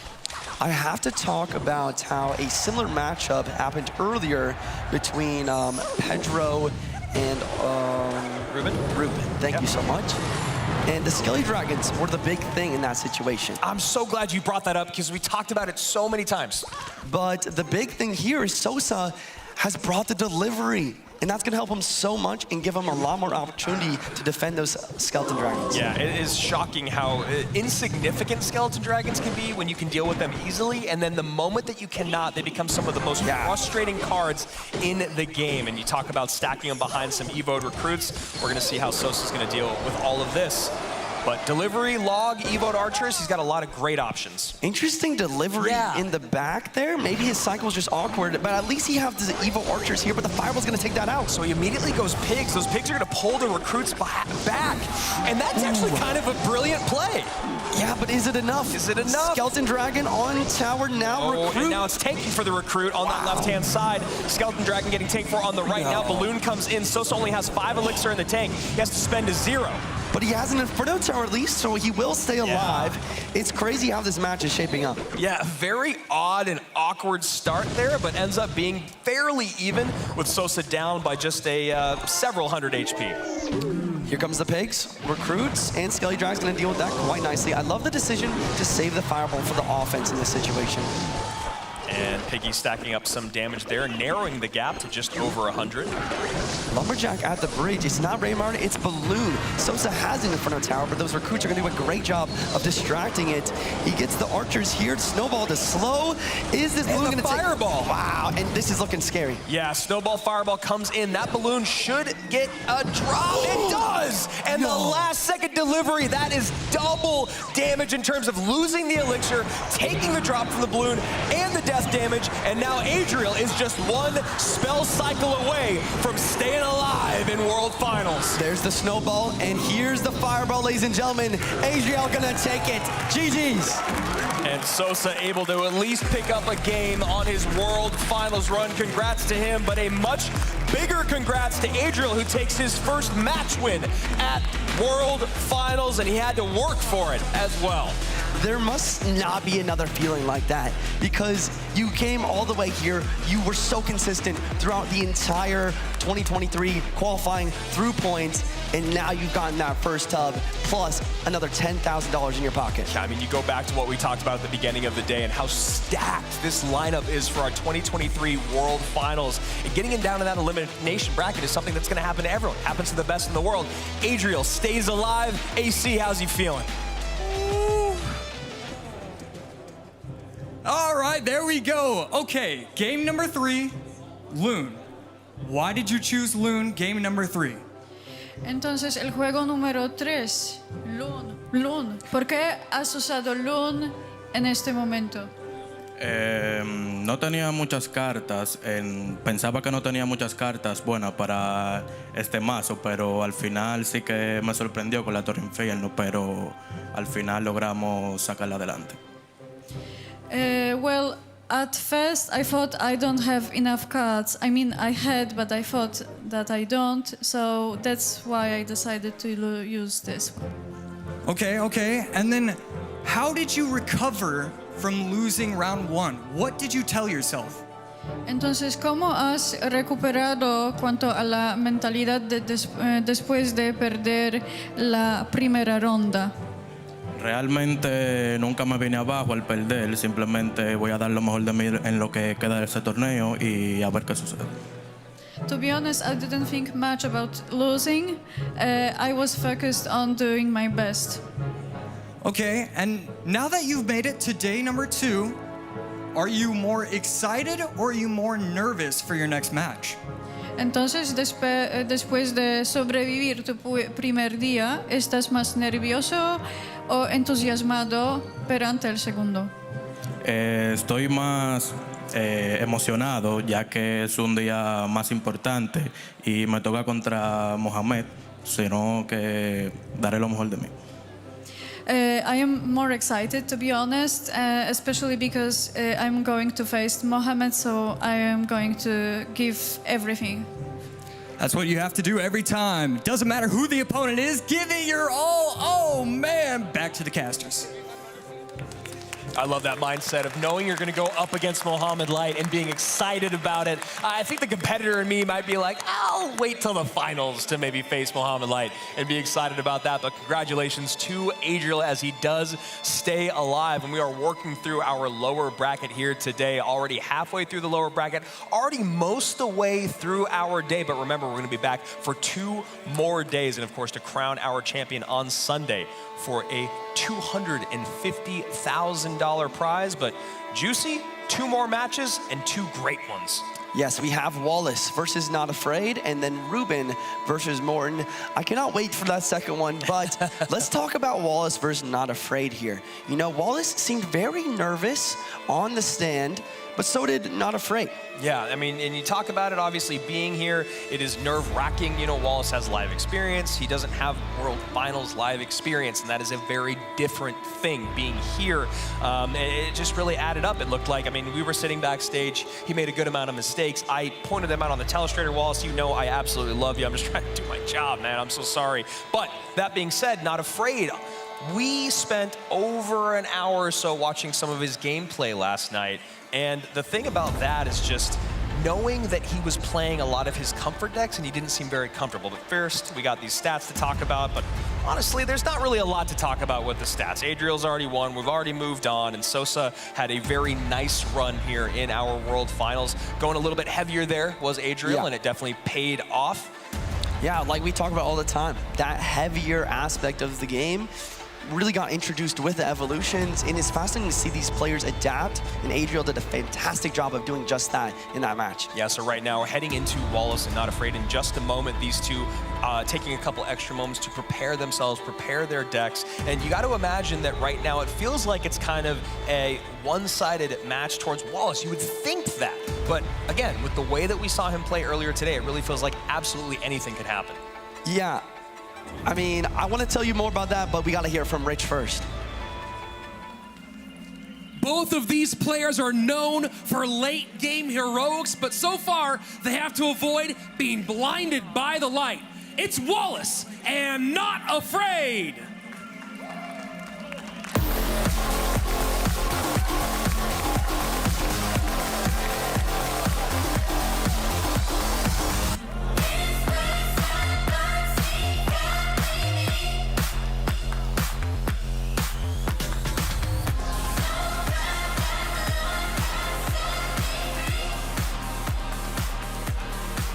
And the one thing that you really have to take note of, though, was Not Afraid. And we were actually hanging out in my hotel room watching some good old Clash Royale last night.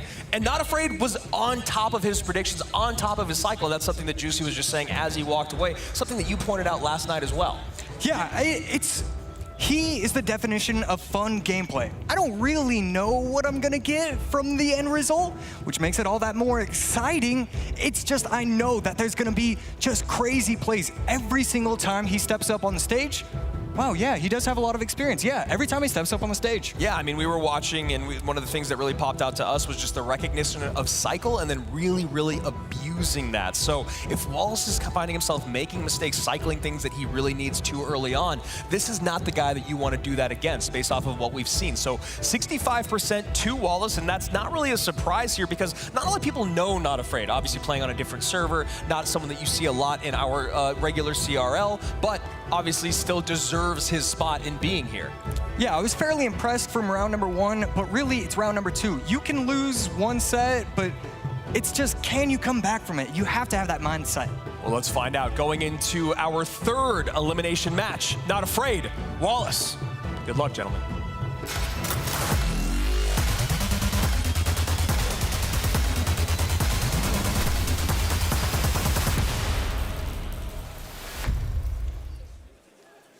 I saw Wallace talking to his friend and coach off stage and maybe getting some words of wisdom and some words of encouragement.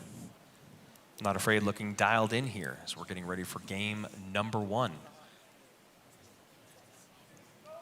We've talked a lot about how Tribe did pretty good in the Clash of Clans World Finals. Oh, did they? Yeah, yeah. So I believe Rich. So a couple knights out in each direction here as they both pause for a moment, try to decide how they want to respond. Wallace happy to poison that knight in Tombstone, and why not hit the Princess Tower too? We've seen a lot of bowler action today. Yeah. I mean, we're gonna see it again and again. E-Giant and the Goblin Giant just, maybe a little bit of Graveyard too. Wow, bowler is just in every single deck. Really he is, as we see an aggressive E-Giant here at the bridge. Bowler obviously does a really good job dealing with that Tombstone, and NATO gonna come out though instead to try to get that Tombstone off the board. And a really nice defense there by Wallace, at least thus far. Yeah, the Phoenix is significantly weaker than it was when, at the time of release, it was one of the strongest cards in the game. But when it's not getting attacked by the tower, it's only getting attacked by the Baby Dragon, it's going to clean everything up nicely. So no real counter push from Wallace. And okay, just making sure, I was thinking that there was the possibility that we could have seen that King Tower activation with the NATO plus, you know, whatever troop next to the King Tower. Although, I don't actually know. Maybe he didn't have NATO. Maybe it's my fault. I need to pay attention. 68% to 57% in terms of win rate, but those matches won don't really do service to Not Afraid. That's obviously just in that qualifier that he got 2nd place in after taking down AUK, another former CRL Worlds visitor. And Bowler everywhere because of that Little Prince. Wow, and right there, the E-Giant is actually going to push it up, so it's going to reset. Wow, a real tough scenario for Wallace right there. And I don't know if it was on purpose, but the placements right there were beautiful from Not Afraid. And decent defense here from Wallace. And not a lot has happened thus far in this game other than the two opponents feeling each other out, probably thinking about how they want to try to take advantage of the matchup that they're in. So we finally see the first offensive push right there. Guardian gonna go in front, be able to protect the Little Prince, and a lot of poison value coming in for Wallace. A great first push, and it's not that much damage, but it really is setting the tone. He's gonna get the tower down to 2,500. Yeah, you get an easy cleanup here on the Bowler. You're set back to even. You got that Graveyard damage in, and perfect timing on Wallace to get that Guardian across the bridge to tank for that Graveyard. A little fancy footwork there. Like you said, Josh, doesn't get a whole lot out of it, but he does get the lead. And more poison value as well if he wants to pull the trigger on it. And right there, the Baby Dragon, I think it retargeted it onto the Barbaro instead of the Knight. I was thinking that we were gonna see a little bit of Crown Tower chip damage. Instead, Tower down to 2361. And look, even when he's defending it perfectly, that's a Graveyard that only got 2 shots. But at the same time, the Bowler's wasted, the Knights are wasted, all of these cards get wasted, and it's going to be sometimes pretty clean defense with just the poison and the Baby Dragon natives. And Little Prince stays alive in the back there, but then gets taken off the board by that Evo Knight. Evo Knight of Wallace is on the other side trying to work towards that tower, but this E-Giant Bowler combo needs some more attention. E-Giant's gonna get some good damage here for Not Afraid. Well, and one thing to point out is that in his first round, Wallace did make that mistake. You said it on the telestration with the Goblin Gang inside. That time he did not panic. He placed the Knight off to the side, did not get chip damage from the bowler. That was a great placement.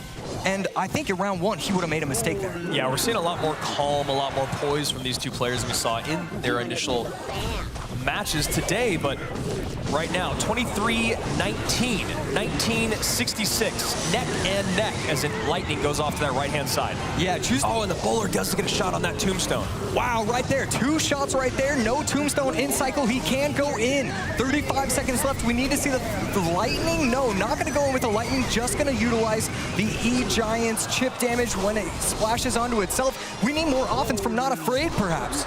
17:43, Not Afraid technically in the lead as of when I started speaking, but by the end of this sentence, it looks like Wallace is going to be able to take that lead as well. Aggressive Evo Knight at the bridge, E-Giant in the opposite direction. Yeah, Wallace just needs to get a graveyard out. That E-Giant is going to do absolutely nothing. That's a pretty massive mistake from Not Afraid. He just needs to defend out. Yeah. He just needed to defend in Lightning. He just needed to defend well in Lightning. He could have even went E-Giant on the right-hand side and just stop that from happening. Yeah, that's exactly what it should have been. Yeah, Wallace just, I mean, capitalizing on opponents' mistakes. That's what it is with the LAN environment. So many more mistakes are going to be made, even when you do have that live experience. Right there, Wallace, great recognition. You're going to waste too much elixir? I still have the tombstone up. I can just go all in. Yeah, I mean, I can't believe I'm going to say this on broadcast, but I've watched UCJ stream quite a bit, and one of his best moves with E-Giant is getting that E-Giant right up at that bridge to play some great defense. Let's take a look here at those final moments. So here we are, AC. Break this down for me, man. Yeah, I mean, if you've got 12 seconds left, you have to go all-out defense, or I don't really know what he's supposed to do, but the E-Giant is never going to make it.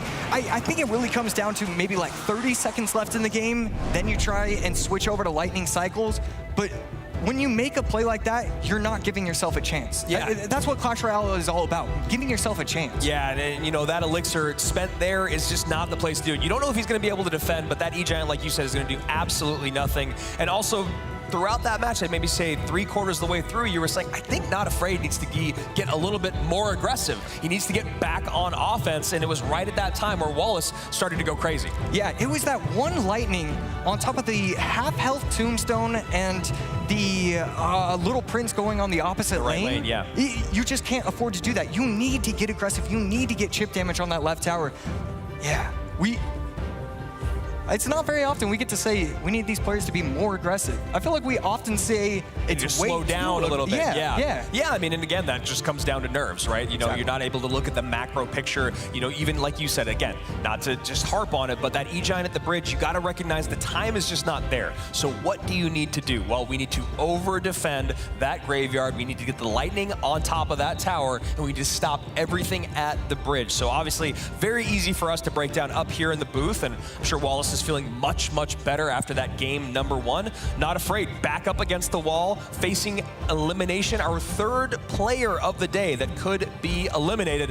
Let's see if he can hang on. Not Afraid, and Wallace, coming your way.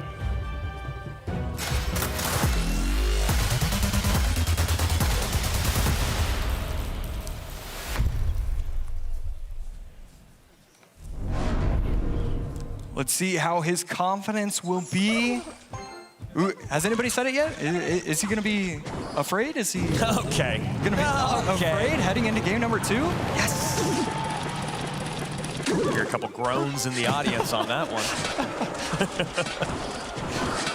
As it's looking like Hog EQ Archers maybe here.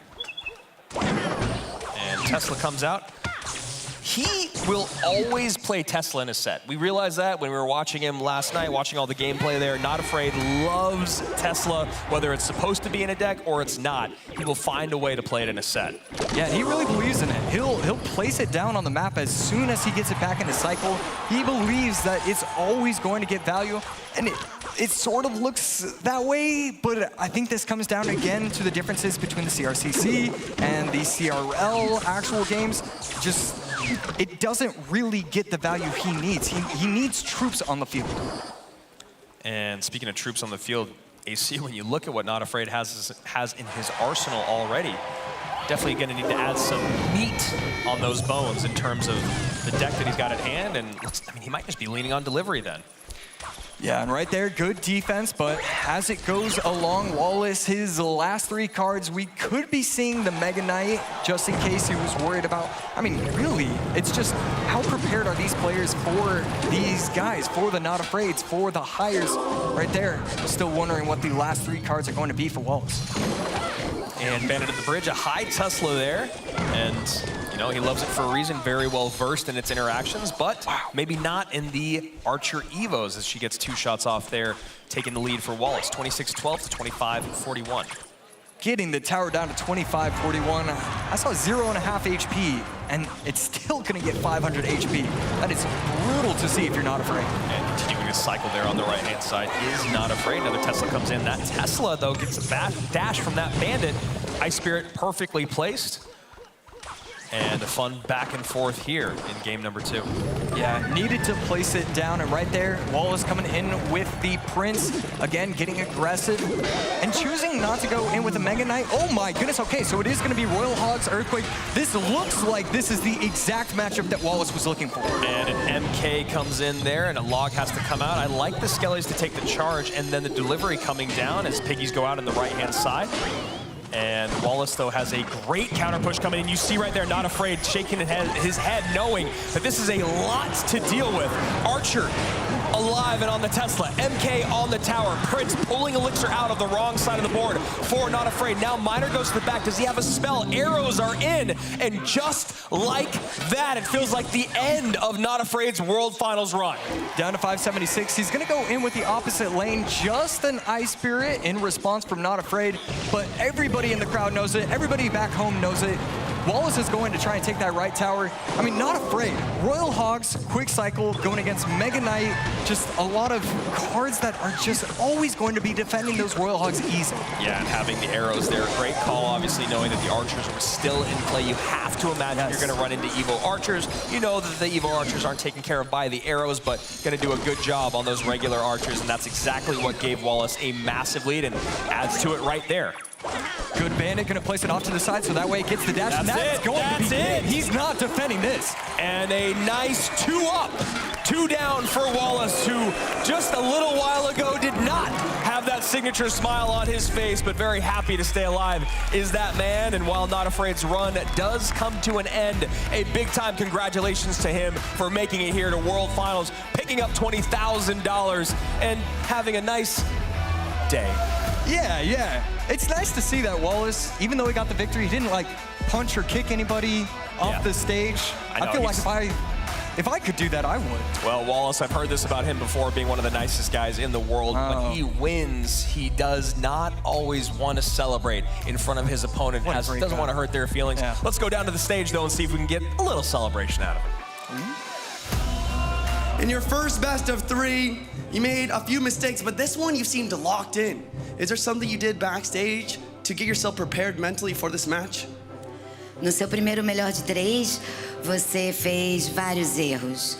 Nesse você pareceu super focado. Você fez alguma coisa fora aqui do palco para se preparar para essa partida? No primeiro jogo, sempre fiquei nervoso esse jogo contra o Pandora. E agora não estou mais nervoso, eu estou de boa e consegui me acalmar e consegui jogar bem. On the first game, I was nervous against Pandora, but on this one, I managed to calm myself and I could play much better. That's awesome. All right, so the other question I had was, in this match, you have played the Royal Hogs, or you played the Mega Knight. Did you play that Mega Knight predicting your opponent to use Royal Hogs? Nessa partida, você jogou o Mega Knight já pensando que ia usar o Royal Hogs? I use Mega Knight because this deck... Oh. eu usei o Mega Cavaleiro porque... esse deck é bom contra o Not Afraid, que ele só joga com ciclo, deck ciclo. Eu usei o Mega Knight porque eu sabia que o Not Afraid ia usar o Cycle. Makes sense. He's great at Clash Royale. He's great at speaking multiple languages. Give a hand up for Wallace.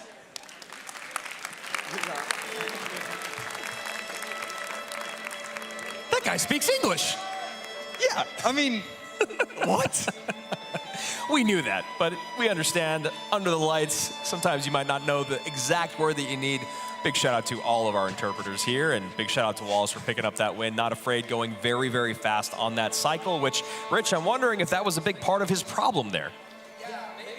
I've never seen a misclick on an interview before, so that was certainly enjoyable. And yeah, it just looked like Not Afraid was out of sorts. And then, of course, the phenomenal deck pick here by Wallace just took advantage of all the problems. And there was one very specific problem that Not Afraid had near the end that pretty much cost him the match. Yeah, I mean, you know, obviously had some great work there with the Tesla, but I'm very excited to look forward to what exactly it was, Rich. Well, let's go ahead and jump into this action here. You see the Mega Knight working around that right-hand side, and it goes to the skeletons. But now look at the delivery here on the right-hand side. That delivery is played in a really, really bad spot because it is really far away from the middle, which is where you're gonna see our player wishes he'd put it, because this Tesla comes out, and right now the Tesla did nothing to help against that Mega Knight. It didn't damage it, it didn't pull it, and of course, as you guys saw, the Mega Knight then leaps right into the middle. Log ain't gonna help. Miner should come in behind this in just a moment, and we're gonna go ahead and talk about highlights here. We're gonna go ahead and take a look, I believe, right over here at Not Afraid as he realizes the big mistake he made in that moment. Yeah, you know, it's one of those things where that Tesla did a lot of great work on the left-hand side. Just, there was a gigantic Mega Knight on the right-hand side, very, very healthy, and then of course the arrows to boot. So, you know, again, well done by Not Afraid. Congratulations on your run here at 2023 World Finals as it does come to an end. And talking about coming to an end, this is the last match of our day coming your way. And it is a huge one, Josh, I was gonna say juicy. Yeah, I'm so excited to see who the next two players are gonna be. I don't know. Oh, I think someone does. Let's send it over to Jackson. He's Jackson. All right. Jackson with the next match. You should know the matchup too. Here in this final match of the day, we have two Clash Royale League veterans. We have Samuel Bosoto, the person who got number 3 in the World Finals last year. And we have Ruben, the 2020 Clash Royale League World Champion. Let's get straight into it.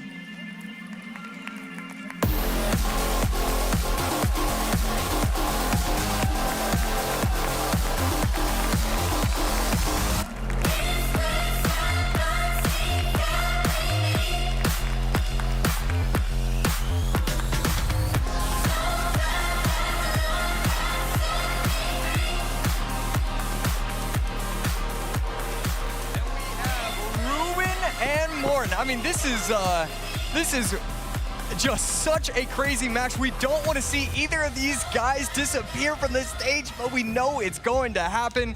And yeah, I mean, oh, there we go. All right, Rich has it settled. And yeah, you can go. Well, sometimes you misclick where the headset's placed as well, but you know, you talk about this matchup. This is such a matchup. You talked about this in this group, right? That one of those 4 players, Pedro, Sam, Morten, or Ruben, was going home on day 1, and how astronomically insane that was. And here we get a rematch of our 2020 World Finals, where it was Ruben who ended Morten's dreams for a world championship in that year. In the final match of that, in the final set of that match overall, we get to run it back, and the stakes are arguably just as high. Yeah, absolutely, because instead of sharing it with a team and having to get rid of your own money that you earned, this is all going to you. There's $250K on the line going to you. Nobody else is touching that money. And here we go, looking at your predictions at home, and most of you by about a 2-to-3 or 2-to-1 ratio picking Morten in this one. Well, you don't have to wait long. Let's jump into our final match of the day. Loser leaves town. Morten, Ruben, let's go.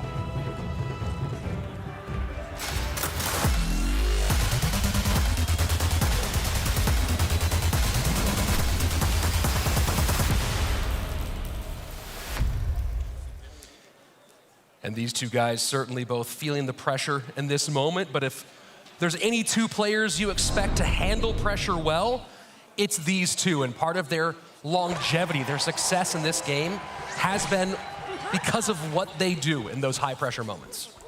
I do not like to lie.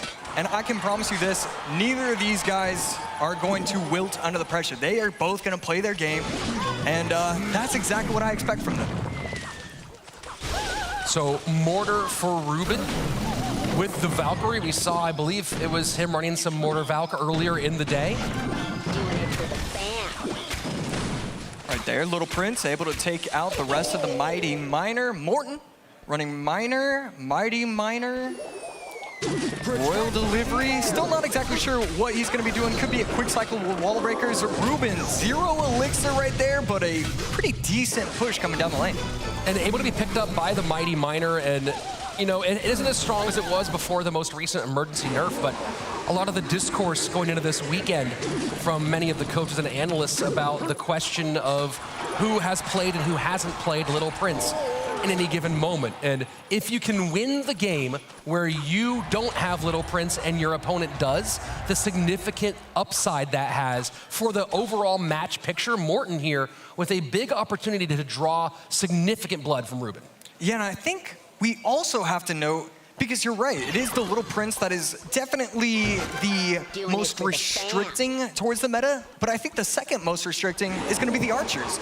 Those Archers have been played in every single set. I can't guarantee it, but I would assume that's the case. Well, and then that opens up those big questions, right? As Morton makes decisions in game. Oh, and the missed snowball from Ruben. He cannot believe it. Huge damage in, and just like that, Morton is back in business. Mighty Miner going to be able to take out the Valk plus the bats, but will need the Archers to help. No swing from the Valk, so very clean defense from Morton right there. And now trying to get a little more optimization off of the opening, but delivery is more than there to recover for Morton. Miner goes a little bit deep, maybe trying to just sneak the Recruit in there, not gonna do it. Instead, Recruit does die. 1859 and 1946 with under 30 seconds left in regulation time. Extremely close game. The only difference, I mean, Morton is running the Miner Poison, and then, oh, that is a huge situation. Now Ruben can go opposite lane. Morton can't get the Miners plus Poison same lane as the Mortar. This changes how the entire rest of the game gets played. What a massive connection. And honestly, Josh, I'm a bit surprised at how often we've seen Mortars connect today. Yeah, it doesn't often happen right there. The Mortar Evolution going to take out one of the Archers, going to almost take out the second one, and there you go. This is a very solid push. Ruben defends the right lane quite nicely, and he still has a half health Mortar left in play. But look at the damage on the right-hand side, Josh. 1409 on Ruben's tower, so a pretty big gap opening up.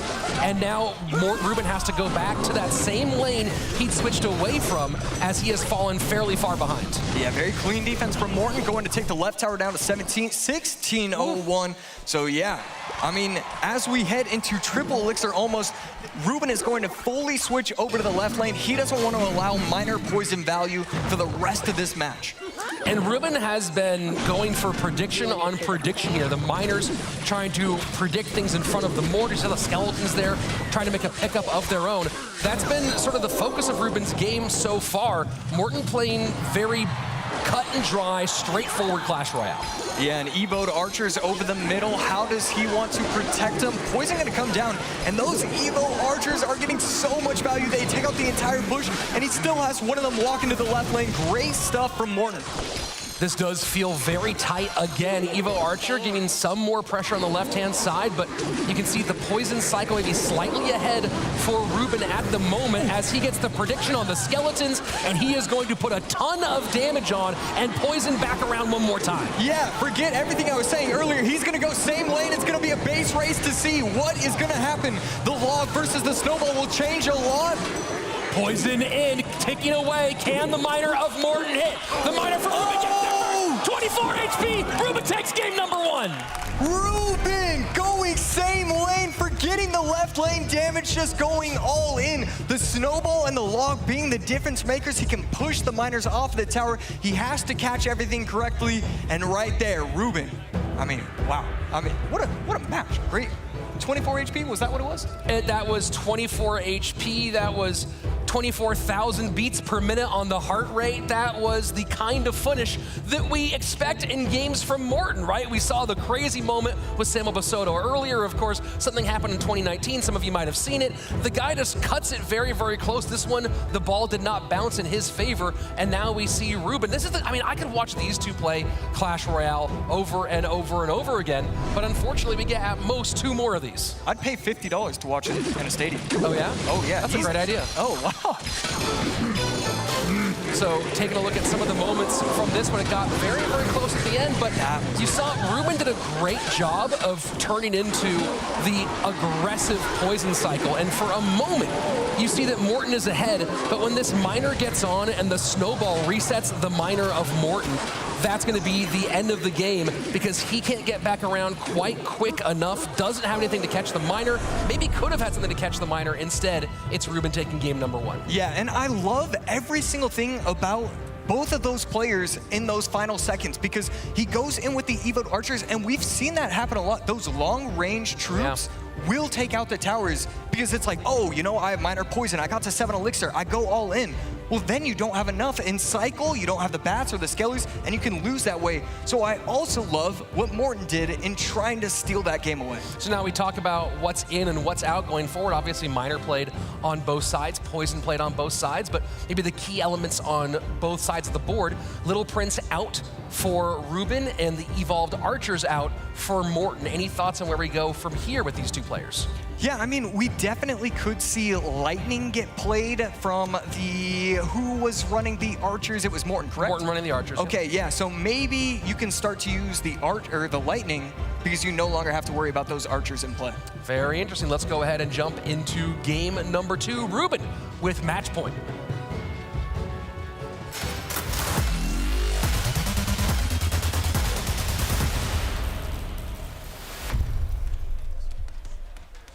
Little Prince out for Ruben here. That does open up some options for Morten as he does not have to worry about overspending to take that annoying little fella off the board.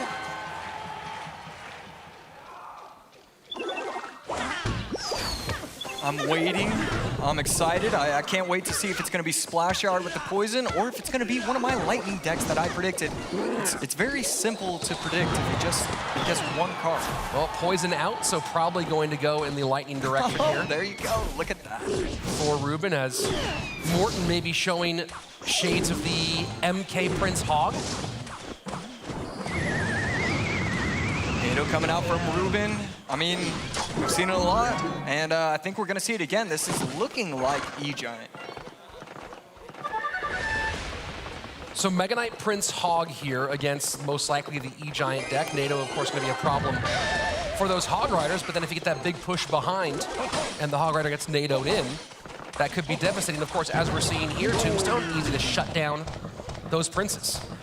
Yeah, Ruben, I mean, it seems like he's giving up a lot of damage right there, but down to 140, it looks like if he's running the E-Giant deck, he can just win once it hits double Elixir. He just has to defend out. So that's why he's giving up that chip damage with the Bandit. He wants to be able to build those pushes.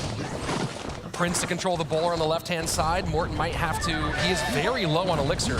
He's gonna have to tank some damage here on the right-hand lane, goes with the Bandit instead, picks up the Archers and the Baby Dragon. Clean defense for 3 on the right-hand lane for SK Gaming's player.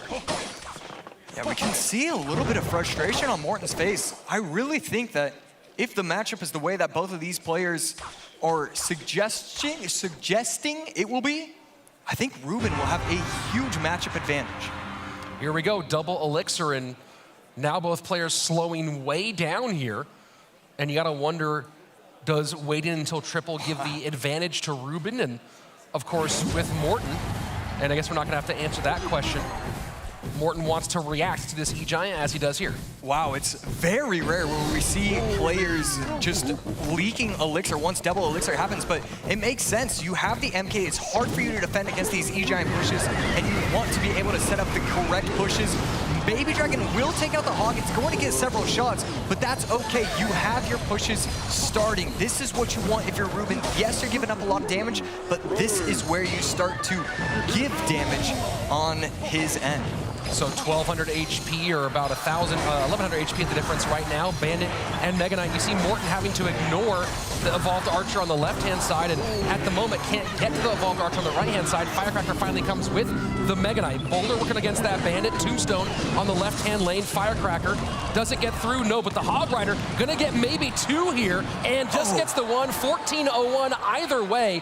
Still 1,000 HP lead for Morten. Yeah, Morten doing a great job. And, you know, now I have to take a look at the deck and see why he's actually finding success. And that's because most of the time it's going to be Mega Knight, Miner, Wall Breakers. Instead, this Hog is creating havoc. Last time he almost got multiple shots. Archers are the only card in cycle. This Hog creates a lot more problems that the Wall Breaker Mega Knight version does not create. And an excellent Prince there by Morten to defend. Ruben not finding a way to get into the second level. Finally goes E-Giant into his weak hand side, which is also where he has the most damage. E-Giant going same lane. Should not have the Firecracker. And there we go. Actually, the Firecracker Evo being used, so that's interesting as well. Lightning for that Evo'd Firecracker. Hog on the right-hand side with minions behind. Evolved Archers out for Ruben. Prince trying to work against the Electro Giant left-hand lane. Damage though on the right-hand side does give Ruben the lead in both lanes with 50 seconds left. Baby Dragon not going to cross the bridge, so going to be able to defend this fairly easily. And right there, the E-Giant coming out just a tad bit too early. Hog plus Bandit, he's not going to choose to NATO to the King Tower, so will the Archers be able to take it out in time? It does, and that's going to be a lead for Ruben, finally, with 30 seconds left in OT. 1296 to 1401. Hog to the right-hand side. Bowler will defend. Mega Knight doesn't leap. Mega Knight almost connects, just barely doesn't, and that could be a turning point here. 18 seconds left, and Morten does not have a lot of spell power to go against this lightning. Yeah, right there. Double Baby Dragons up. The minions are going to do nothing. The Hog is going to go to the Tombstone. 979 to 1401. This is going to be Ruben taking out Morten. Oh my! Of all the things you could expect on day number 1, the last thing, and you can even see Ruben, either a big sigh of relief mixed with maybe a sigh of disappointment that one of his greatest rivals out on the very first day, but it is Ruben, 2020 World Champion with Team Queso, the MVP of that season, proving, despite maybe some criticisms of the last couple of years, that he is still at that world-class level. Yes, and once he steps up onto the stage, I mean, he has that word of the world-class level online, but once he steps up on stage, it's another thing. Let's go onto the floor, and Jackson Juicy J. Wall will take us away with our winner. First of all, I have to ask, how are you feeling after such an important match? La primera pregunta debe ser, ¿cómo te sientes después de un juego tan importante? La verdad que estoy muy contento de haber tenido suerte esta partida, pero a la vez estoy enfadado por haber perdido en el winner y lo tenía en mis manos. I have to say that I feel a little bit upset about losing before because it was almost in my hands. And finally, in that first match, it was a Miner Poison Mirror matchup. How does the mortar affect how that matchup is played? Entonces has usado un deck parecido, pero tú has tenido Mortar. ¿Por qué has decidido usar eso y cuál fue la diferencia para el juego? Sí, es un mazo muy sólido que para empezar gana casi todo y el mortero hace la diferencia porque es mejor que los otros mineros. Yes, this is a very similar deck, very strong, good one, and I think Mortar really makes a difference because it's a very strong card. Absolutely. That's all I got. I'll send it back to the desk. Thanks a lot, Jackson, and here we are with, some crazy results at the end of the day, Josh, and this one was, you have this quick win here by Ruben, but in a match that really did feel razor thin the whole way through. Yeah, I mean, that's what it is with Morten. He's always going to play regardless of the matchup because, yes, the matchup in game number 2 really wasn't that good. It came down to Ruben in game number 1 coming in with the gorgeous snowballs that are going to take out the Skellies, protect the miner from taking out the tower. It was really just Ruben playing phenomenally that sent sent Morten home. My heart, it doesn't want to say those words.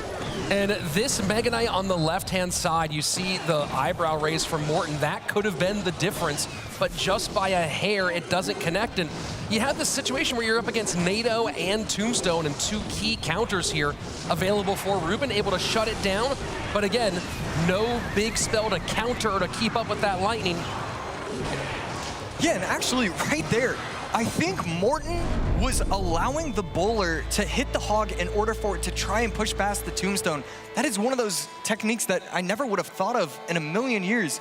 And even with 5 seconds left in the game, he's still trying to pull out any possible trick that he can pull out. Well, we've seen it before, and we won't see it again, unfortunately, but now we do have our top 12 matchups secured. Mohamed Light moves on, where tomorrow he will face the loser of Pedro and Samuel Basoto. So another marquee matchup for Mohamed Light. If we can back out to the full bracket here to give a little bit of view here, Adriel, in loser of match 15, he will face the loser of Pandora and Vitor, which is a huge one. Wallace will face elimination against Mugi or Arden Toas, and then Ruben, as we just saw, will go on to take on either Air Surfer or Higher. And we're also going to get to our upper bracket semifinals, which puts those players so very close to that overall winner's bracket. If you make the upper finals, you're in the top 3. Upper semis, I believe you're in the top 6 at that point. So Air Surfer Higher will be a banger of a matchup, one that will be fascinating to watch. But of course, we are going to continue to whittle our field down. Today, we went from 16 down to 12, and we trim a few more off tomorrow. Oh man, day one is almost done. I mean, we have a few highlights and then it's gonna be it. I can't wait to show you guys everything. Thank you for a beautiful day. Let's take a look at the highlights right now.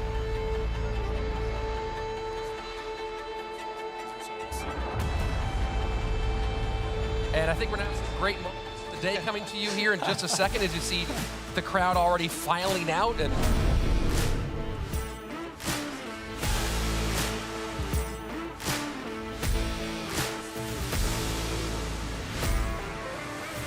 Four players fall, 4 more with their backs up against the wall as 8 sit pretty going into day number 2 at the Clash Royale League World Finals. And what a day number 1 it was. It started off the same as it did last year.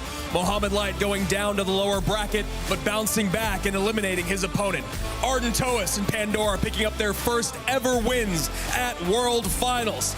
Teammates clashing, Ruben and Pedro, an incredible back and forth, but Ruben stays alive through the end of the day, eliminating one of the goated players in all of Clash Royale as we say goodbye to Sosa, Faust, Not Afraid, Morten, and maybe another of the craziest games we will ever see in Clash Royale history puts Morten on the wrong side of that coin.